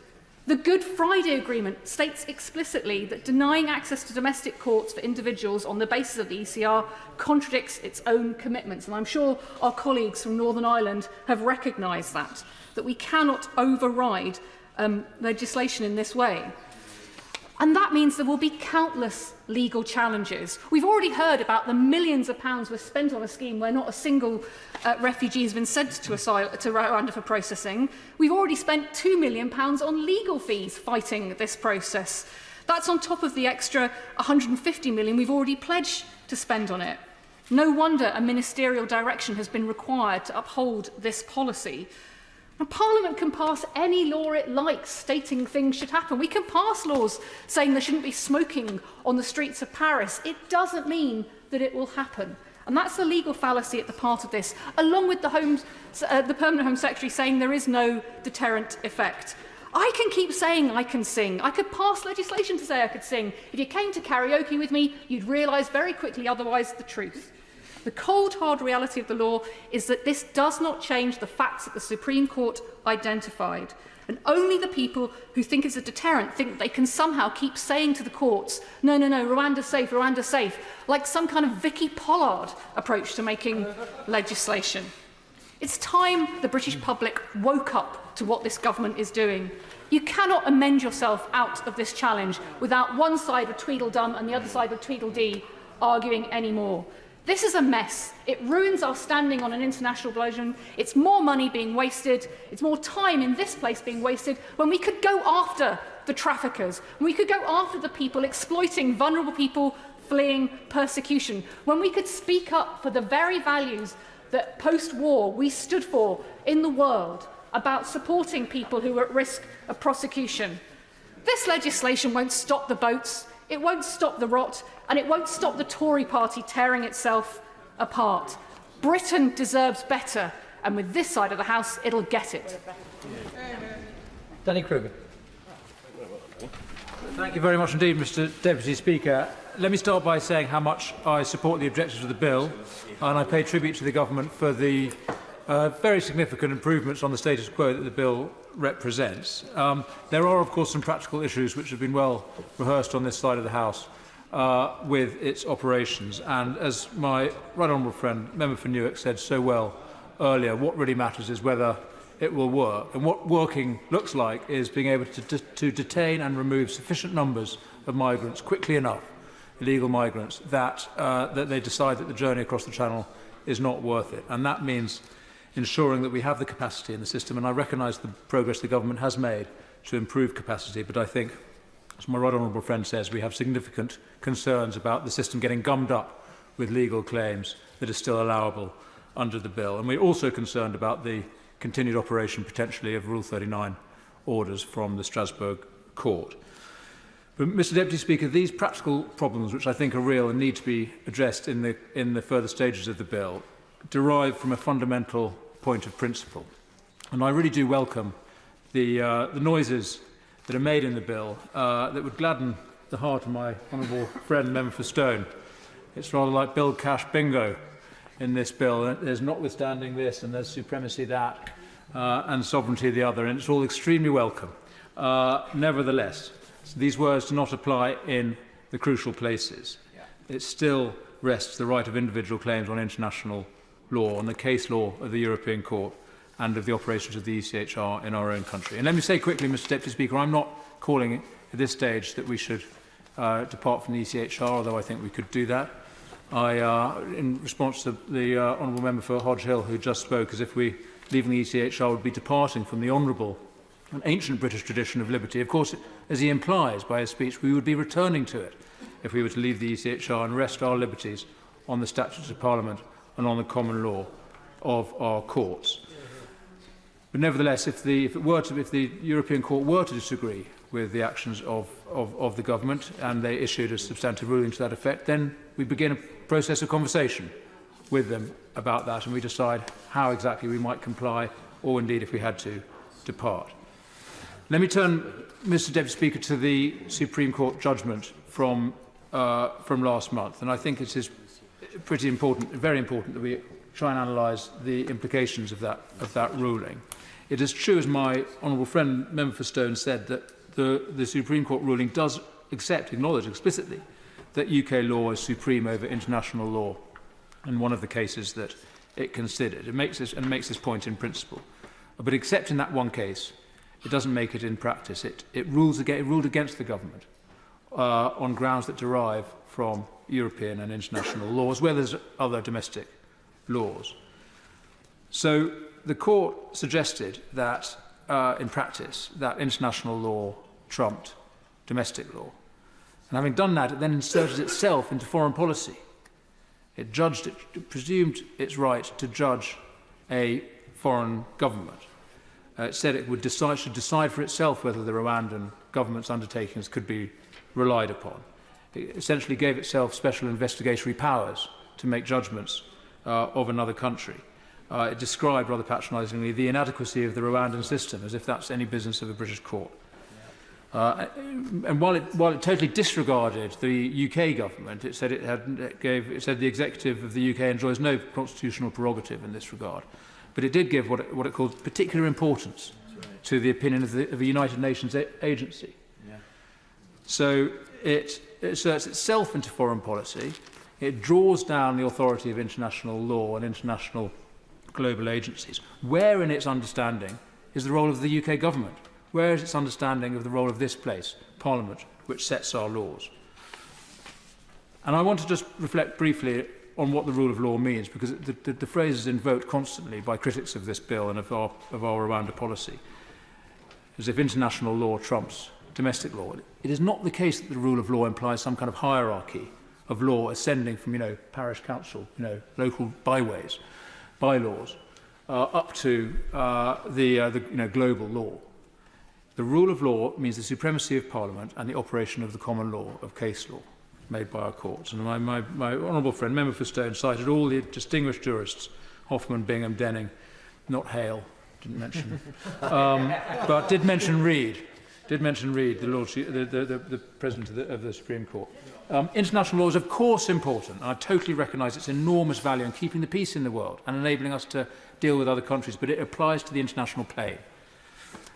And let me touch briefly on human rights law, which has been mentioned as well. There's an assumption that the Human Rights Act has some kind of superior status in our law, and I recognise that is often seen to be the case, but that is problematic. The rights and liberties of individuals, of citizens and of foreign nationals, whether they're legally or illegally here, those rights and liberties are properly protected by statute and case law. And let me finish by saying, Mr. Deputy Speaker, I regret we've got an unsatisfactory bill. I can't undertake to support it tonight. I'd hope the government would agree to pull the bill and allow us to work with them and with colleagues across the House to produce a better bill, one that respects parliamentary sovereignty and also satisfies the very legitimate concerns of colleagues about vulnerable individuals. I think we could do better on safe and legal routes, for instance. We should be working together with other countries to design a system that respects the sovereignty of Parliament and the legitimate rule of independent nations. Thank you very much, Mr. Deputy Speaker. This year is the 75th anniversary of the Universal Declaration of Human Rights. What an irony and what a shameful indictment of ministers that our government is marking it by putting in front of Parliament a bill to wave aside our human rights obligations and the judgment of the highest domestic court in this land. This insulting and dangerous legislation attacks both human rights and our democratic structures. In doing so, it both demeans and disrespects the role the UK has played in helping to shape the international rules-based order, including its contribution to the drafting and early ratification of the European Convention on Human Rights in the aftermath of the horrors of World War II. On its very cover, this shameful bill has a statement that the government cannot say it complies with the UK's obligations under the ECHR, a terrible admission of this government's willingness to violate the principle that human rights are universal and belong to all of us by virtue of our humanity. Now, as others have noted, this bill overturns an authoritative, unanimous Supreme Court judgment based on extensive evidence and made just 3 weeks ago. Our highest domestic court ruled that by sending refugees to Rwanda, the UK could breach its obligations under the ECHR and other international laws such as the Refugee Convention, the UN Convention Against Torture, the UN International Covenant on Civil and Political Rights, as well as domestic law. In seeking to oust the jurisdiction of our domestic courts by forbidding them from making assessment of fact and disapplying the Human Rights Act, this bill is constitutionally exceptional and provocative. It explicitly disapplies multiple sections of that landmark act, including basic minimum standards that protect us all, leaving barely any room for judicial scrutiny.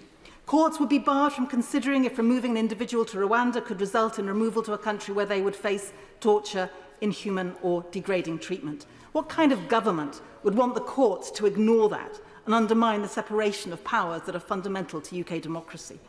Mr. Deputy Speaker, this ugly bill also attacks interim measures, a vital human rights tool under international law, issued on exceptional basis in extreme circumstances where individuals face real risk of serious and irreversible harm. The bill both enables UK ministers to unilaterally decide whether the UK should comply with interim measures and also prohibits courts in the UK from having regard to them when considering any case relating to a removal decision to Rwanda. And to try and justify this cynical and sinister attack on the highest court in the UK, the Prime Minister has started saying Parliament is sovereign. Well, obviously, Parliament can pass whatever laws it wants, but we have courts so that everyone, including this government, must act with respect to the laws Parliament has passed. This bill, as others have said, simply will not work. Its so-called deterrent is not a deterrent to someone fleeing torture or persecution who has already put their lives at risk by taking to one of the busiest shipping lanes in dangerous inflatable boats. But this law actually was even nothing to do with that in any case. It is a performative piece of cruelty of a dying administration and a grotesque waste of money that is neither practical nor strategic. But most important of all, the outsourcing of our human rights obligations to a third country is downright immoral. And to immorality, we can also add absurdity, Mr. Deputy Speaker. Seeking to legislate by assertion that Rwanda is safe is as ridiculous as it is dangerous. You can't sign a quick treaty one week and then legislate the next to make a country safe when the highest court in the land has said just the opposite. It is the facts on the ground that matter. It feels bizarre to have to say it, but apparently it is necessary to, and that is that legislation to say Parliament believes something to be true does not make it so. Fixing the facts on which the law is to be applied is the kind of thinking that dangerous conspiracies are based on. As Tom Hickman, KC, has said in a paper for the Institute of Government, and I quote, "If the government considers that the treaty has eliminated the real risk of refoulement, then it should seek to persuade the courts of that, not Parliament. It should not need saying that when you sign a treaty, you should stick to it. The UK government now has the embarrassment of being schooled by the Rwandan government, who, despite its own poor human rights record, is now sending out warning shots that even they will pull out of this shoddy deal if the UK government breaches international law to implement it." Mr. Deputy Speaker, I will be voting against this bill tonight because there's no tweak or amendment that can improve something that is rotten to its core. The bill before us today is a doomed and draconian attempt to reassert the Prime Minister's fragile claim to a non-existent authority, but it has serious consequences and sets an extremely dangerous precedent. These are deeply dangerous times in this country, and they are made more dangerous by this government. We've already seen the suppression of the rights to strike, the right to protest, and other democratic principles and standards being seriously eroded. Now we have this flagrant attack on human rights, on our courts, and on the separation of powers in this country. Mr. Deputy Speaker, I call upon this government to abandon its cruel, immoral, and unworkable Rwanda plan and to re-establish the UK's good standing as a member of the ECHR and international community. Well said. Simon Felt. Speaker, I'll start by saying very simply that I'm not a massive fan of this policy. I don't suspect that's a great surprise to the former Home Secretary or indeed the former Immigration Minister. But nonetheless, I do think it is crucially important. We need a deterrence policy. Whether we have a workable one or not is what sits at the heart of this debate. As a member of the Home Affairs Committee, we've heard the message time and time again, whether it's from law enforcement, from officials on the front line, from ministers, from our friends and neighbours in Europe, that deterrence has to work hand in hand with a fair asylum system. The idea that the solution to this is simply opening up more safe and legal routes is for the birds. We need them, of course, but we also need a hard deterrence to prevent abuse of our asylum system. When this policy was first announced, French officials said to us on the committee that there was a spike in asylum claims in France because people feared what would happen to them if they made that irregular boat journey to France and ended up in another country. When the planes failed to take off, the spike in claims levelled off. We've been to the beaches in Calais, we've spoken to asylum seekers in the camps near the coast, and as a committee we've spoken to our compatriots in Europe. It is very clear that countries across Europe, indeed across the globe, are casting around for a solution that we all face, for a challenge that we all face, Millions of people are on the move due to the effects of climate change and war, and we are not on our own here. And I gently suggest to friends and colleagues across this chamber who think that this is the government tilting at a particularly British windmill, that we are not. Versions of this scheme are being worked up across Europe, across the world. We need a rational asylum system, one that extends to help beyond schemes to Hong Kong residents, to people from Ukraine, Afghanistan and Syria, the schemes that we should be rightly proud of. We need one that extends to people who need genuine help. We need to erode our asylum backlog, and I give full credit to my right honourable friend for the work he put in doing just that. We need to place more work into inculcating citizenship for those who come here. We also need a sensible discussion on legal migration, being proud of the people who want to come and live and work here, set up their families here, and only tapering off numbers once we've geared the system enough to grow our own, not least to support agriculture, tourism, fisheries and social care, and avoiding cliff edges. But I go back to the main point. We do also need a deterrent. One that stands up and says to the criminal gangs and the people traffickers that their trade will not work. That they can try and put people on boats across the channel, but those boats will be intercepted and that their journey will not end in Britain. Doing that will break the trade. Doing that will make the boats unviable. And it's a goal that we share across this chamber. The key issue that the Supreme Court raised was whether Rwanda was considered to be a safe country in processing asylum claims, and whether individuals sent there were at risk of refoulement. The court argued that they're at risk. The measures in the new treaty, including independent monitoring and the new appeals body with the Commonwealth National Co-President, should put these concerns to bed. The belt and braces approach that the government is taking is proportionate and consistent with the rule of law, going so far as it can, but no further within the bounds of our international treaty obligations. Not my words, but Lord Wolfson's words.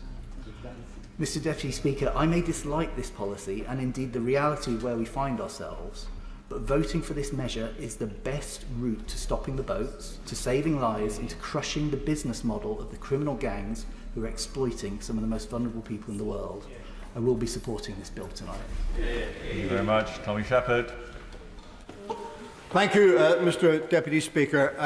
I have been in this House on many occasions now when we have discussed migration, and it saddens me that every time we do so, the narrative from this side of the House is invariably negative and pejorative.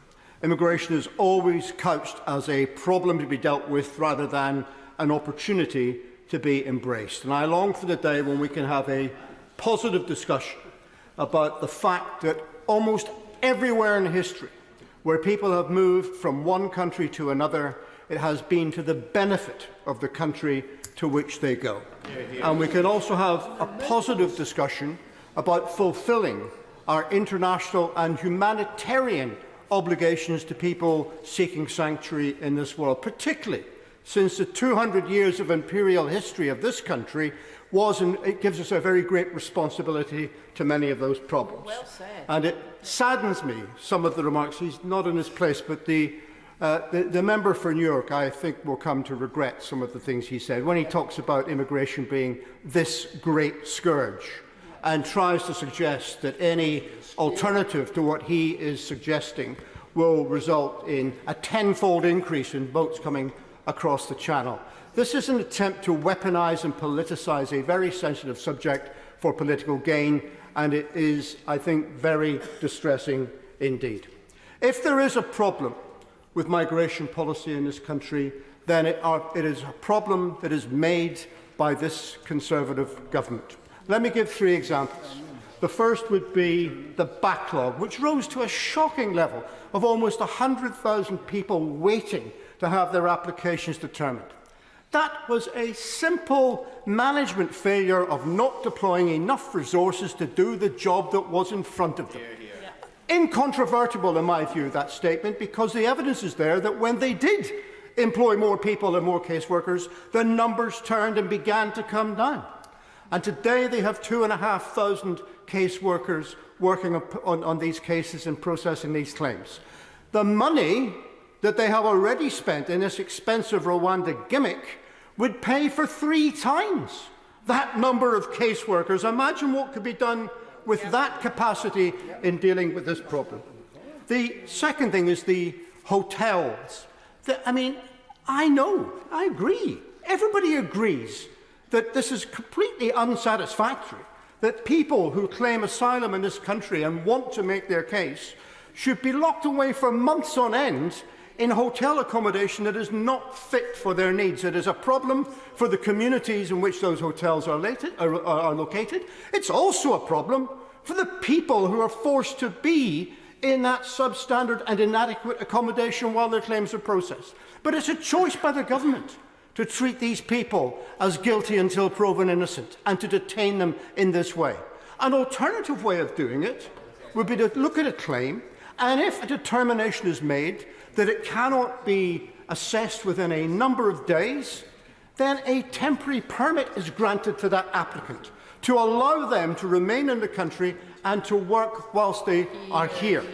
Now, what would happen? What would happen if that were the case? Well, what would happen is, first of all, the hotel bill would disappear, but more than that, people would seek the support of their families and friends and communities already in this country and of funded voluntary organisations at a much lesser cost to the taxpayer than is currently the case. And more than that, they would start doing work and paying tax in this country.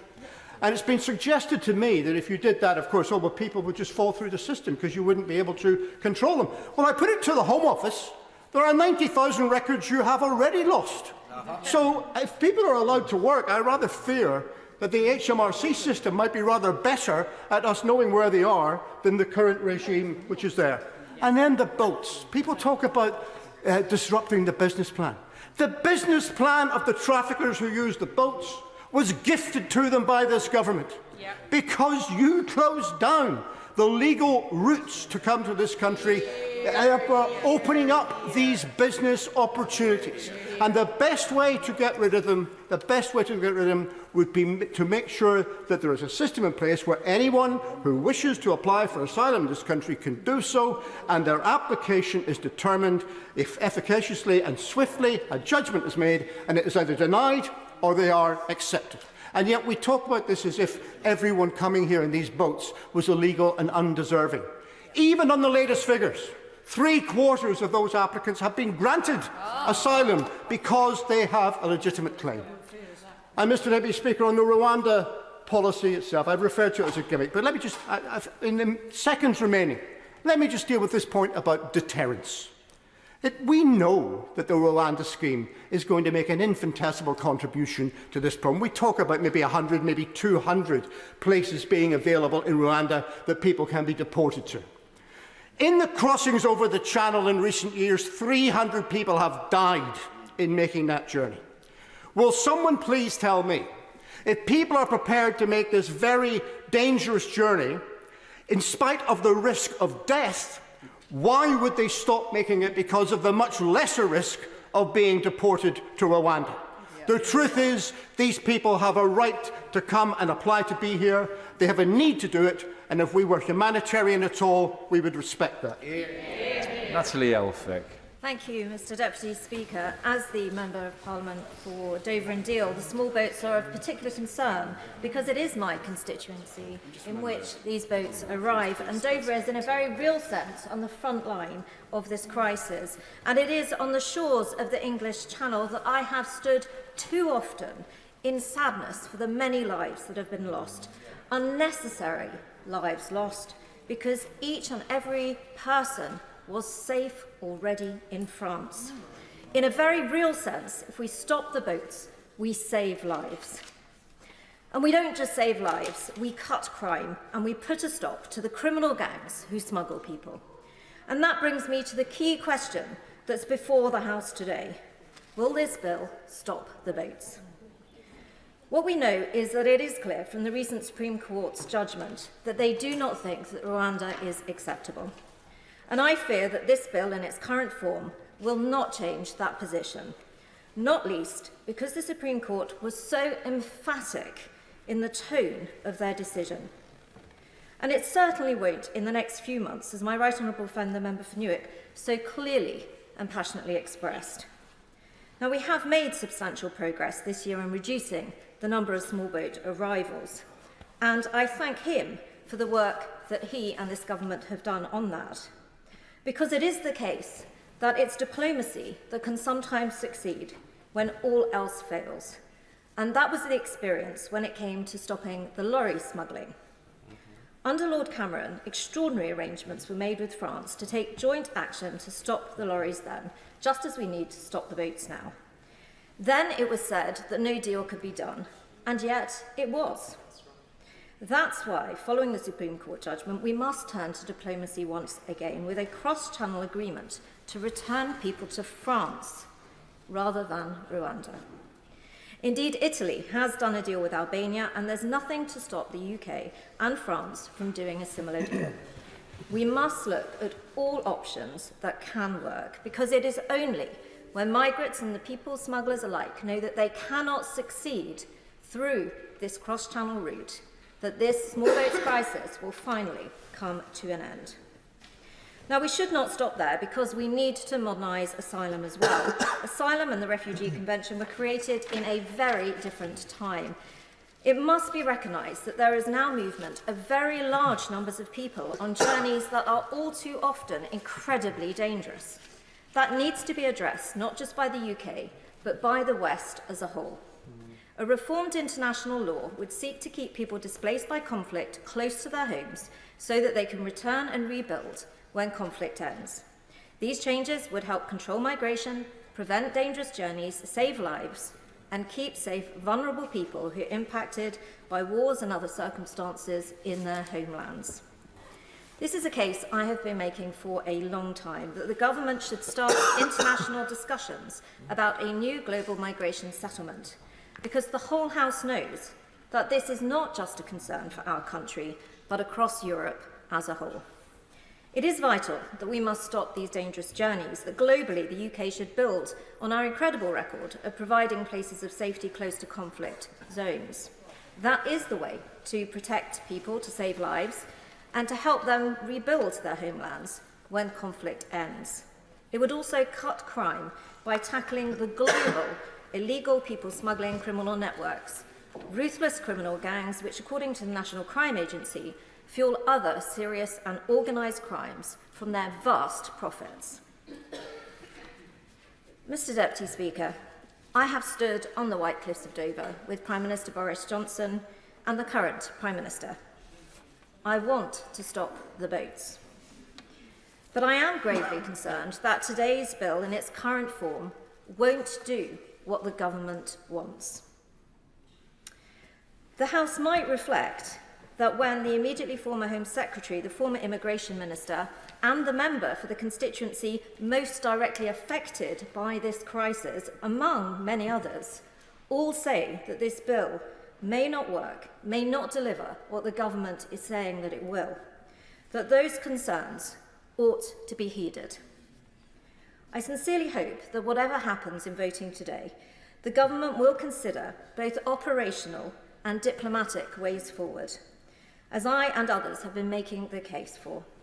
These could so much more quickly deliver the results in the coming months that we all wish to see. Thank you, Mr Deputy Speaker. This is a new low even for this Tory government. This bill is spawned by overpromising on immigration for over many, many years by the Conservatives. It's constantly seeking to hoodwink people into believing that they are actually competent enough to deal with this situation. But on the balance of evidence, the courts have decided that Rwanda is not a safe country for them to send people who are seeking asylum. And the government stamps its feet and brings legislation here so that it can legislate to say that something that is wrong is right. And that is a new low that I've not experienced in all my years that I've been in here. And it's a slippery slope. When government takes that sort of power to itself, where will it stop? And some of the speeches that have been made on their own benches have raised that question. Now, I understand it that there is at least 5 different, I think they're called families over there on the Conservative benches, who all disagree with one another. I think it's 7. They've got their own sort of private version of the gangs of New York going on. But I think we're going to have a general election soon because they're going to run out of backs in which to put their respective knives. But this is the 3rd piece of legislation that we've had in just 2 years. And each time the Conservatives have told us that this is going to stop the boats. We had the Nationality and Borders Act in 2022. We've now got the Illegal Immigration Act, which is, again, we were told, was going to stop the boats. And now we've got this safety of Rwanda asylum, which is going to stop the boats. And I have to say, I'm really impressed with the Rwanda and the stand that they've taken, because without taking a single refugee or asylum seeker, they've managed to up the ante by 3-fold. They were given 140 million to even get to the table and talk about it. And now we're told it's up to 400 million and still growing. And they haven't taken a single asylum seeker. That's an incredible feat by the government. But not just that. It's only going to be 100 or maybe possibly 200 places per year. 200 places per year. So this is going to cost, what, £2 million per person on current figures? That's an incredible achievement by the Rwandan government. I can't understand why the benches obviously aren't arguing about why the numbers are so low. They're arguing about people being able to take their cases to court, individual cases to court, but they don't seem to be concerned about the fact that this is such a small number that it's hardly likely to be much of a deterrent when so few people will actually be sent in any one year. So, yes, I will. Gregory Campbell. Thank the honourable member for giving way. He's waxing eloquent on the issue of Rwandans' excellence at negotiating with the government. Would you agree with me that the Rwandan authorities seem to have hoodwinked the UN as well? I won't go down that rabbit hole if the honourable member forgives me, but I think that they've done an incredible job. But furthermore, they've had to rein in the Conservatives because they've had to say, we've also got international agreements, we've also got treaties and agreements with other countries that require us to abide by international laws and conventions. And if you, UK government, don't want to abide by them, we certainly do. So they've prevented the Conservatives, saved them from themselves almost, from going too far in terms of breaching international laws and international conventions. And so I've listened with interest to the speeches over there. That gangway has never seemed so wide. It seems to be the equivalent of the Berlin Wall for the left and right of the Conservative Party. But it does seem to me, standing here, listening to the speeches, that are completely irreconcilable in terms of those that want to defend the rule of law and the rights of individuals to seek their rights to be upheld in a court and to have a right to go to that court, and those that want to take that power away. And people have made it quite clear that they're not going to vote for legislation if it doesn't satisfy their requirements. But the two requirements are completely at opposite ends to one another and totally and utterly irreconcilable. So I don't understand, I don't see how the Prime Minister is going to resolve this conundrum. I think he has managed to clearly, from the expression on his face earlier on today, he's clearly managed to cobble together a coalition to get this bill through today, and he's confident about it. Yes, sir. Thank you very much for giving way. I'm very grateful for his reflections on the Conservative Party. What are his reflections on the Labour Party's policy or absence of one? So I hear this all the time from the Conservatives. The Labour that they don't have a policy. Well, one, it would be nice if one of the policies that has been implemented by this government over the last few years actually worked. That would have been a revelation. That would have been a revelation. But what I would commend, a bit of silence over there. What I would commend the government for is the arrangement it's made with Albania. That's the sort of route we should be going down. They've stood at that dispatch box today, and we brought them the small boats crossings down by a third, and that is largely due to the agreement with Albania. And you can't dispute that. That is a fact. And so by being practical about it and dealing with things at source, you can actually resolve this problem. So dealing with the gangs and investing in dealing with the gangs, why is it so they're all laughing over there? But the fact is that the convictions for people trafficking people across the channel are down by 30%. Perhaps you should take a look at yourselves and understand why this problem is existing. It's because of the sheer incompetence of the government opposite. The net immigration figures, 160,000 people were included in those net immigration figures because you failed to deal with their asylum cases within a year, and the National Office of Statistics included them in the figures. That is just sheer incompetence of this Conservative government. Incompetence in dealing with people's claims, incompetence in dealing with the boats and the illegal operations that are running those boats. It's the fault of the Conservative government from beginning to end, and this Rwanda scheme is doomed to fail, and it's just because of the rhetoric of the Conservative Party that have overpromised brought us to this point where we're having to legislate that black is white and that the Tories can have their own facts. Jackie Doyle-Price. Thank you, Mr Deputy Speaker. This Rwanda policy is just one tool in a suite of tools which is designed to deal with stopping the boats and, more importantly, to break the criminal gangs that profit from the hope of people who just want to have a better life. Now, last week, Essex Police secured the conviction of an 11th person following the smuggling of the 39 Vietnamese who perished in my, who were found perished in my constituency. That is on top of 18 people convicted in France as part of the same smuggling operation. 29 people have been convicted of trafficking as a result of that investigation. It proves that we can break those criminal gangs if we target our resource to them. And they're the real villains of this piece. They're the people that we should be focusing on. Now, I'm happy to support this bill tonight. I've never been an enthusiastic supporter of the Rwanda policy, but I recognise that we do need a whole suite of tools with which to stop this trade, and anything which would provide a deterrence is obviously something that's welcome. But I do think we have to be realistic. You know, if someone is prepared to get into a rickety inflatable boat to get across the channel, they're going to take considerable risk. And it will only ever be a small part of this. By far the most important ingredient we have are the returns agreements. I'm glad to see that the government are still putting these front and centre of all its efforts. But that's why I really question how we've got into this ridiculous place this week where these benchers are all falling out with each other over a small element of a bigger policy. It's completely stupid. The only people who benefit are the benchers opposite. For those people who are prepared to give them a victory tonight, well, good luck to you. That's great. But some of us are actually more intent on delivering the outcome, which is stopping the boats and breaking the criminal gangs who profit from other people's misery. So I hope that everybody really reflects on what they're going to do tonight.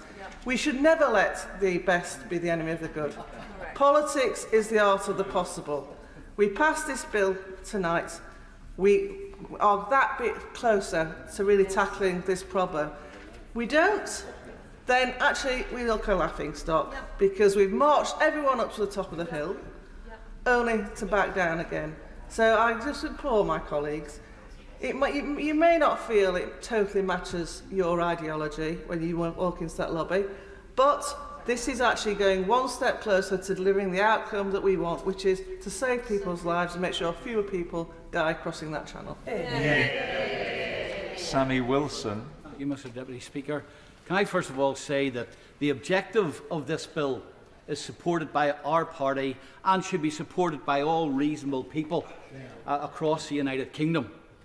The issue of illegal immigration and the impact which it has had on communities across the United Kingdom, whether that's in terms of the pressure it puts on schools, the health service, housing, other public services, crime, and also, of course, the rewards which it gives to criminal gangs, means that there is a duty on this government to address this issue. The question is, does this bill actually do that? And we have heard many speeches here today, some people saying about the inadequacies, some people saying how important it is, and others saying, well, it's only really a political ploy anyway. The truth of the matter is, and I think that we have already seen similar bills being brought to this House, and despite bills of a similar nature being brought, and Rwanda being talked about, we have sent ministers and money but no migrants to Rwanda, because we have not learnt from the flaws in the previous bills.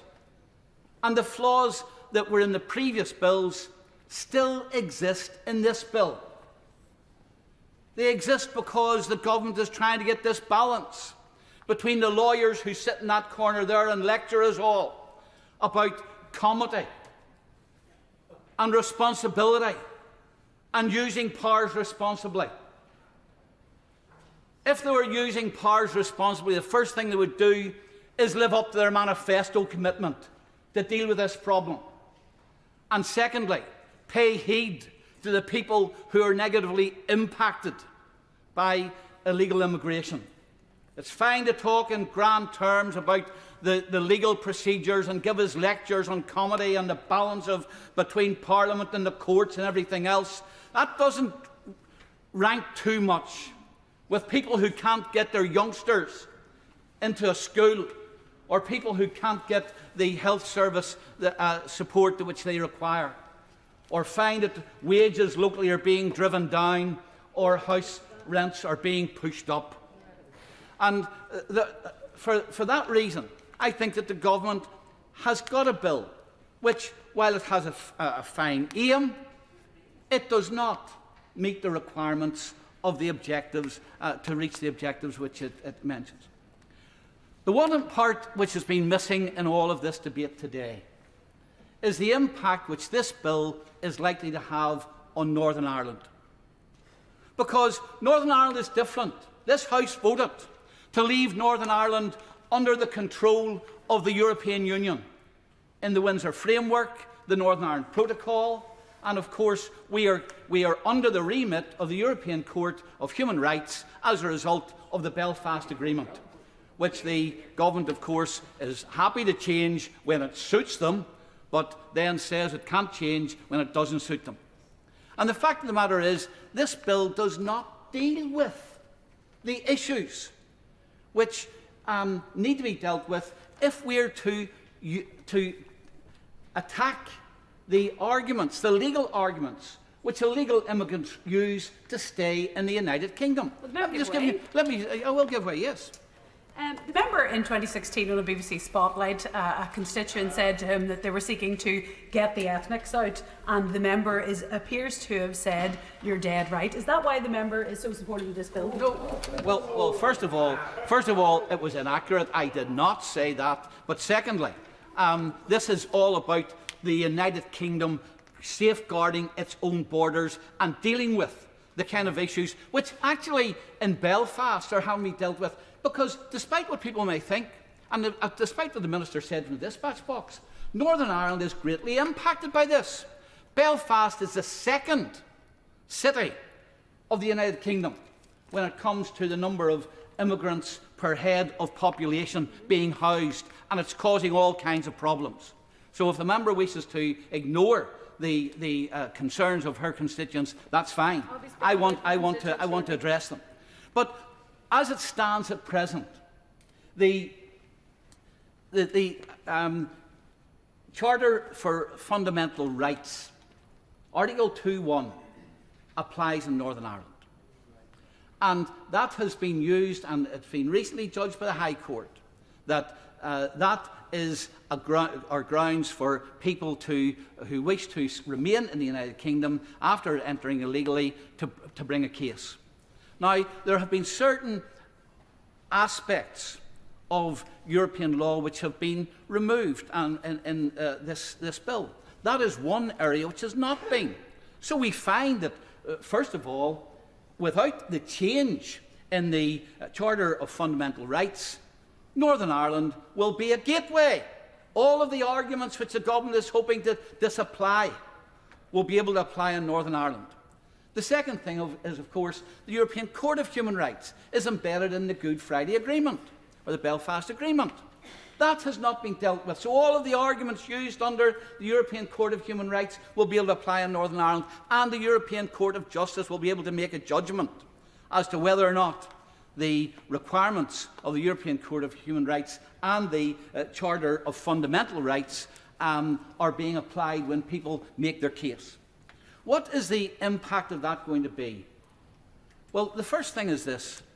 It is going to make Northern Ireland a magnet for people who may find that the route to stay in the United Kingdom is blocked. But in Northern Ireland, of course it won't be, because we will still be under EU immigration rules, and the European Court of Justice can make a judgment. The second thing is this.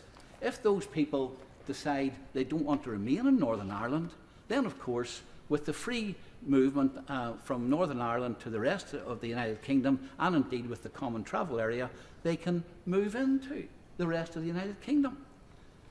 The implication, of course, is if that becomes a large number of people, are we then going to have people barriers between Northern Ireland and the rest of the United Kingdom? These are issues which I believe either have not been even considered by the Minister or have been willfully neglected, and for that reason we cannot give support to this bill. Sir Edward Lane. As usual, the Honourable Member for East Antrim talks a lot of good sense. Yes. Now, Mr Deputy Speaker, I'm uniquely badly affected in my constituency because of our inability to control illegal migration. The government wants to put 2,000 illegal migrants into RAF Scampton, which we simply can't cope with locally in terms of our social services, and would probably atrophy £300 million worth of investment. So my constituents are not really focused on whether we have Rwanda or not Rwanda. They just want the boats to be stopped, or at least to be severely mitigated.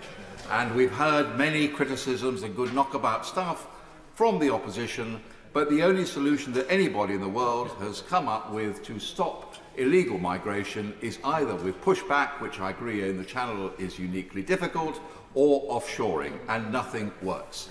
And therefore we have to do something. The world is in such a perilous and parlous state that there is no end to the misery and the number of people who want to come here.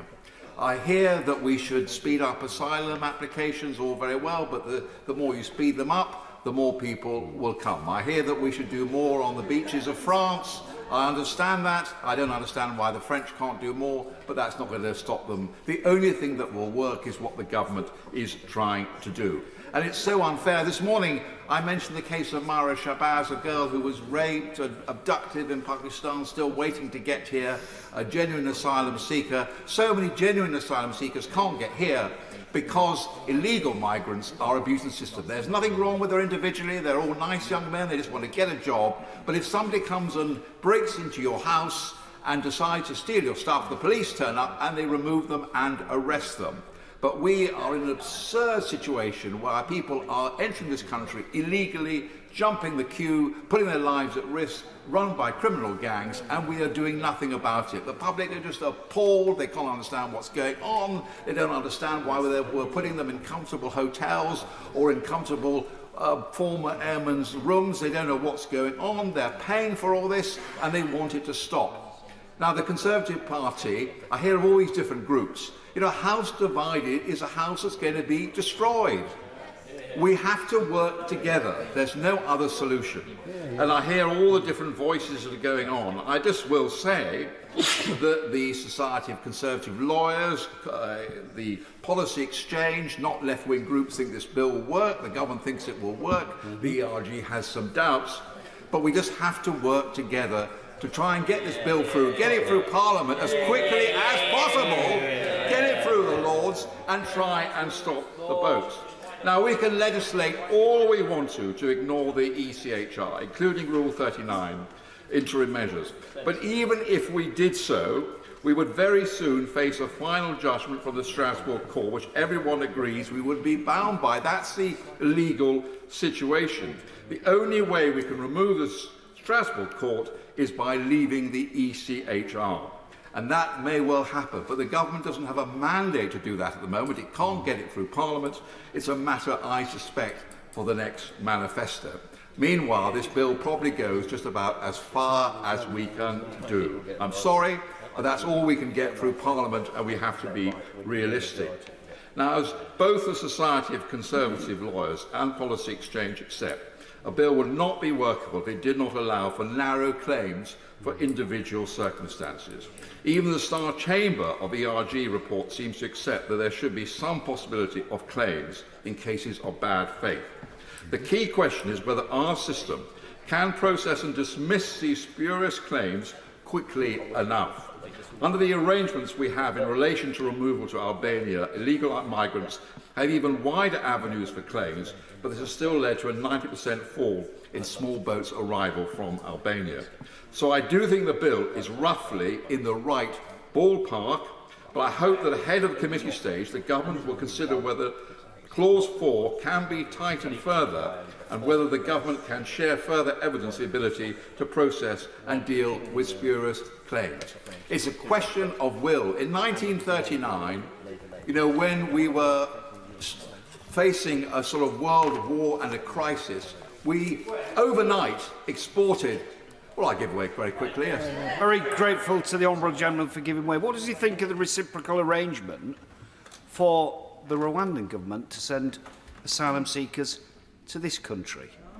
Of course, none of us like any of this, but we have to get it through the courts. We have to get it through Parliament. We have to be realistic. The Supreme Court has opined that there is a risk, I would say a vanishingly small risk, that failed asylum seekers might be sent back to Iraq or Syria, and therefore, in order to get it through Parliament, in order to get it past the Supreme Court, the government had to make this concession. We don't like it, but that's the real world. Politics is about reality, and therefore, this bill must go through.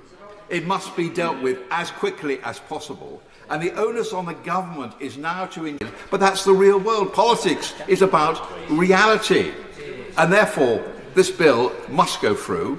It must be dealt with as quickly as possible. And the onus on the government is now to ensure that we can speed up these cases. It would be ludicrous if many hundreds of people, illegal migrants, having come here illegally, were allowed to delay these matters for up to a year by going to a tribunal, by going to the High Court, by going to the Court of Appeal, by going to the Supreme Court. The whole thing will be bogged up, and we will look completely ridiculous as a government. The government, in order to survive and have a hope of winning this general election has to sort this problem out. They have to deal with the problem of legal migration. We cannot have a situation where 700,000 people are pouring into this country every year. We have to pay care staff proper salaries so we can get more of our own people working. Deal with illegal migration. Deal with legal migration. And also, by the way, build some more houses for our own people. If we start working together as a party, if we stop making personal attacks on each other, if we stop questioning our good faith, then this party has a chance. Because what have they got to offer? No solutions at all. No solutions. If they get into power, they will never sort out this problem. The only hope is for this government and this party. Kevin Jones. There was a time not long ago that the USP of the Conservative Party was very predictable and consistent support for the rule of law, in favour of international treaties and organisations, and competency in the conduct of government. Alas, Mr Deputy Speaker, that has all changed if we hear the rhetoric from the benches opposite today, as we see a party which is increasingly going down a number of populist rabbit holes, fuelled, as we heard, by the member for Newark, who used the scaremongering and irresponsible rhetoric, which clearly is designed for his leadership bid after the election, rather than any statement of fact. We've also got a situation where the Conservative Party now see the courts and judges, not just in this country but abroad, as the enemy. We've got a situation where lawyers are like the pub bore, are seen as the enemy of the people, lefty lawyers and do-gooders. Where have we got to when we have a Conservative Party which now goes down this route? The only person we've heard from the bench opposite this afternoon who defended the rights of the court, an important part of our constitution, was the member for Bromley in Chislehurst. We also have a situation in this bill which was outlined by my honourable right honourable friend, the member for Garston and Halewood, and the member for Rwanda in clause 2, which is not about changing policy, this bill. It's about changing facts. It's about saying that Rwanda will be a safe country, and as long as we accept that and get it through a parliamentary majority through this House, that is a fact. It's a little bit like saying the black cat is white, as long as we get it through Parliament, irrespective of what the evidence tells you that the cat is actually black. And that is very dangerous, Mr Deputy Speaker, because I think this leads to dictatorial parliamentary democracy. And we can have the facade of democracy, and it's damaged not just to our reputation, but I also agree with the right honourable member for Swindon South when he said it's all right the government party today arguing for these, but what happens if the boot is on the other foot and we have another government which put things forward that they won't like? Now, the international treaties which we pride ourselves in were born out of the destruction and ashes of the Second World War. Today, they're being defended on the battlefields of Ukraine. And it saddens me to hear the Honourable Member for Gainsborough and others wishing to just throw away these conventions. Or like the member for Devizes, who wants to pick and mix which bit of the international treaties we should actually abide by. And it is a little ironic, as the member for Rwanda said, is that Rwanda is giving a nation such as of Great Britain a lesson in international law.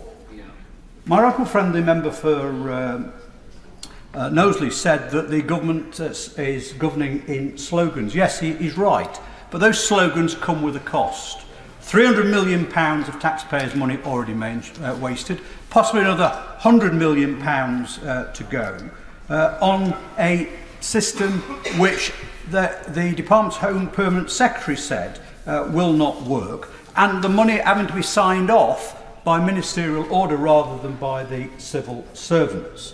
And is this the first try? No, my honourable friend, the member for Felton, said this is the third bite of the cherry in terms of trying to solve this problem. The member for Bournemouth West said we need to keep the faith and be straight with the public. Well, Mr Deputy Speaker, we do need to be straight with the public. This bill not only won't work, it will also damage the international reputation of this country.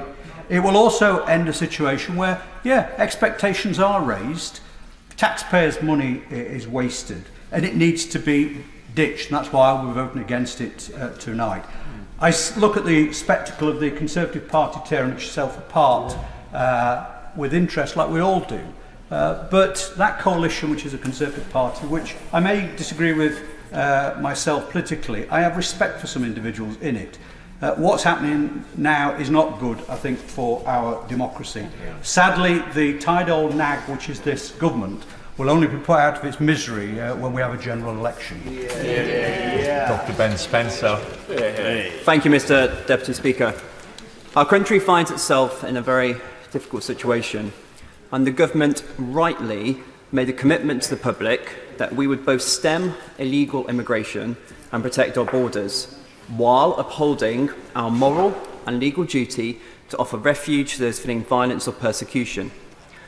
Our efforts to stop people dying in the Channel, to stop the criminal gangs, to stop the boats, have been opposed at every turn.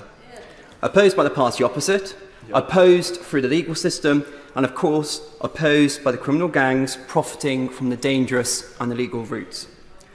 It is claimed that this is a UK problem alone, that it's our government's problem alone, but it's in fact a problem shared with our neighbours and allies across Europe who face their own, often greater, challenges with illegal immigration. And these challenges are not going away, but instead, with the consequences of climate change and global instability, they are likely to only get worse. Our approach to asylum needs to be fair, both to the asylum seekers themselves and our communities have opened their hearts and homes to those seeking refuge, but it must be through safe and legal routes. We cannot cede control of our borders to criminal gangs. We must tackle illegal immigration. Now, the European Convention on Human Rights is often cited as the barrier preventing control of our borders. And I'm proud of the UK's leading role in promoting human rights across the globe. I want us to continue this and to support the ECHR. But the judgments of the court do appear to have moved away from simply guaranteeing the basic and fundamental rights enshrined in the treaty. Judgments have begun to infringe on democratic decision-making, and there appears no obvious way to hold the courts to account. It's been called judicial activism, but whatever you call it, the answer is not to withdraw from the ECHR or break international law. The answer is to come together again, as we did in 1949, to find the answers to the challenges of the present day. This will take time. Of course it will take time. And the government right now must take steps within its power to control illegal immigration. Now, colleagues may remember my unease over a previous bill which threatened to break international law. And I was unable to support that unamended. And had the same issues arisen here, my sentiment would be the same. But the difference here is that I've been assured that the bill as stands does not break international law. It is by no means perfect, and we could spend a lot of time seeking perfection. But the challenges we face are real and impacting on lives now. And I will therefore give my caveated support to this bill tonight as a near-term measure to tackle illegal immigration. But at the same time, I give my unwavering support to the government to engage with our international partners and work towards a long-term sustainable solution. Bel Rabiro Adi. Deputy Speaker, public services are on the verge of collapse. The gap between rich and poor has widened, and we're slipping back into a Victorian area. Food bank usage at an all-time high, and workers haven't had a decent pay rise in 15 years. But we're not here to talk about that today. In fact, we're barely here to talk about those things in any meaningful way. We are here to legislate on the dog-whistle fantasist policies of the party opposite, electioneering when they should be governing, not offering any real solutions to problems, and attempting to divert attention from their own failings as a government, wasting the time of this House and squandering the goodwill of the people of this country. We keep going round and round on this matter. And our Supreme Court has ruled on this. It found Rwanda to be unsafe. This was based on evidence. Legislating the opposite is not going to rid us of the facts. This is not an exercise in parliamentary sovereignty. It's actually an abuse of this parliament's functions. It undermines the rule of law and the constitutional separation of powers. Yes, we are lawmakers and we can make and change the law, but the law cannot be used to change the facts. And another fact is that this treaty with Rwanda, coupled with the bill, actually breaches many of our obligations under international law. And if we were in doubt in any way, the government has helpfully outlined this throughout the entire bill. Clause 3, for example, excludes the applications of key sections of the Human Rights Act. It directly prevents the courts from applying the bill in a way that is compatible with convention rights. It prevents any consideration of previous rulings from the European Court of Human Rights that have found Rwanda unsafe, and it removes human rights obligations from public bodies, including courts. This bill would place an obligation on every single decision maker that has found Rwanda unsafe to simply rule it as safe. It restricts the court's ability to protect people at risk of harm, and it restricts individual legal protections. Does the government fully understand what this means? Do they see how far they have sunk? That they are so fanatic about this flawed policy that they would bar courts from considering the very reasons that Rwanda might be unsafe, stripping people of individual legal protections. From its very outset, Mr. Deputy Speaker, this bill is ridiculous. Honourable members opposite would do well to note that there is no more empire. International law is not whatever we say it is. It's comprised of agreements and treaties adopted by members of this House. To dismiss these as the rules of foreign courts is as irresponsible as it is untrue. We signed up to these solemn and binding rules, so this bill actually risks our international reputation and it makes us hypocrites. How dare we condemn other countries that do not uphold international law, and how dare we preach to them when we would undermine the rule of law? But this government doesn't really care for that. It cares more for the squabbles of its own party than our standing as a country. If this government were actually serious about resolving the issues surrounding small boats, they would actually do more to target people traffickers. They would provide safe and legal routes. People do not take these perilous journeys for fun. They are often fleeing some of the worst persecution. They are some of the most vulnerable people in the world, not the party opposite scapegoats. It's already been said today, but those who seek asylum from countries like Ukraine and Hong Kong don't have to come by unconventional means because the government has given them the ability to do so. So the government needs to stop misleading the public with its use of the word illegal, because seeking asylum in this country is not illegal. It's not against any of our laws, domestic or international, and it is the government that has exacerbated the asylum system, not the vulnerable people that are seeking asylum. And we know this because the vast majority of claims are justified. After lengthy delays, 3/4 of applications are accepted, and the longer these processes drag on, the longer refugees and asylum seekers are prevented from rebuilding their lives here in this country, working and contributing to our economy. This government has already spent hundreds of millions of pounds on a policy that is as crap as it is unworkable. And there is nothing... And there is nothing more telling than the fact that the Secretary of State has been unable to make a Section 19 statement. He could not say that this bill was compatible with the Convention on Human Rights. The Home Secretary means to take us all for fools. For the second time this year, he cannot say that his plans for removing asylum seekers to Rwanda will not break international law. The Rwandan government have been very clear. They have said they will not continue with this deal if it does not meet the highest standards of international law. This bill does not do this. This government is wasting our time. This is not going to work. And I'm not even sure it was meant to. Mr. Deputy Speaker, I'm sick and tired of being dragged through this House to approve legislation that does nothing to improve the lives of my constituents or uphold the values of our society. This bill should simply not be allowed to go any further. Thank you.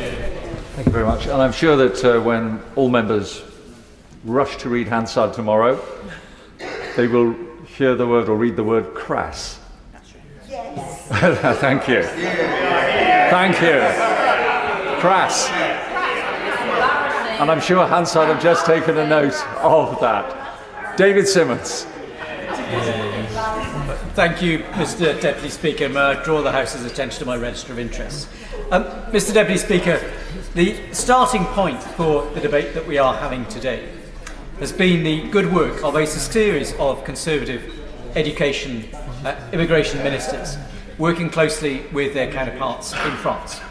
In particular, it's worth recalling the contribution of our late colleague James Brokenshire, who's worked with the French authorities to increase the security at the ferry terminals, the lorry parks, and in particular around the Channel Tunnel in northern France, has been, whilst enormously successful in reducing the numbers, putting their lives at risk, smuggling themselves to the UK by that route, has been instrumental in driving those gangs to use small boats across the Channel as the means of carrying on their trade. Mr Deputy Speaker, I started out as something of a Rwanda sceptic, but having spent many years in local government and seen the cost challenges that face many of our local authorities supporting refugees and asylum seekers in the UK, it did seem to me a very expensive policy per capita. But having had the opportunity to reflect both on the visits I placed to the jungle in Calais in 2016, before the security measures were put in place, and what I've heard from our agencies, including both the French and the UK agencies operating against the gangs in France, and from some of those migrants themselves waiting to cross the Channel, it seems very clear to me that this is a policy which has, as part of the wider range of measures, great utility in acting as a deterrent. It will not by any means apply to everybody, and we know people will continue to come to the UK, including as they've done to the local authority in which I served, through the routes into Heathrow Airport. But a measure that helps address the particular unique circumstances that we face in the English Channel is absolutely essential. And it seems to me that this Rwanda policy and the bill set out today has enormous utility in addressing the risks that people are putting themselves to and the profits that those criminal gangs have continued to make. And Mr Deputy Speaker, a great deal of the debate has focused around the detail of the legalities of this bill. And it certainly seems to me an enormous improvement in where we've been previously, and reflects the judgment of the Supreme Court in saying the key concern that needs to be satisfied is that anybody who is sent to Rwanda as a result of this policy needs to have sufficient safeguards on their human rights, that we can be confident in particular that they would not be moved on to another country where those human rights would be abused. And that replicates the agreements that we have in respect of deportations to many other countries, and also upholds the standards that we would see from the United Nations, the European Union, from countries like Austria and Germany, which are already exploring with Rwanda and others similar arrangements in order to address their like concerns about the impact of high levels of uncontrolled migration across Europe and elsewhere. And I reflect on the fact that I am receiving a great deal of lobbying from leading figures in my local authorities who are enormously concerned that the cumulative cost of accommodating large numbers of people who've arrived in a fairly short space of time means that we are struggling to ensure that access to housing, access to education, access to other important public services is maintained to the standard that we would wish to.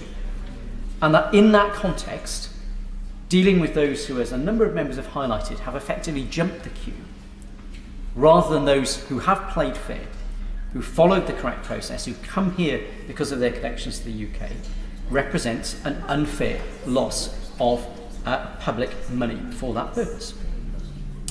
And it seems to me also that whilst this bill is not perfect, set alongside the work that's been done by a number of ministers to improve decision making in the Home Office, the arrangements that have been made working with local authorities through things like the National Resettlement Scheme for refugee children, which has led to the fairly seamless now accommodation of more than double the number of unaccompanied asylum seeking children in the UK, that's seen additional local authority areas volunteering to become dispersal areas for asylum seekers and to take part in resettlement schemes compared to where we've been before. And the continued contribution that foreign students, 600,000 of whom we committed to bring to this country in our election manifesto of 2019, the contribution that they continue to make to our economy, which now represents a foreign currency earner larger than our oil and gas industry. So that demonstrates a migration and immigration policy that, in the round, continues to serve the interests of the British people. And I'd just like to finish on this question, Mr. Deputy Speaker. We've heard a great deal of criticism of the policy and challenges back in particular to those who aspire to form a government about what their policy would be. A key issue which I've not yet heard addressed in the point that's made about a new unit with maybe 1,000 staff to act as a returns unit. If a negotiated agreement of this nature with this legal basis with Rwanda is not sufficient, then I think it is incumbent on the party opposite to answer which other countries are they seeking to negotiate those agreements with? To what extent have those agreements been reached? Because if returns agreements are the key policy that the Labour Party wishes to have as a point of difference, then it is clear at the moment that that emperor very much has no clothes. Ms. Savile Roberts. Let's not beat around the bush here. This bill is